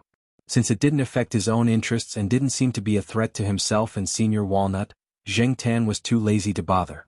In the following period of time, Zheng Tan didn't see that high-level swindler when he left the affiliated hospital. There were too many people who came to the affiliated hospital for treatment every day. After all, this was a real tertiary grade A hospital. There were so many people who came to see a doctor or were already hospitalized here that Zheng Tan couldn't see them all. Even that old lady, it was rare for him to see her once in 3 times. It could only be said that he was lucky and coincidental to have met her before. As for that high-level swindler, as the days passed, Zheng Tan didn't think about him anymore. Zheng Tan was too lazy to pay too much attention to people and things that had nothing to do with his life. On this day, Zheng Tan once again came to a place he hadn't been to for a long time, the night building. The person who brought Zheng Tan here was Celestine, and the person with Celestine was his wife. It was rare to see Celestine bring his wife to a place like the night building. Although the night building was completely different from the other messy clubs, nightclubs and bars, Celestine's wife looked like an honest person. She was also the kind of girl who was well behaved when she was a student. She rarely went out in the middle of the night and basically never went to a nightclub or bar. Celestine's wife wasn't a particularly beautiful person. Her appearance could only be considered average, but she was very kind, virtuous, and took care of the family. When Celestine chatted with some friends before he got married, he said that marriage was for the sake of the future. Finally, he found such a suitable wife, and Celestine was quite satisfied with this wife. Looking at Celestine's current routine, it was clear that it wasn't as messy as before. He went to bed and woke up early, and it had been a long time since he came to the night building. The reason why he was here today was actually for a performance at the East Palace tonight. Tonight, the band performing at the East Palace was a foreign band. They combined traditional and old-fashioned blues with urban blues and formed their own style. They might not be famous among some young people in their teens or 20s, but in terms of international fame, they were much better than some of the so-called popular bands in China. Of course, there were many people who liked this band in China. Celestine's wife was one of them. It was not that Mrs. Wei liked blues music, but she had read a book written by the lead singer of this band. That was why she liked this band. This was also the main reason why Celestine, who had been upgraded to a good husband and rarely went out at night, brought his wife here. And about coming to the night building, Celestine finally remembered Zheng Tan. He drove his wife to Tsinghua University, picked up Zheng Tan and went to the night building. Celestine brought his wife here. Zheng Tan certainly didn't want to be a third wheel. Besides, he had his own private room in the night building, so he didn't want to disturb the couple. However, Celestine was afraid that Zheng Tan would be bored alone, so he asked Zheng Tan if he wanted to find some friends to play with. Zheng Tan thought about it. He couldn't find animals now, but he could find people. Therefore, Ajin and the others who were resting at home got up after receiving the phone call. They had been busy these 2 days. They didn't have a performance in the night building, but they had other things to do. They were busy during the day, so they planned to go to bed early when they came back. They didn't expect to receive a call from Celestine. Ajin and the others released their first album last year. The results were good, especially the song Cat's Fantasy, which had no lyrics but some cat sounds. Many people called it last year's divine song. Perhaps it was too exaggerated to say that the song was popular because the style of this song was too strange, but it didn't make people feel bored. On the contrary, sometimes people felt that it was worth thinking about. A critic also said that there was a cat in everyone's heart. Could be lazy, clever, proud, or lovable. Everyone had a different feeling when they listened to this song. Although Ajin and the others made some achievements last year, they were still too far away from those big names. Just like how Ajin and the others were still not qualified to perform in the East Palace, there were many bands that performed outside the East Palace that were more famous than Ajin and the others. They were not qualified to enter the East Palace, let alone Ajin and the others. With Ajin and the others' status, it was impossible for them to have a private room in the night building, let alone a private room. Now that someone told them that there was such an opportunity in front of them, they were naturally quite happy. They naturally knew the bands that performed in the East Palace today. Being able to listen to these masters' performances and learn something from them would be very beneficial for their future development. Hey Ajin, was it really Mr. Wei who invited us? The band's drummer Wang Zhe quickly put on his clothes and asked. Although the people in the night building called Celestine Brother Ling, Jean and the others now directly called him Mr. Wei when they met Celestine with some reverence. The others beside him also waited for Jean to explain. The phone call was from Mr. Wei. He only asked if we were going to watch the performance. As for the private room, Jean now calmed down and realized that Celestine did not seem to let them go to his private room. Forget it, we'll talk about it when we're there. It's good enough that we can go to the private room. Let alone a private room, we don't even have the money to go to the East Palace. Be content. Although he did not say it, Jin's intuition told him that it was related to the cat. He knew that the person who sent the invitation was definitely not someone from the night building. Otherwise, they would not have waited until now to say it. Even when their results were released, they did not hear any movement from the other side. As for Celestine, in terms of relationship, Celestine was not as familiar with them as the cat. When Jean and the others arrived at the night building, they happened to meet a band that was performing in the same area as Jean. They were all young people with a strong sense of competition. Whether they performed or not, these two bands were serious about each other. When they met, it was inevitable that they would say a few words to each other. However, now that they were at the entrance of the night building, both sides restrained themselves. Jean and the others were in a hurry, so they could not let Celestine wait there. They stopped Wang Zhe, who was about to continue, and lifted their feet to enter the night building. They were not qualified to enter from the side door, so they could only enter from the front door and be led by the people inside. Because Celestine had already greeted them, the people in the night building were also familiar with Jean and the others. After recognizing them, they directly led them upstairs. This made the band that had not gone far stunned for a long time. Only Jean had been to the private room before. Even so, they were still very nervous. Even Wang Zhe, who was usually talkative, kept his mouth tightly shut, afraid that something would go wrong. The people in front led Jean and the others forward. When they passed by Celestine's room, Jean thought to himself, sure enough, it's not Celestine's private room. Just as he thought of this, Jean saw the people in front of him raise their hand and knock on the door of the next room. Click. With a soft sound, the door opened. The people in front of them motioned for Jean and the others to go in. Jean and the others swallowed their saliva and tidied up their clothes, for fear that if they met the big shots later, they would leave a bad impression on them. However, after they stepped into the door, the five of them were almost shocked by the layout in front of them. This was too unconventional. It was completely different from what they had imagined. What was the matter with the hanging hairy mouse? What was the soft couch in the shape of a cat's paw trying to express? Also, what were those paintings on the wall? Were they prepared for children? The dignified night building actually had such a place. This was the first feeling the five of them had when they came in. When they saw the cat sitting calmly on the sofa, they were all in a bad mood. This cat, to them, seemed to exist to subvert their understanding of the world. Behind them, Wang Zhe poked Jean and whispered, "Captain." After so many years of experience, he always had some skills in reading people's expressions. However, when it came to a cat, he didn't know where to start. Jean paused and had some ideas in his mind. He walked to the sofa where Jing Tan was and sat on the chair next to the coffee table. Jing Tan glanced at him and pushed a plate of nuts on the coffee table in front of him to Jean. Jean looked at the various nuts on the plate and began to peel them. He didn't eat the peeled nuts but put them on another small plate in front of Jing Tan. The four people behind Jean were speechless. Did this mean that they were going to serve the cat? At this time, Celestine came in from next door. After coming in, he briefly explained to Jean and the others. The general idea was that he called them over just to let them accompany the cat and listen to the performance. After that, Celestine went back to accompany his wife next door. Now, the performance outside had already begun. Except for Jean, the other four people were somewhat restrained and helpless. They didn't speak the same language and were of different species, so they always felt very awkward. However, seeing Jean like this, they couldn't stay idle, so they all came over to help him peel the nuts. Jing Tan was only familiar with Jean, and he rarely met the other four people. However, now it seemed that these people were quite smart. Even in the face of a cat, in the face of such an unexpected situation, they could try to calm down and deal with it as calmly as possible. They didn't have too many tricks. In general, Jing Tan now had a good impression of these people. He thought that if he came again he could call them over to help him peel the nuts. This was a mutually beneficial thing. Jing Tan came here just to relax, and Jean and the others could better listen to some masters of the East Palace.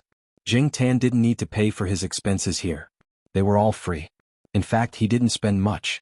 He didn't dare to drink now because he would definitely be scolded when he went back. If he just listened to the performance and ate some snacks, the cost was nothing to the night building. When they peeled half a plate, Zheng Tan raised his paw and pushed the remaining nuts to Ajin. Then he ate a few pistachios and went to the window to look at the performance below. Cats also eat this? Wang Zhe opened his mouth and asked Ajin silently. He carefully pointed to the small plate on the coffee table with all kinds of peeled nuts. Ajin glanced at him, indicating that Wang Zhe shouldn't talk nonsense. Then he also went to the window and looked at the performance below. The main purpose of their coming here was to watch the performance. Soon the 5 people swept away the helplessness and awkwardness just now.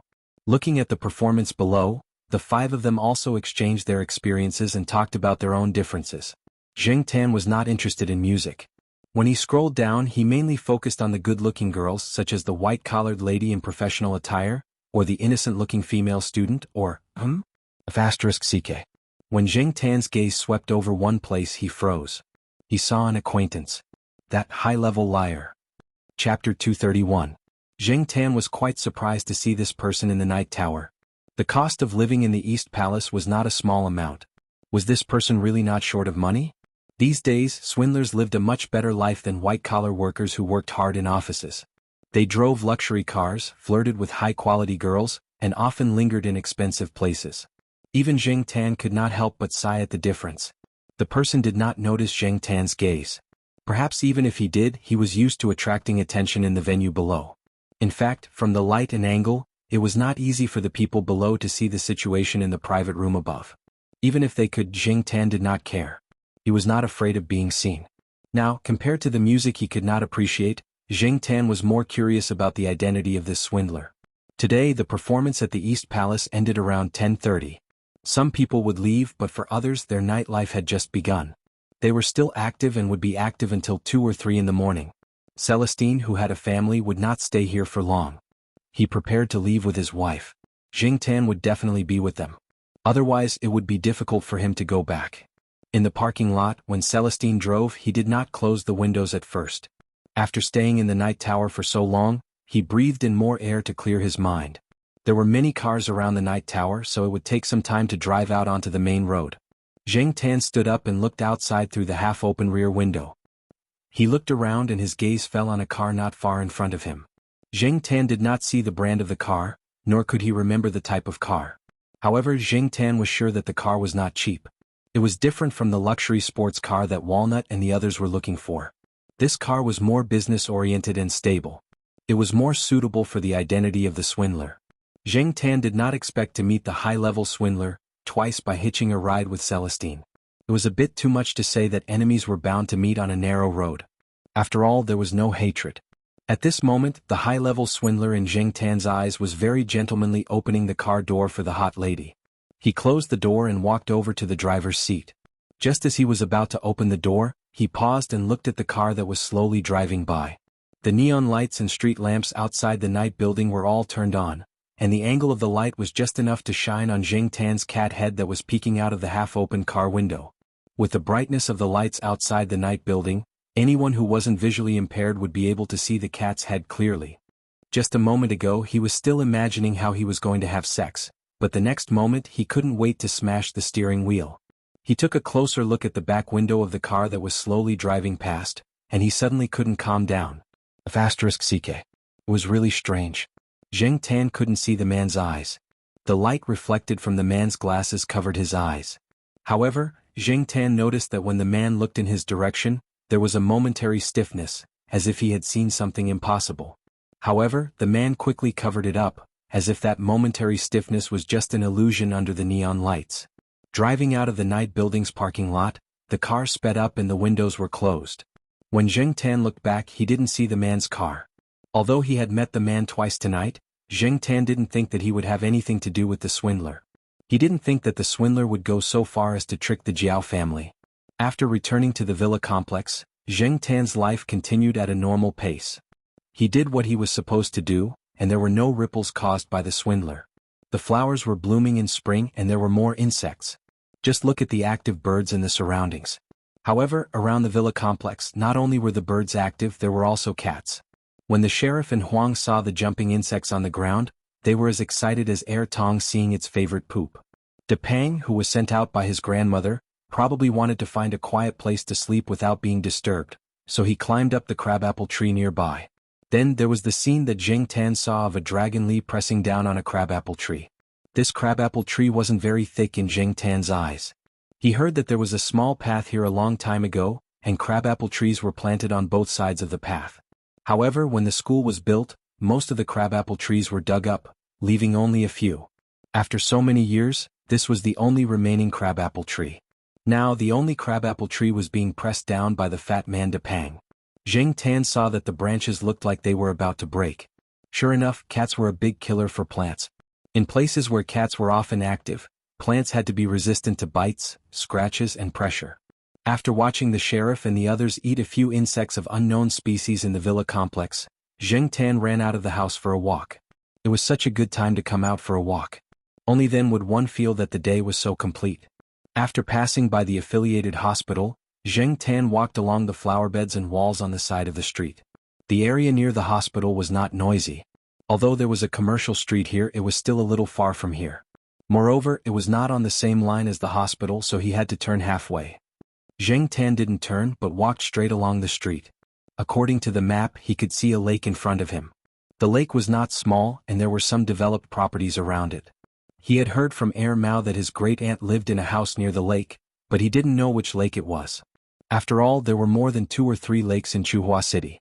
Jing Tan didn't want to visit Air Mao's great-aunt. That old woman was too difficult to please, and he wasn't in the mood to visit her.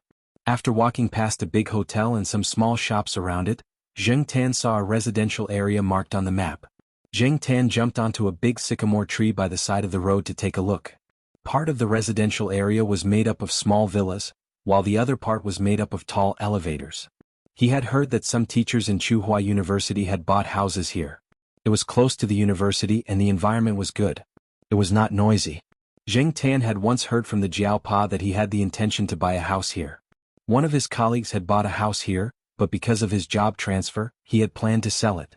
The Jiaopa had gone over to check it out, but he felt that the neighbors there were not good, so he didn't buy it. However, Jing Tan was glad that the Jiaopa didn't buy it. In comparison, he was actually more inclined to buy a house in the East District. To Jing Tan, it didn't matter if the place was small or not. What was important was the place to play and playmates. After climbing over the wall on the side, Jing Tan walked along some small paths inside. The greenery here was really good. No wonder the Jiaopa had taken a liking to this place. He had heard that the Jiaopa had invited an old professor who was in the field of landscape design to come here. A little Pekingese barked in its yard. When it saw Jing Tan, it barked fiercely. Unfortunately, it couldn't come out. Jing Tan ignored it and continued to look at the surrounding houses and layout with interest. This residential area had been built for a few years. The trees were lush with leaves. Jing Tan even saw a few cats playing there. When they saw Jing Tan, the cats didn't show too much hostility.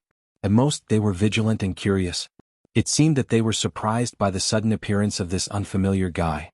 They didn't show any hostility, and Jing Tan didn't have the intention to fight for territory. They went their own ways. The residential area near the lake was built with high fences not far from the lake. Outside the fences was a road that could accommodate 2 cars at the same time. On the other side of the road was a green belt and on the other side was the lake. There were all kinds of warning signs and fences by the lake. Many incidents of people falling into the lake had happened around this area. Coming out of the residential area, Jing Tan walked along the road near the lake. He jumped onto a tree and looked around to identify the road ahead. Unexpectedly, Jing Tan really found something that interested him. It was a car, a high-end car, and it looked quite familiar. Jing Tan wasn't sure if it was the same car that he saw at the night building that day. He jumped down the tree and walked over the fence. The place where the car was parked was still the villa area. In fact, the villas in this area all looked similar. Except for the few that the owners had specially spent a lot of effort to decorate, there wasn't much difference. Jing Tan looked at the house number of the villa and listened to the movements inside. There were voices in the house. There were 2 people talking. One was the liar in Jing Tan's eyes, and the other was the old lady that Jing Tan saw at the hospital. The atmosphere of the 2 people's conversation was quite relaxed. Jing Tan heard the old lady laugh. It turned out that the old lady lived here. The door was closed, but the window next to it wasn't closed. Jing Tan listened to the conversation from under the window. The general content seemed to be that because something had happened to a colleague in the company, the senior liar sent the colleague to the hospital for a checkup and then sent her home.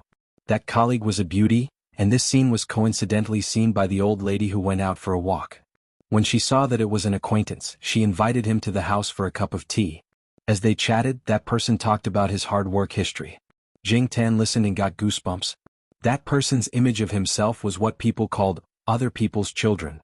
He was born poor, had a miserable life, had excellent grades, worked hard, had the courage to work hard, had the ability, entered a big company, was valued by the boss, and finally became a social elite.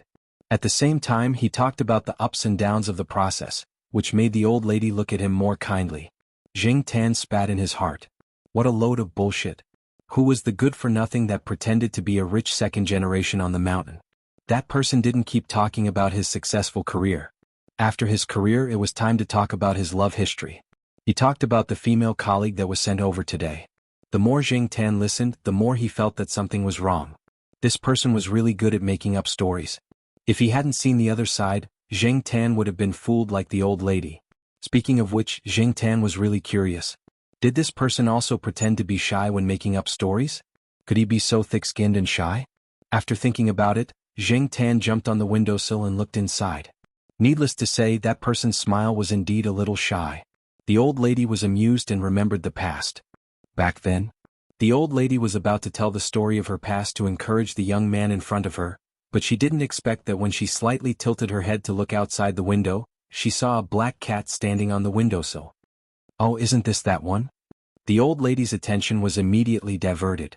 She called the housekeeper to see if there was any suitable food to feed the cat. A certain liar who was sitting on the sofa with a cup of tea in his hand couldn't help but twitch his face.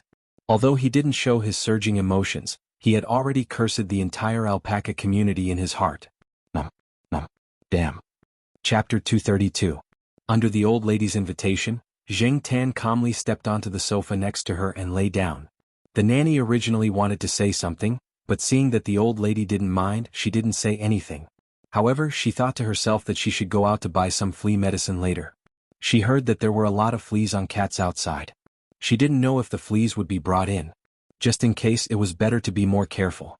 Jing Tan noticed that the nanny's attitude towards him wasn't very good, but she didn't have any bad intentions. At most, she was a little annoyed, which could be ignored. The nanny put a small bowl of warm fish soup on the small tea table next to the sofa. Jing Tan sniffed it but didn't eat it. He wasn't hungry now, and when he was outside he wouldn't eat anything randomly. In fact, the most important thing was that there was half a fish head in the bowl. Jing Tan didn't like fish heads. The nanny looked at the old lady and asked if she wanted to change the food. The old lady glanced at the cat on the sofa and waved her hand. Leave it there for now. After that, the old lady looked at the man again. I saw this cat when I was in the hospital. I feel that this cat and I are quite fated. I was wondering if it was a cat raised by someone nearby. I didn't expect to see it here. Although the man sitting on the other sofa smiled and listened to the old lady's words, he was roaring in his heart. He didn't feel that he had any fate with this cat. He just felt that he and the cat didn't get along well. Enemies were bound to meet on a narrow road. The old lady was still sighing about the coincidence and luck of meeting this cat at the hospital and at home. Now that she said this, he had to sigh even more. The man didn't doubt that this cat was the same one he met before the new year. He still had a good eyesight. After so many years, this was the first time he met such an evil cat. It was a few hours' drive from Chuhua City to the mountainous area. It was possible to meet this cat in the hospital when he came to Chuhua City. It was also possible to meet this cat when he went out at night to get high. Now, it was even possible to meet this cat when he came out to find a target to talk to. What should he say? What fate? The fate of cat poop. The cat just squatted there, not barking or eating. It just looked at you as if it was mocking you. Its eyes seemed to be saying, "Lie, why don't you King continue lying?" How could this not be depressing? Hey Xiaogao, where were we just now? The old lady finally turned the topic back. Jing Tan looked at little Gao. He remembered that the fake ID in Walnut's hands didn't have the surname, Gao. Xiaogao obviously also noticed the way the cat on the sofa 2 steps away was looking at him. Although the atmosphere and mood had changed, Xiaogao was quite skillful. It was as if he had not experienced the black cat's disdainful look just now. With a perfect smile, he maintained the same expression and tone as before and said, "You were just about to tell me your story." In this day and age, who wasn't thick-skinned and tough enough to deal with all kinds of unexpected situations? Oh yes, here we are. The old lady smoothed out the wrinkles on her clothes, took a deep breath and seemed to be reminiscing. Xiaogao, gently put down the teacup as if he was afraid to disturb the old lady's memories. He calmed down and prepared to listen to the old lady's story to confirm if this was the person he was looking for. This was his third suspect and also the most likely one. If he could confirm it, this task could be completed smoothly. Just as the two of them began to build up their emotions again, ding ding ding ding ding, the sound of the spoon stirring was heard, pulling the old lady's thoughts back from her memories. She looked up and saw that the black cat was standing up. One of its front paws was supporting itself on the armrest of the sofa, while the other paw was fiddling with the porcelain spoon in the bowl of fish soup on the small tea table next to it. The old lady didn't blame Zheng Tan. Instead, she smiled kindly and raised her hand to pat Zheng Tan's head. Zheng Tan dodged, but he didn't fiddle with the spoon again. He seemed to be very well behaved as he sat on the sofa. When the old lady started to talk about the past with Xiao Gao, Zheng Tan's side started to rumble again. Zheng Tan guessed that this person was probably trying to get some information from the old lady. Zheng Tan had a good impression of this old lady. On the contrary, when he saw this pretentious young man wearing a thick mask in front of him, Zheng Tan couldn't help but want to make things difficult for him.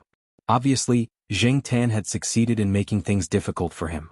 Even if Xiao Gao still maintained a nearly perfect expression on his face, he actually wanted to hold his chest and vomit blood. Many times, opportunities didn't come so easily. They couldn't appear abrupt and they couldn't make people wary. If they missed one, they would have to wait for who knows how long before they could find the next good opportunity. For Xiao Gao, this task, in his opinion, had progressed to this point without any difficulty. It was easy to get information, but he didn't expect that after the appearance of this cat, things wouldn't go so smoothly. F***ck, he was against the black cat, wasn't he? No wonder he always heard people say that encountering a black cat was unlucky. Xiao Gao now had a deep understanding. After encountering the black cat that night, he left the night building, and on the way his car tire burst once. He was really unlucky. After being interrupted by Zheng Tan several times, the old lady lost interest in continuing to recall, but she didn't have any dissatisfaction with Zheng Tan. She only said to Xiao Gao, "Young man, you have to seize the opportunity. I missed it when I was young. Even if I regret it now, it won't help." Xiao Gao's eyes flashed slightly, but he didn't continue to ask too much. So much time had passed, so he politely said goodbye to the old lady. When he left, he seemed to inadvertently glance at the black cat on the sofa. Zheng Tan stared back at him, but intuition told him that this guy was actually full of tricks, and was probably thinking about how to fight back in the future. After Xiao Gao left, the old lady took Zheng Tan to the backyard to see the flowers she planted. She also asked Zheng Tan to come and accompany her when he had time. The old lady actually didn't expect the cat in front of her to understand anything. She just sometimes wanted to find a suitable person to talk to, especially when she was recalling some things in the past. The old lady sat on the rattan chair in the backyard and sighed. It's been almost 60 years. Zheng Tan didn't quite understand why the old lady sighed, but after thinking about it, he guessed that it had something to do with the purpose of Xiao Gao coming over. Unfortunately, the old lady didn't want to talk about it now. It's okay. When he had the mood to come here for a walk in the future, he could come here to eat and drink. He would probably be able to hear the old lady reminiscing about the past. On the other side, Xiao Gao left the old lady's villa and drove along the lake, preparing to leave the residential area from this road. At this time his cell phone rang. Xiao Gao stopped the car by the side, looked at the golden turtle on the screen and answered the phone. "Hello, Liuba, are you busy now? There's an order that I can't accept. I want to see if you're interested," the person on the other side said. "Tell me about it." The Xiao Gao the old lady was talking about and the Liuba, the person on the other side of the phone said. His tone was not as humble as when he was talking to the old lady just now. At this moment he sounded more casual, as if there were not many things that he cared about. After hearing a few words from the person on the other side of the phone, Liuba interrupted, "The money is too little and it's too boring. I won't accept it." "Well, I also guessed that you would reject it. I'll find someone else," the golden turtle said. In fact, when he decided to make the call, he thought that Liuba probably wouldn't be interested in this order.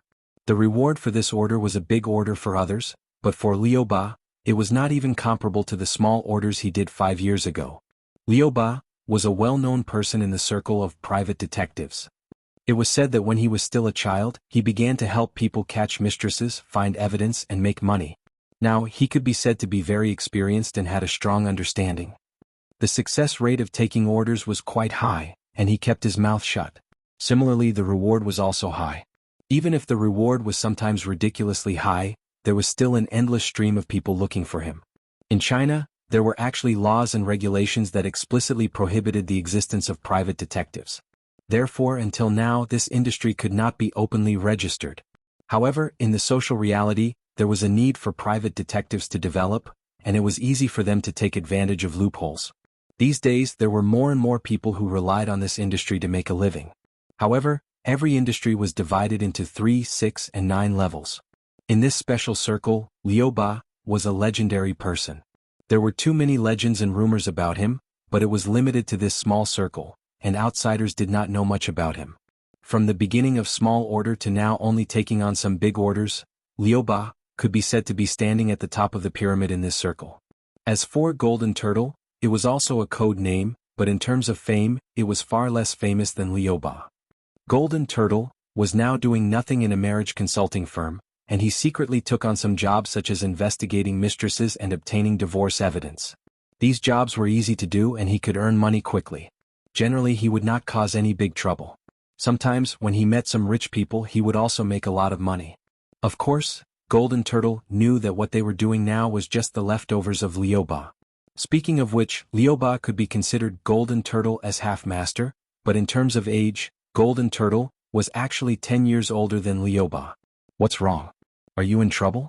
Could it be that some ignorant person offended you again? Golden Turtle could tell from the other party's words that this person was not in a good mood. Liu Ba sneered, "You speak as if I'm a scourge. Let me think. The last person who offended you suddenly fainted when he was having sex with his wife. The guy who offended you suddenly coughed up blood during an interview, causing the public to speculate about him. The guy who offended you suddenly coughed up blood during an interview, causing the public to speculate about him. The guy who offended you before that suddenly broke his arm when he was dancing. I don't know if he's out of the hospital now. Sigh, this is only what I know. I believe and deeply believe that these people are only a small part of you. There are still a lot of people I don't know about. So, I'm curious. Which unlucky person offended you this time?" Liu Ba chewed gum and blew a bubble. When the bubble burst, she slowly said, "A cat." "What?" I said, "The one who caused me trouble this time was a cat." Chapter 233. Although the man and the cat hated each other, Liu Ba usually wouldn't care about anything else before she completed the task at hand. Even if she had a personal grudge against someone or didn't like them, she wouldn't immediately seek revenge. The task at hand was more important. Therefore, Zheng Tan's life was still peaceful for a period of time. Sometimes he would wander around the residential area by the lake. If he went there in the afternoon, he could have afternoon tea and temporarily fill his stomach. What Zheng Tan wanted to do was listen to the old lady's complaints. The old lady's son would often visit her. Even if he could not make it, he would call to ask about her. The family hired a nanny to take care of the old lady.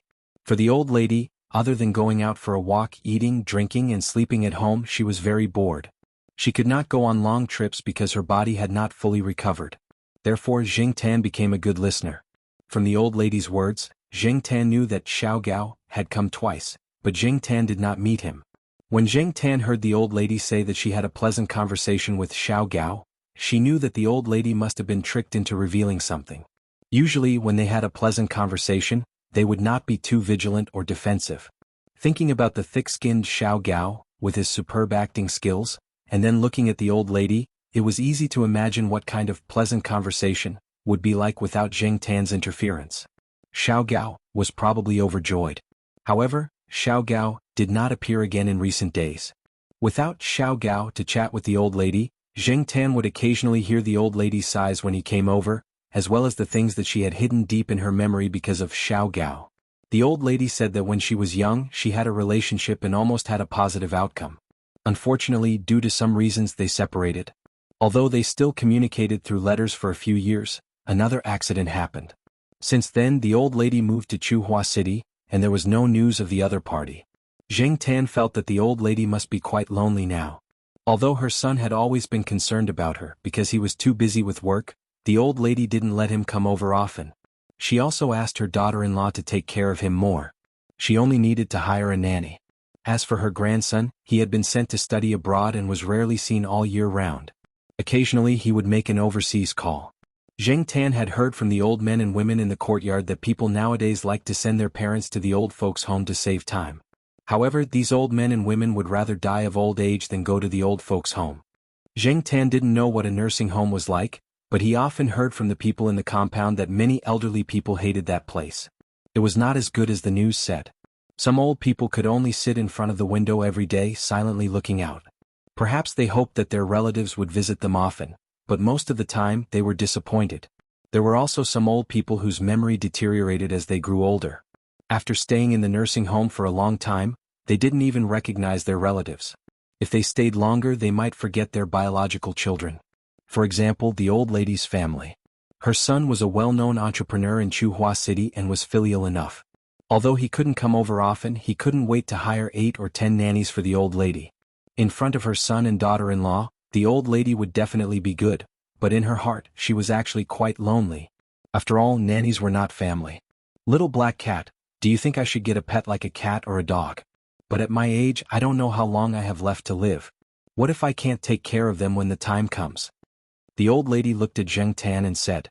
Zheng Tan avoided the old lady's hand that reached out to touch the cat's head. He thought to himself, how am I small? In fact, Zheng Tan had seen many people in the same situation as this old lady. In the courtyard, there were many old people whose spouses had passed away early, and their children were not by their side. For example, Depang's old lady. However, although Depang's old lady lived in a smaller place than here, and the living conditions were not as good as here, the old lady lived quite comfortably. At home, she had Depang to accompany her, and outside there were many old men and women in the courtyard to chat, sing and joke. Compared to the old lady in front of him, she was much better. It was no wonder that Depang's old lady was only willing to stay in the courtyard and not agree to her son moving out. Today Zheng Tan took a stroll to the residential area again. When he got in through the iron fence and was about to visit the old lady and listen to her nagging, he found that the house was very lively today. There were a few cars parked outside the house, and they were all high-end cars worth millions. Looking at the license plates, 2 of them were not local but Nanjing license plates. There were a few people sitting in the house.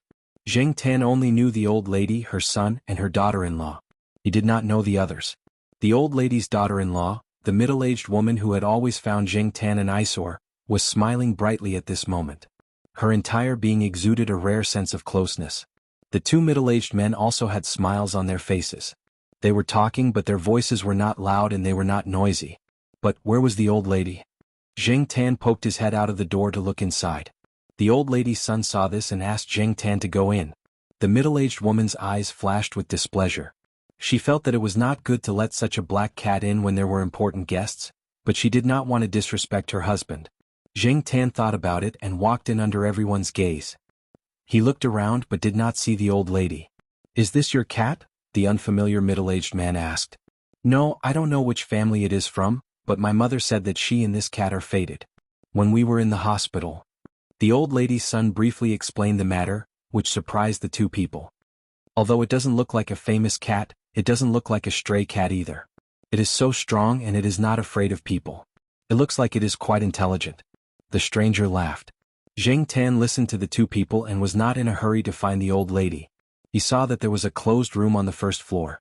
That was where the old lady usually took her lunch break. She was probably in there now.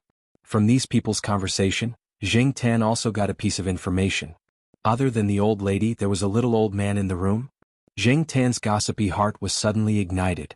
2 days ago he was still listening to the old lady sigh about the past, and now there was an old man. This was the rhythm of the old lady finding a partner. However, the more he listened to these people's conversation, the more Zheng Tan felt that something was wrong. It turned out that this old man was the one that the old lady had been sighing about some time ago. He heard that these 2 old people were engaged when they were young, but then they went their separate ways. It had been almost 60 years since they separated. According to the conversation in the living room, these 2 old people who were still single wanted to get back together again. In fact, what surprised Zheng Tan the most was not that these 2 old people had gotten back together after 60 years, but what the unfamiliar middle-aged man said when he talked about Xiao Gao. The middle-aged man said that Xiao Gao was a department manager in his company. Some time ago he was in contact with the old lady's son. Now he was transferred to another place, so he was no longer in charge of some business in Chuhua City. Soon there would be new people coming to contact them. Hearing the other party say this, the old lady's son did not ask any more questions. He even praised Xiao Gao as a very good and capable young man. Zheng Tan carefully observed the unfamiliar middle-aged man. The other party did not have any intention to talk about Xiao Gao. After a while he chuckled and left. Zheng Tan thought about some of the things that had happened before. After listening to the conversation, he guessed that the unfamiliar middle-aged man wanted to find someone because of his father, so he contacted Xiao Gao. As for how Xiao Gao made a deal with the other party, how he got the title of department manager, and how he found out, Zheng Tan did not know. He did not need to find out. He also did not believe that the two old people getting back together, that the unfamiliar middle-aged man said was a coincidence. He only needed to look at the results now. In any case, whether or not the two old people getting back together was planned by the other party, now that the two old people had gotten back together, it was a good thing for both old people. The business cooperation between these two successful people would probably take a step forward. No matter how you looked at it, it was a good thing. Zheng Tan did not stay for long and left. He guessed that the two old people who had reunited after almost 60 years would definitely have a lot to talk about. To Zheng Tan, the old lady's family was just a passerby in his life. He did not need to spend too much time and energy on them, even if they were rich and had extraordinary identities. What really mattered was the Jiao family. At night, the 3 Jiao family members and a cat were sitting on the sofa watching a martial arts drama on TV. Zheng Tan was sleepy and kept yawning. Suddenly, he heard little Pomelo beside him say, "There's something wrong with the sound in the drama." Zheng Tan looked at the scene on TV and pricked up his ears to listen. The scene on TV was of the main character in a deep mountain. The background sound was the sound of birds chirping. There were also a few scenes that were dedicated to the birds. Zheng Tan looked at it carefully a few times and did not feel that there was anything wrong with the sound of the birds. Jiao Yuan thought for a while and said, "You are saying that the bird in the drama should be a big cuckoo, but the TV is playing the sound of 4 cuckoo?" "Yes." Little Pomelo nodded. "Hey, you can even see that. You are so observant. I didn't notice it just now." Jiao Yuan patted his thigh excitedly and ran to the master bedroom. He pulled out a book from his father's bookshelf and flipped through it. Then he started to discuss with little Pomelo about the differences between the different species of cuckoos in the rhododendron genus and which species was the cuckoo bird. Jiao Ma did not know much about this, but she did not object to the children's behavior. Sometimes it was good to be serious about something. It was good to watch TV and find bugs occasionally. At least they could learn more from it. As for Zheng Tan, he had seen this kind of bird in school and heard it call out. It was the kind that sang 4 times, which was what little Pomelo said. Zheng Tan was thinking about the cuckoo birds that always jumped around the courtyard tomorrow when he heard Jiao Yuan read, "The cuckoo bird and the swallow are both symbols of male virginity. In ancient times, the villagers sacrificed them during the spring festival to pray for fertility." Before Jiao Yuan could finish reading, Jiao Ma slapped the book out of Jiao Yuan's hand and put it on the highest shelf. "Watch TV. If you don't want to watch it, take a shower and go to bed." Hearing Jiao Ma's words, Jiao Yuan pursed his lips and went to sit in the living room. Little Pomelo did not say much. She did not really understand what Jiao Yuan was reading, but seeing Jiao Ma's helpless face, she did not ask Jiao Yuan. Zheng Tan tugged at her ears. It was not easy for a child to be so serious. The next day, Zheng Tan didn't go to the residential area by the lake today. She didn't want to disturb the old lady's reunion, so she started to wander around looking for the cuckoos that the 2 children had mentioned last night. She didn't expect to see those birds that she usually saw today, but she couldn't find a single one today. Zheng Tan wanted to change his path and continue his search. Suddenly he stopped in his tracks and looked diagonally ahead. There was a person standing about 10 meters away. Yesterday he heard that this person was transferred to another place. Today he saw him here. Chapter 234. At this moment, Xiao Gao was looking at Zheng Tan and walking towards him. As soon as Zheng Tan saw the malicious light in this guy's eyes, he knew that he was going to take revenge. It must be because of what he did to him a few days ago. However, Zheng Tan didn't immediately run away. He wanted to see what this person was going to do. He didn't feel that it was too dangerous, but he was curious about how this person was going to take revenge. As Xiao Gao walked towards Zheng Tan, his hand reached out to the sports bag he was carrying. The bag was bulging and stuffed with things. Moreover, looking at the bag's tight strap, it was probably quite heavy. He didn't know what it was. What was in it? Zheng Tan stared at the other party. Xiao Gao didn't seem to have any intention of taking things out of the bag immediately. He was probably waiting for the best opportunity. Looking at the person getting closer and closer, Zheng Tan retracted his foot and assumed a posture ready to slip away at any time. As long as he felt something was wrong, he would run. When Xiao Gao suddenly took out the things in the bag, Zheng Tan turned around and ran to the side. The place he chose was mainly a small forest with more trees. While running, Zheng Tan kept cursing Xiao Gao in his heart. *CK, this guy actually bought a squirt gun. Wasn't this thing for children to play with? Yes, Xiao Gao was holding a squirt gun that looked like a toy. Unlike other toys, he had modified this squirt gun. The distance and accuracy of the squirt gun were much higher than those of ordinary toy guns. Zheng Tan heard the sound of water hitting the leaves of a nearby plant. He quickly changed his direction, but he was still shot a few times. The water this person sprayed had a lemon-like smell. Zheng Tan didn't think too much about this smell. He just didn't know what the other party meant by spraying water with a lemon-like smell. If it was just ordinary lemonade, he wouldn't be afraid at all. This little bit of attack power was nothing to Zheng Tan. Anyway, he just needed to go back and take a shower. The people behind him saw the cat running further and further away, but they did not give up. Zheng Tan heard the footsteps behind him. There weren't many people walking around. Even if someone saw this scene, they might not know what was going on. They wouldn't stand up and meddle in other people's business before figuring out what was going on. However, Zheng Tan wasn't in a hurry. After all, this was Tsinghua University. This was Zheng Tan's territory. He had been here for nearly 3 years, so he was naturally very familiar with this place. He even knew what time, who, where, and what they were doing. From the moment Zheng Tan bumped into Xiao Gao and noticed this person's malicious gaze, he already had an escape route in mind. Xiao Gao slowed down after chasing him for a while. He opened the cloth bag and there was a mineral water bottle inside. It was filled with water that he had specially prepared. There was no more water in the water gun. Xiao Gao quickly opened the bottle cap, filled the water gun with water, and continued to chase. He knew which direction the cat ran in, and even if he lost it now, he could meet it again when he blocked the cat's home. Xiao Gao passed through a small grassland, turned a corner, and saw the black cat again. But what made the corner of Xiao Gao's eyes twitch was that there was not only a black cat there, but also an adult bulldog. Although the bulldog looked very funny, and there was a black patch where its eyes were, as if it had been beaten by someone, Xiao Gao could not bring himself to laugh. At this moment, the bulldog was staring at him, its crooked triangular eyes flashing with excitement and fierceness. This cat was cunning, but the scene in front of him somewhat subverted Xiao Gao's impression of cats and dogs being at odds. Generally speaking, if cats and dogs got along well, the temperament of one side, especially the temperament of the dog, should be more gentle.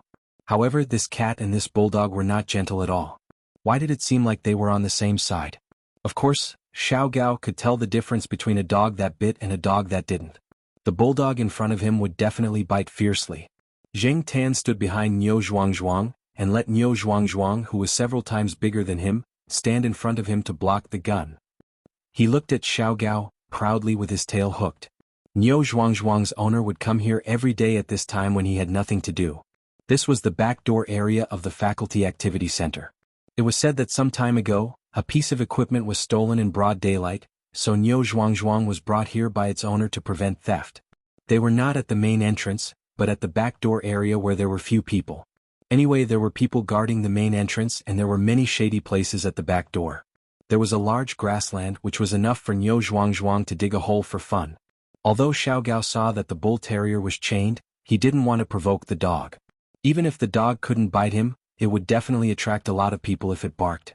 Besides, he always felt that the dog chain wasn't very reliable. "You come out," Xiao Gao whispered behind the dog. Zheng Tan stood behind Niu Zhuangzhuang and raised his chin at Xiao Gao. "I won't go out, what can you do to me?" Xiao Gao stood there and waited for a while until the phone in his pocket rang. He glanced at the cat, turned around and left in another direction. He picked up the phone and began to talk. Seeing that Xiao Gao was far away, Zheng Tan pushed Niu Zhuangzhuang, who was wagging its tail and rubbing against him, to the side. He stood up and patted its head, thinking about when he would drag some bones to reward this guy. Looking in the direction Xiao Gao left, Zheng Tan lifted his feet and walked in that direction. He didn't walk far before he heard Xiao Gao answering the phone. That person was sitting in the woods next to the plastic basketball court, facing the basketball court. Usually Zheng Tan would hang around here. There was a sports field not far from the basketball court. He often sat in the woods behind the stands thinking about his cat life. Xiao Gao looked back and didn't pay attention to Zheng Tan anymore, but continued to talk on the phone. "What are you doing?" Are you free now? Golden Tortoise asked. Nothing, I'm taking revenge on the cat. By the way, didn't you say last time that cats hate the smell of lemons? It didn't work. My cat really hated lemons. After I wiped the sofa with lemons, my cat never scratched it again. Every time it saw me take a lemon, it would avoid it. But since you said lemons don't work, you can try the essential balm next time. My neighbor also has a cat, and his cat hates essential balm. If I have that much time, I might as well take on a big job. Golden Tortoise laughed. Actually, I don't understand. Why are you arguing with a cat? It's just a cat. Because they had a good relationship, Golden Tortoise often spoke casually. Okay, let's not talk about this. Tell me why you're calling. Okay, there's a big job that I can't take on. I'm just helping someone to contact you. They've heard of your name, Lu Ba, and they want you to take over. The price is negotiable. After saying that, he hung up the phone. Xiao Gao, who was Lu Ba by Golden Tortoise, put the phone back into his pocket and sneered. He wasn't laughing at others, he was laughing at himself. There was no need for that. Time was money. If he had the time, he might as well earn money or sleep with a girl. Why would he come here to spray a cat with a squirt gun? He felt childish just thinking about it. He felt that his IQ was lowered when he met a cat. But Lu Ba looked at the black cat hiding behind a tree and looking at him. He felt helpless. This cat was different from ordinary cats. He had seen all kinds of people and pets in the outside world, but there were very few like this black cat. To put it nicely, it was spiritual. To put it bluntly, it was evil. Whether it was a human or a spiritual animal, it wasn't easy for them to come to this world. Generally, unless it was a matter of life and death, Lu Ba wouldn't kill someone directly. He liked to do all kinds of interesting jobs to make money, but he always had a limit. He knew that if he exceeded this limit, he might not be able to live as leisurely as he wanted. Forget it. The squirt gun had been sprayed and the cat had been shot a few times. Just take it as revenge. There was no need to be so calculative with a cat. He lit a cigarette but didn't take a few puffs. He held it between his fingers and looked at the basketball court in silence. Zheng Tan couldn't see his expression at this moment, but he felt that this person suddenly became deep and had a sense of vicissitudes. Was he pretending again? When the cigarette in his hand was almost burnt out, Xiao Gao flicked the cigarette but into the trash can a few meters away. He stood up, stretched his arms and took a deep breath. He looked at the sweaty young students on the basketball court and sighed, "My youth." He paused and thought of something. He changed his tune and sang, "Birds Don't Come Back." As soon as he finished singing, Zheng Tan saw a blue shadow fly across the sky and stop on a tall sycamore tree branch beside the basketball court. Lu Ba obviously saw it too. He raised his eyebrows. He didn't expect that someone would raise such a rare animal in this place. Moreover, he was confident enough to let the bird run out on its own. Even if there was a positioning ring, it wouldn't be safe, right? Unless the other party was confident. Lu Ba, who was about to leave, sat down again and looked at the bird on the tree with interest. There were many people on the basketball court. Obviously, there was a competition. It wasn't a formal competition, but a friendly competition between different schools and classes.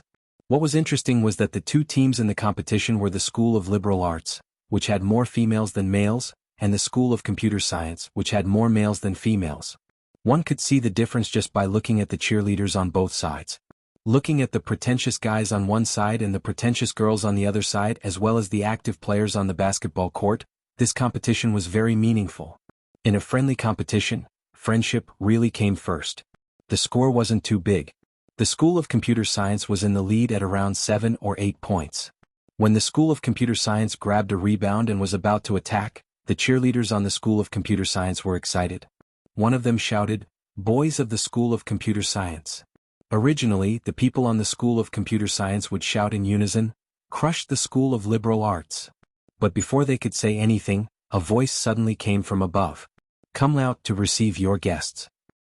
Lu Ba, who had just opened a new bottle of mineral water because he was thirsty, spat out the water in his mouth. On the other side of the basketball court, the School of Computer Science's power forward, who was about to make a cool hook shot, stumbled.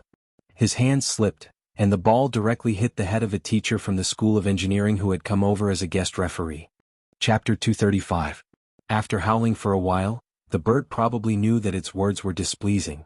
Before the people at the basketball court could kick up a fuss, the bird hurriedly flew away again. Zheng Tan followed the bird's flight path and saw a family car parked on a road not far from here. Zheng Tan recognized the car.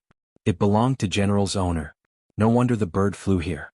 Its owner probably came here to look for someone and took it out for a walk. During this period of time, the bird was more restricted.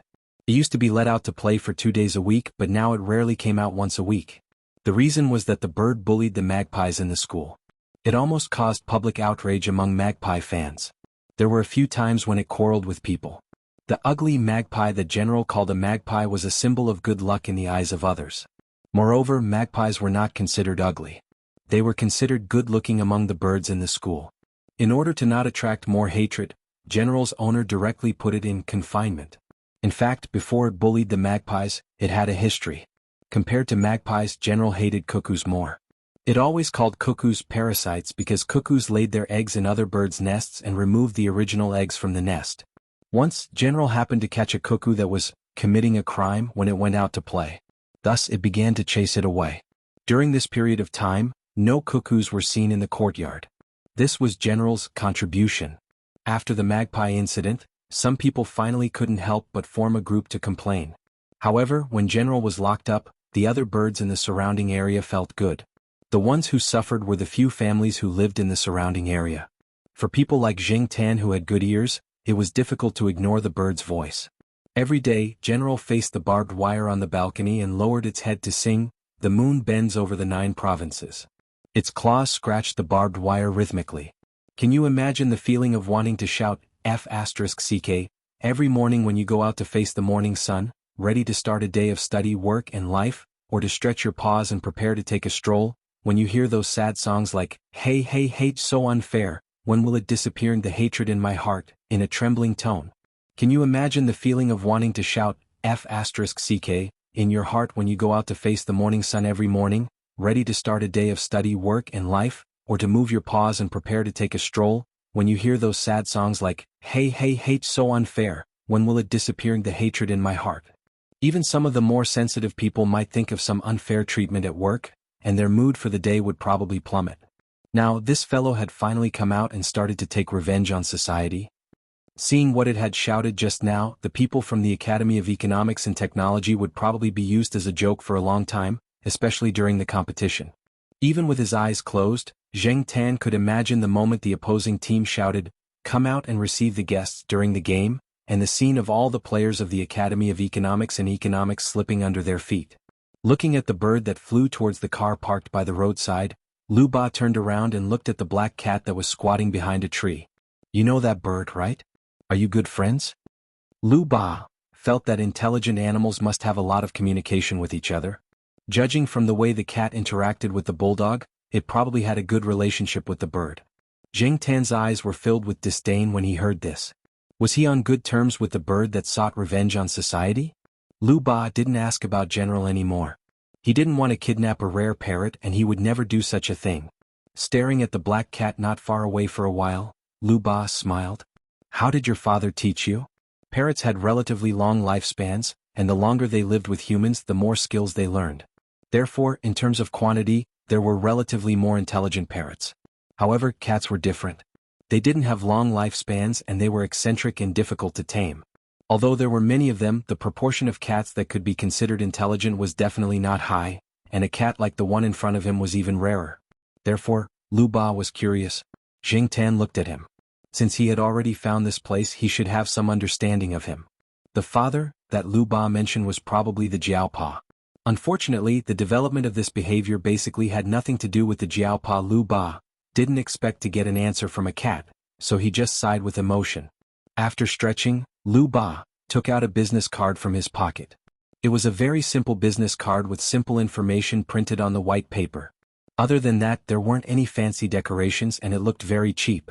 Lu Ba put the business card where he was sitting and looked at the black cat not far away. Marriage, divorce, mistresses looking for people to beat people up, making fake certificates and false accounts, business espionage, private consulting, and so on. Other than murder, arson, and some other things that are beyond my ability, everything is negotiable as long as you can afford it. My credibility is guaranteed, and I will keep the privacy of my clients absolutely confidential. Of course, we only accept high-class orders. Don't bother me with small orders. It's a waste of time. After saying that, Lu Ba put down the business card, turned around, and left. He didn't expect the cat to understand much of what he said. He said all this and put the business card here purely on a whim. There were all kinds of business cards and flyers thrown into the trash can on campus. In many people's eyes, such an inconspicuous business card would be thrown away, so Lu Ba didn't have much hope that this business card would be used. After making sure that Lu Ba had left, Zheng Tan walked over and looked at the business card that was put there. From a professional point of view, this business card was really unqualified. If the teachers with obsessive-compulsive disorder saw it, they would definitely criticize it. There wasn't much introduction on the business card. There were only two things. One was the number 68 in the middle, which was probably a code name. The second was the email address below the number. Other than that, there was no other information. Just by looking at this business card, Zheng Tan couldn't imagine what the person had said before he left to introduce his business. After staring at the business card for a while, Zheng Tan hesitated for a while. Then he stretched his neck and sniffed it. He didn't smell anything strange and the business card wasn't dirty. After thinking for a while, Zheng Tan opened his mouth and bit the corner of the business card, then ran home. After returning home, Zheng Tan put the business card in the hidden drawer of his cat tree. That drawer was specially used for storing business cards. Zheng Tan didn't know if he would need this business card in the future, but it wouldn't take much effort to keep it, so he just put it there for now. After Lu Ba left, Zheng Tan didn't see him in the next few days when he wandered around the campus. When he was free, Zheng Tan would go to the affiliated hospital and visit the old lady in the residential area by the lake. Now the old lady was living a good life. With someone accompanying her, she wasn't lonely and she was smiling a lot more. The old man who was said to be the old lady's lover more than 50 years ago didn't seem like an evil person, but Zheng Tan felt that this person wasn't a harmless and kind person either. Since he was able to build such a big business, he definitely wasn't a simple-minded person. However, this person was really nice to the old lady and that was enough. Perhaps because he loved the old lady, the old man didn't care about other people, but he was nice to Zheng Tan. After all, the old lady's attitude was there. Today when he saw Zheng Tan, the old man came out with food with a smile. When Zheng Tan listened to their conversation, he knew that the old man wanted to take the old lady to the south. It was warm there and there were many connections. The medical treatment there was not inferior to here. If there was anything wrong with the old lady, it would be more convenient for her to receive treatment, and they could also hold a wedding or something. However, the old lady didn't agree. When Zheng Tan went home after wandering around outside, he found that Xiaogua had come. Today was Saturday. Although it wasn't a working day, Xiaogua should be busy. Zhang Ziyan didn't expect him to have time to come here. Looking at the situation in the living room, Xiaogua and Jiaoma had been chatting for a while, but Zhang Ziyan didn't know what they were talking about. Jiaoma frowned. After lying on the sofa and listening for a while, Zheng Tan found out that the Green Wings Association had been invited to participate in an event. It was said that there were several similar organizations at home and abroad participating in this event. As a newly established association, the Green Wings Association needed such an opportunity to expand its influence and gain the recognition of more similar and larger organizations. It was no wonder that Xiaogua valued it so much. If this was successful, there was no doubt that the benefits would be great. As the ace of the obvious pet center, Zheng Tan would definitely be the first to be listed by Xiaogua. This event didn't require them to bring many expensive varieties. Of course, they had to do a good job of keeping up appearances. Expensive varieties that looked good, such as the ones in Little Gui's shop that were responsible for acting cute, would definitely be brought along. Since there was no requirement for expensive breeds or pedigree certificates, with Zheng Tan as the ace, Xiaogua would definitely use it. More than half of the advertisements in the store were supported by this non-expensive black cat, which had no pedigree certificate. There would probably be some programs that would require each family to bring out their trump cards to show off. Other than Zheng Tan, Xiaogua had thought about it all night and couldn't think of a better candidate than this black cat. Although he knew that it wouldn't be easy to convince the Jiao family, Xiaogua still decided to come and persuade the Jiao family. Thus, the scene that Zheng Tan saw when he entered the door was created. After hearing Xiaogua's explanation, Jiao Ma's first reaction was to object. She couldn't leave, so she had to stay at home to take care of the children. She had 2 children at home, so she couldn't just leave. If her cat went somewhere far away, she would be worried too. She had raised her cat for almost 3 years, so she naturally knew her cat's temper. It didn't like cages, hated being put on a leash, was a bit casual, did whatever it wanted, had a bad temper, and was always suspicious. It was fine at home, but it would be hard to take care of outside. Once she listed all of its shortcomings, Jiaoma couldn't stop. The more she thought about it, the more worried she became. Xiaogua persuaded and assured her for an hour, but she still didn't give in. Jiao Ma sent an email to Jiao Pa and complained about what had happened. The next day, after reading the Jiao Pa's reply, Jiao Ma sighed heavily. "It's all because you spoiled it." Jiao Pa meant to let Jing Tan make his own choice. Jing Tan had analyzed the pros and cons last night. He wasn't really interested in being in the limelight, but if Green Wings, a newly established association, was still a weak chicken compared to other large organizations, Jing Tan wouldn't be able to gain much from it. After all, his main source of income now was Xiaogua. His cat still had to feed his family. This was the goal that Jing Tan had set for himself. Xiaogua was the person in charge of this event. If Green Wings lost face, Xiaogua's store would lose face. If Xiaogua's store lost face, Jing Tan wouldn't benefit from it either. Moreover, Xiaogua said that he would only be there for a week, so it wouldn't be long. Chapter 236. After getting Jiao Ma's approval, Xiaogua was very excited. This time he was aiming for a few awards. He wanted to get as many as he could to increase his influence. The time was set at the beginning of June. Xiaogua had been busy preparing for the event and contacting some partners. This time, not only was there an exchange and competition between cats, but there were also related products and food displays. This was the main source of Xiaogua's income. Now that his own brand in his store had been established, he could use this event to promote more. Therefore this time Xiaogua was ambitious and ready to go all out. After spending Children's Day with little Pomelo at home, Jing Tan began to run to the pet center. Xiaogua had made a few mission plans, and Jing Tan had to familiarize himself with them first. Jiao Ma also began to prepare for Jing Tan's long trip. Even though Xiaogua had made all kinds of promises, Jiao Ma was still worried. She worked in front of the computer for more than 3 hours and specially printed out a list to give to Charlie, who was in charge of looking after Jing Tan. She also personally went to the pet center to talk to Charlie for more than an hour. Jing Tan had heard so many things that Jing Tan was tired of hearing them, but he didn't feel disgusted. This feeling of being valued was pretty good. The event location was in Linzhou City. Xiaogua booked a bus and several accompanying cars this time. More than 80% of Xiaogua's team members were with him. It took about 10 hours to drive from Chuhua City to Linzhou City. However, Xiaogua had started to prepare in advance, so he didn't worry about any inconveniences during the 10 hours. There were a total of 6 cats participating in the event, 3 from Xiaogua's store, and cats from other pet stores or clubs of the Green Wings Association. There were other participants in Chuhua City, but those cat owners didn't travel with Xiaogua. When the time came, those cat owners would fly to Linzhou City by themselves. If they wanted to travel together, they would contact Xiaogua. Different from the other cats in cages, Jing Tan had a lot of freedom. He occupied a seat and slept there. Charlie sat next to him. Charlie was now a real cat nanny, and Jing Tan's special nanny during working hours. Charlie looked at the cat sleeping peacefully next to him, and then looked at the person in front of him who had to take the cat out of the cage to comfort it because the cat he was taking care of kept crying. He sighed in his heart. The cats he took care of had different temperaments and personalities. Each cat had its own advantages and each had its own troubles.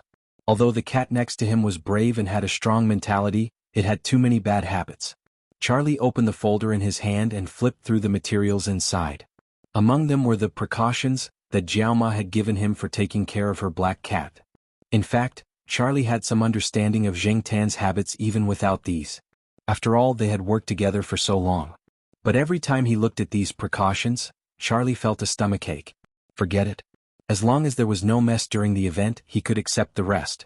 Midway, the team stopped to rest for a while, eat lunch and go to the bathroom. Jing Tan also asked Charlie to take him to the bathroom during mealtime. He never used cat litter, only the bathroom. After eating and drinking to her heart's content, Jing Tan returned to the car and continued to sleep without a care in the world. Charlie sent a text message to his girlfriend. Cats nowadays are really hard to take care of. But the difference this time was that there was an extra person and a cat on the bus. This cat came from a club in Chuhua City. The owner of the cat was a woman in her 40s or 50s. She had taken her cat to sit in the car at the back. She probably felt that the car was too boring, so she came to the bus after resting. Now she was bragging about how good her cat was, how delicate it was, and how many awards it had won in the past. Jing Tan had been sleeping well, but he was woken up by the woman's shrill voice. At this time, many people on the bus were preparing to rest, but they didn't expect that there would be an extra person. It was said that this woman's husband was also a vice president in the Green Wings Association, but he didn't have as much authority as Xiaogua. But the people on the bus still had to give her some face. Even if they were annoyed, they didn't show it on their faces. Zheng Tan couldn't stand it. This woman was too noisy and he was annoyed just listening to her. He got up and looked over there. The cat in the woman's arms was a foreign short-haired cat. It looked really cute and well-behaved, but its owner was too noisy. Maybe it noticed Zheng Tan's unkind gaze, but the cat glanced at Zheng Tan, and then shrank into its owner's arms.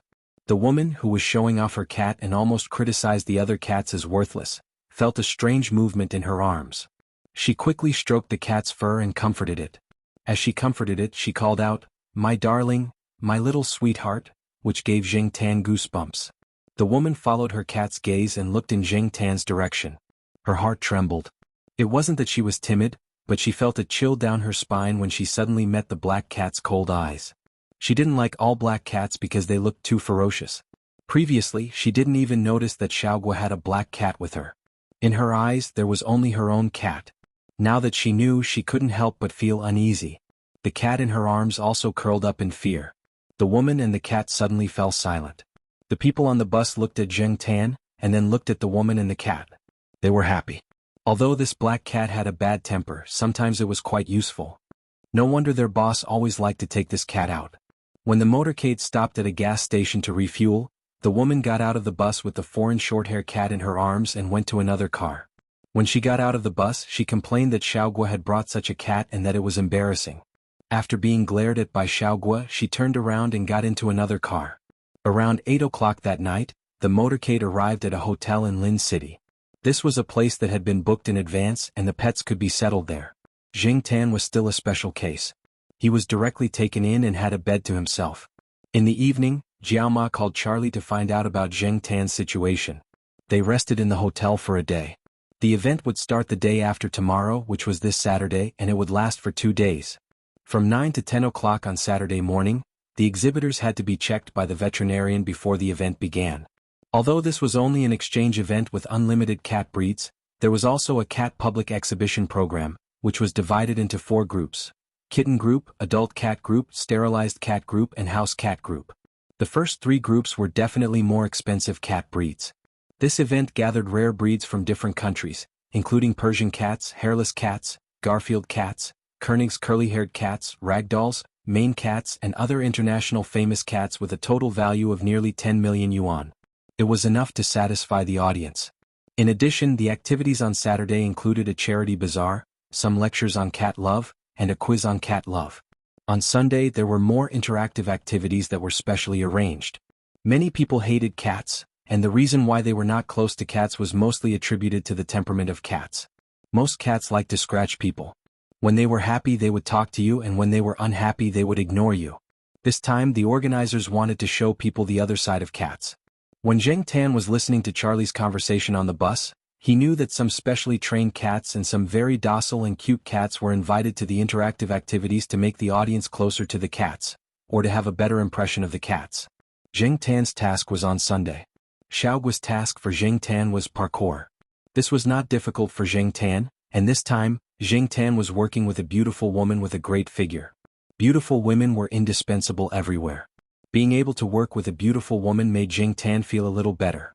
He heard that there would be lectures on pet health and medical treatment, consultations, exchanges on pet cat daily care techniques, and a series of activities for pet cats, such as free beauty treatments, epidemic prevention, and physical examinations for pet cats. The purpose was to spread the concept of a fashionable and healthy cat love life. There would definitely be a lot of people and a lot of cats. On Saturday, Zheng Tan and the other participating cats were inspected. Here Zheng Tan saw all kinds of cats. There were a few hairless cats. Zheng Tan stared at them for a long time. Fortunately, the temperature was still warm. If it was winter, he would have to wear clothes and stay in a heated room. There were also curly-haired cats and curly-eared cats. Zheng Tan looked at them with interest. He was used to seeing foreign short-haired cats with a flat face. Looking at these strange cats was a novelty, especially from the perspective of a cat.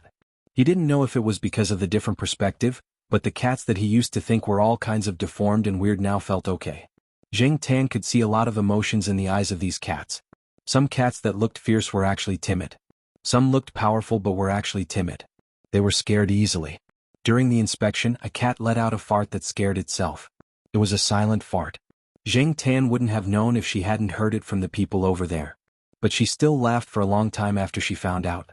Looking at all kinds of cats, Jing Tan thought, what would happen if Peanut Candy came? However, it was better not to think too much about the impossible. Peanut Candy had always been left alone. Li Yuanba had personally taken care of it since it was young.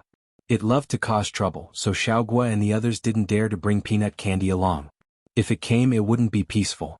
It was said that the total value of the cats participating in the exhibition was close to 10 million yuan. If it accidentally scratched the champion cats, Xiaogua would have to pay a lot of compensation. In the venue, charmingly naive Persian cats and chubby British short-hair cats stared at the people coming and going with their big watery eyes. Occasionally they would call out to their owners who were holding them. Looking at how calm they were, it probably wasn't their first time participating in this kind of event.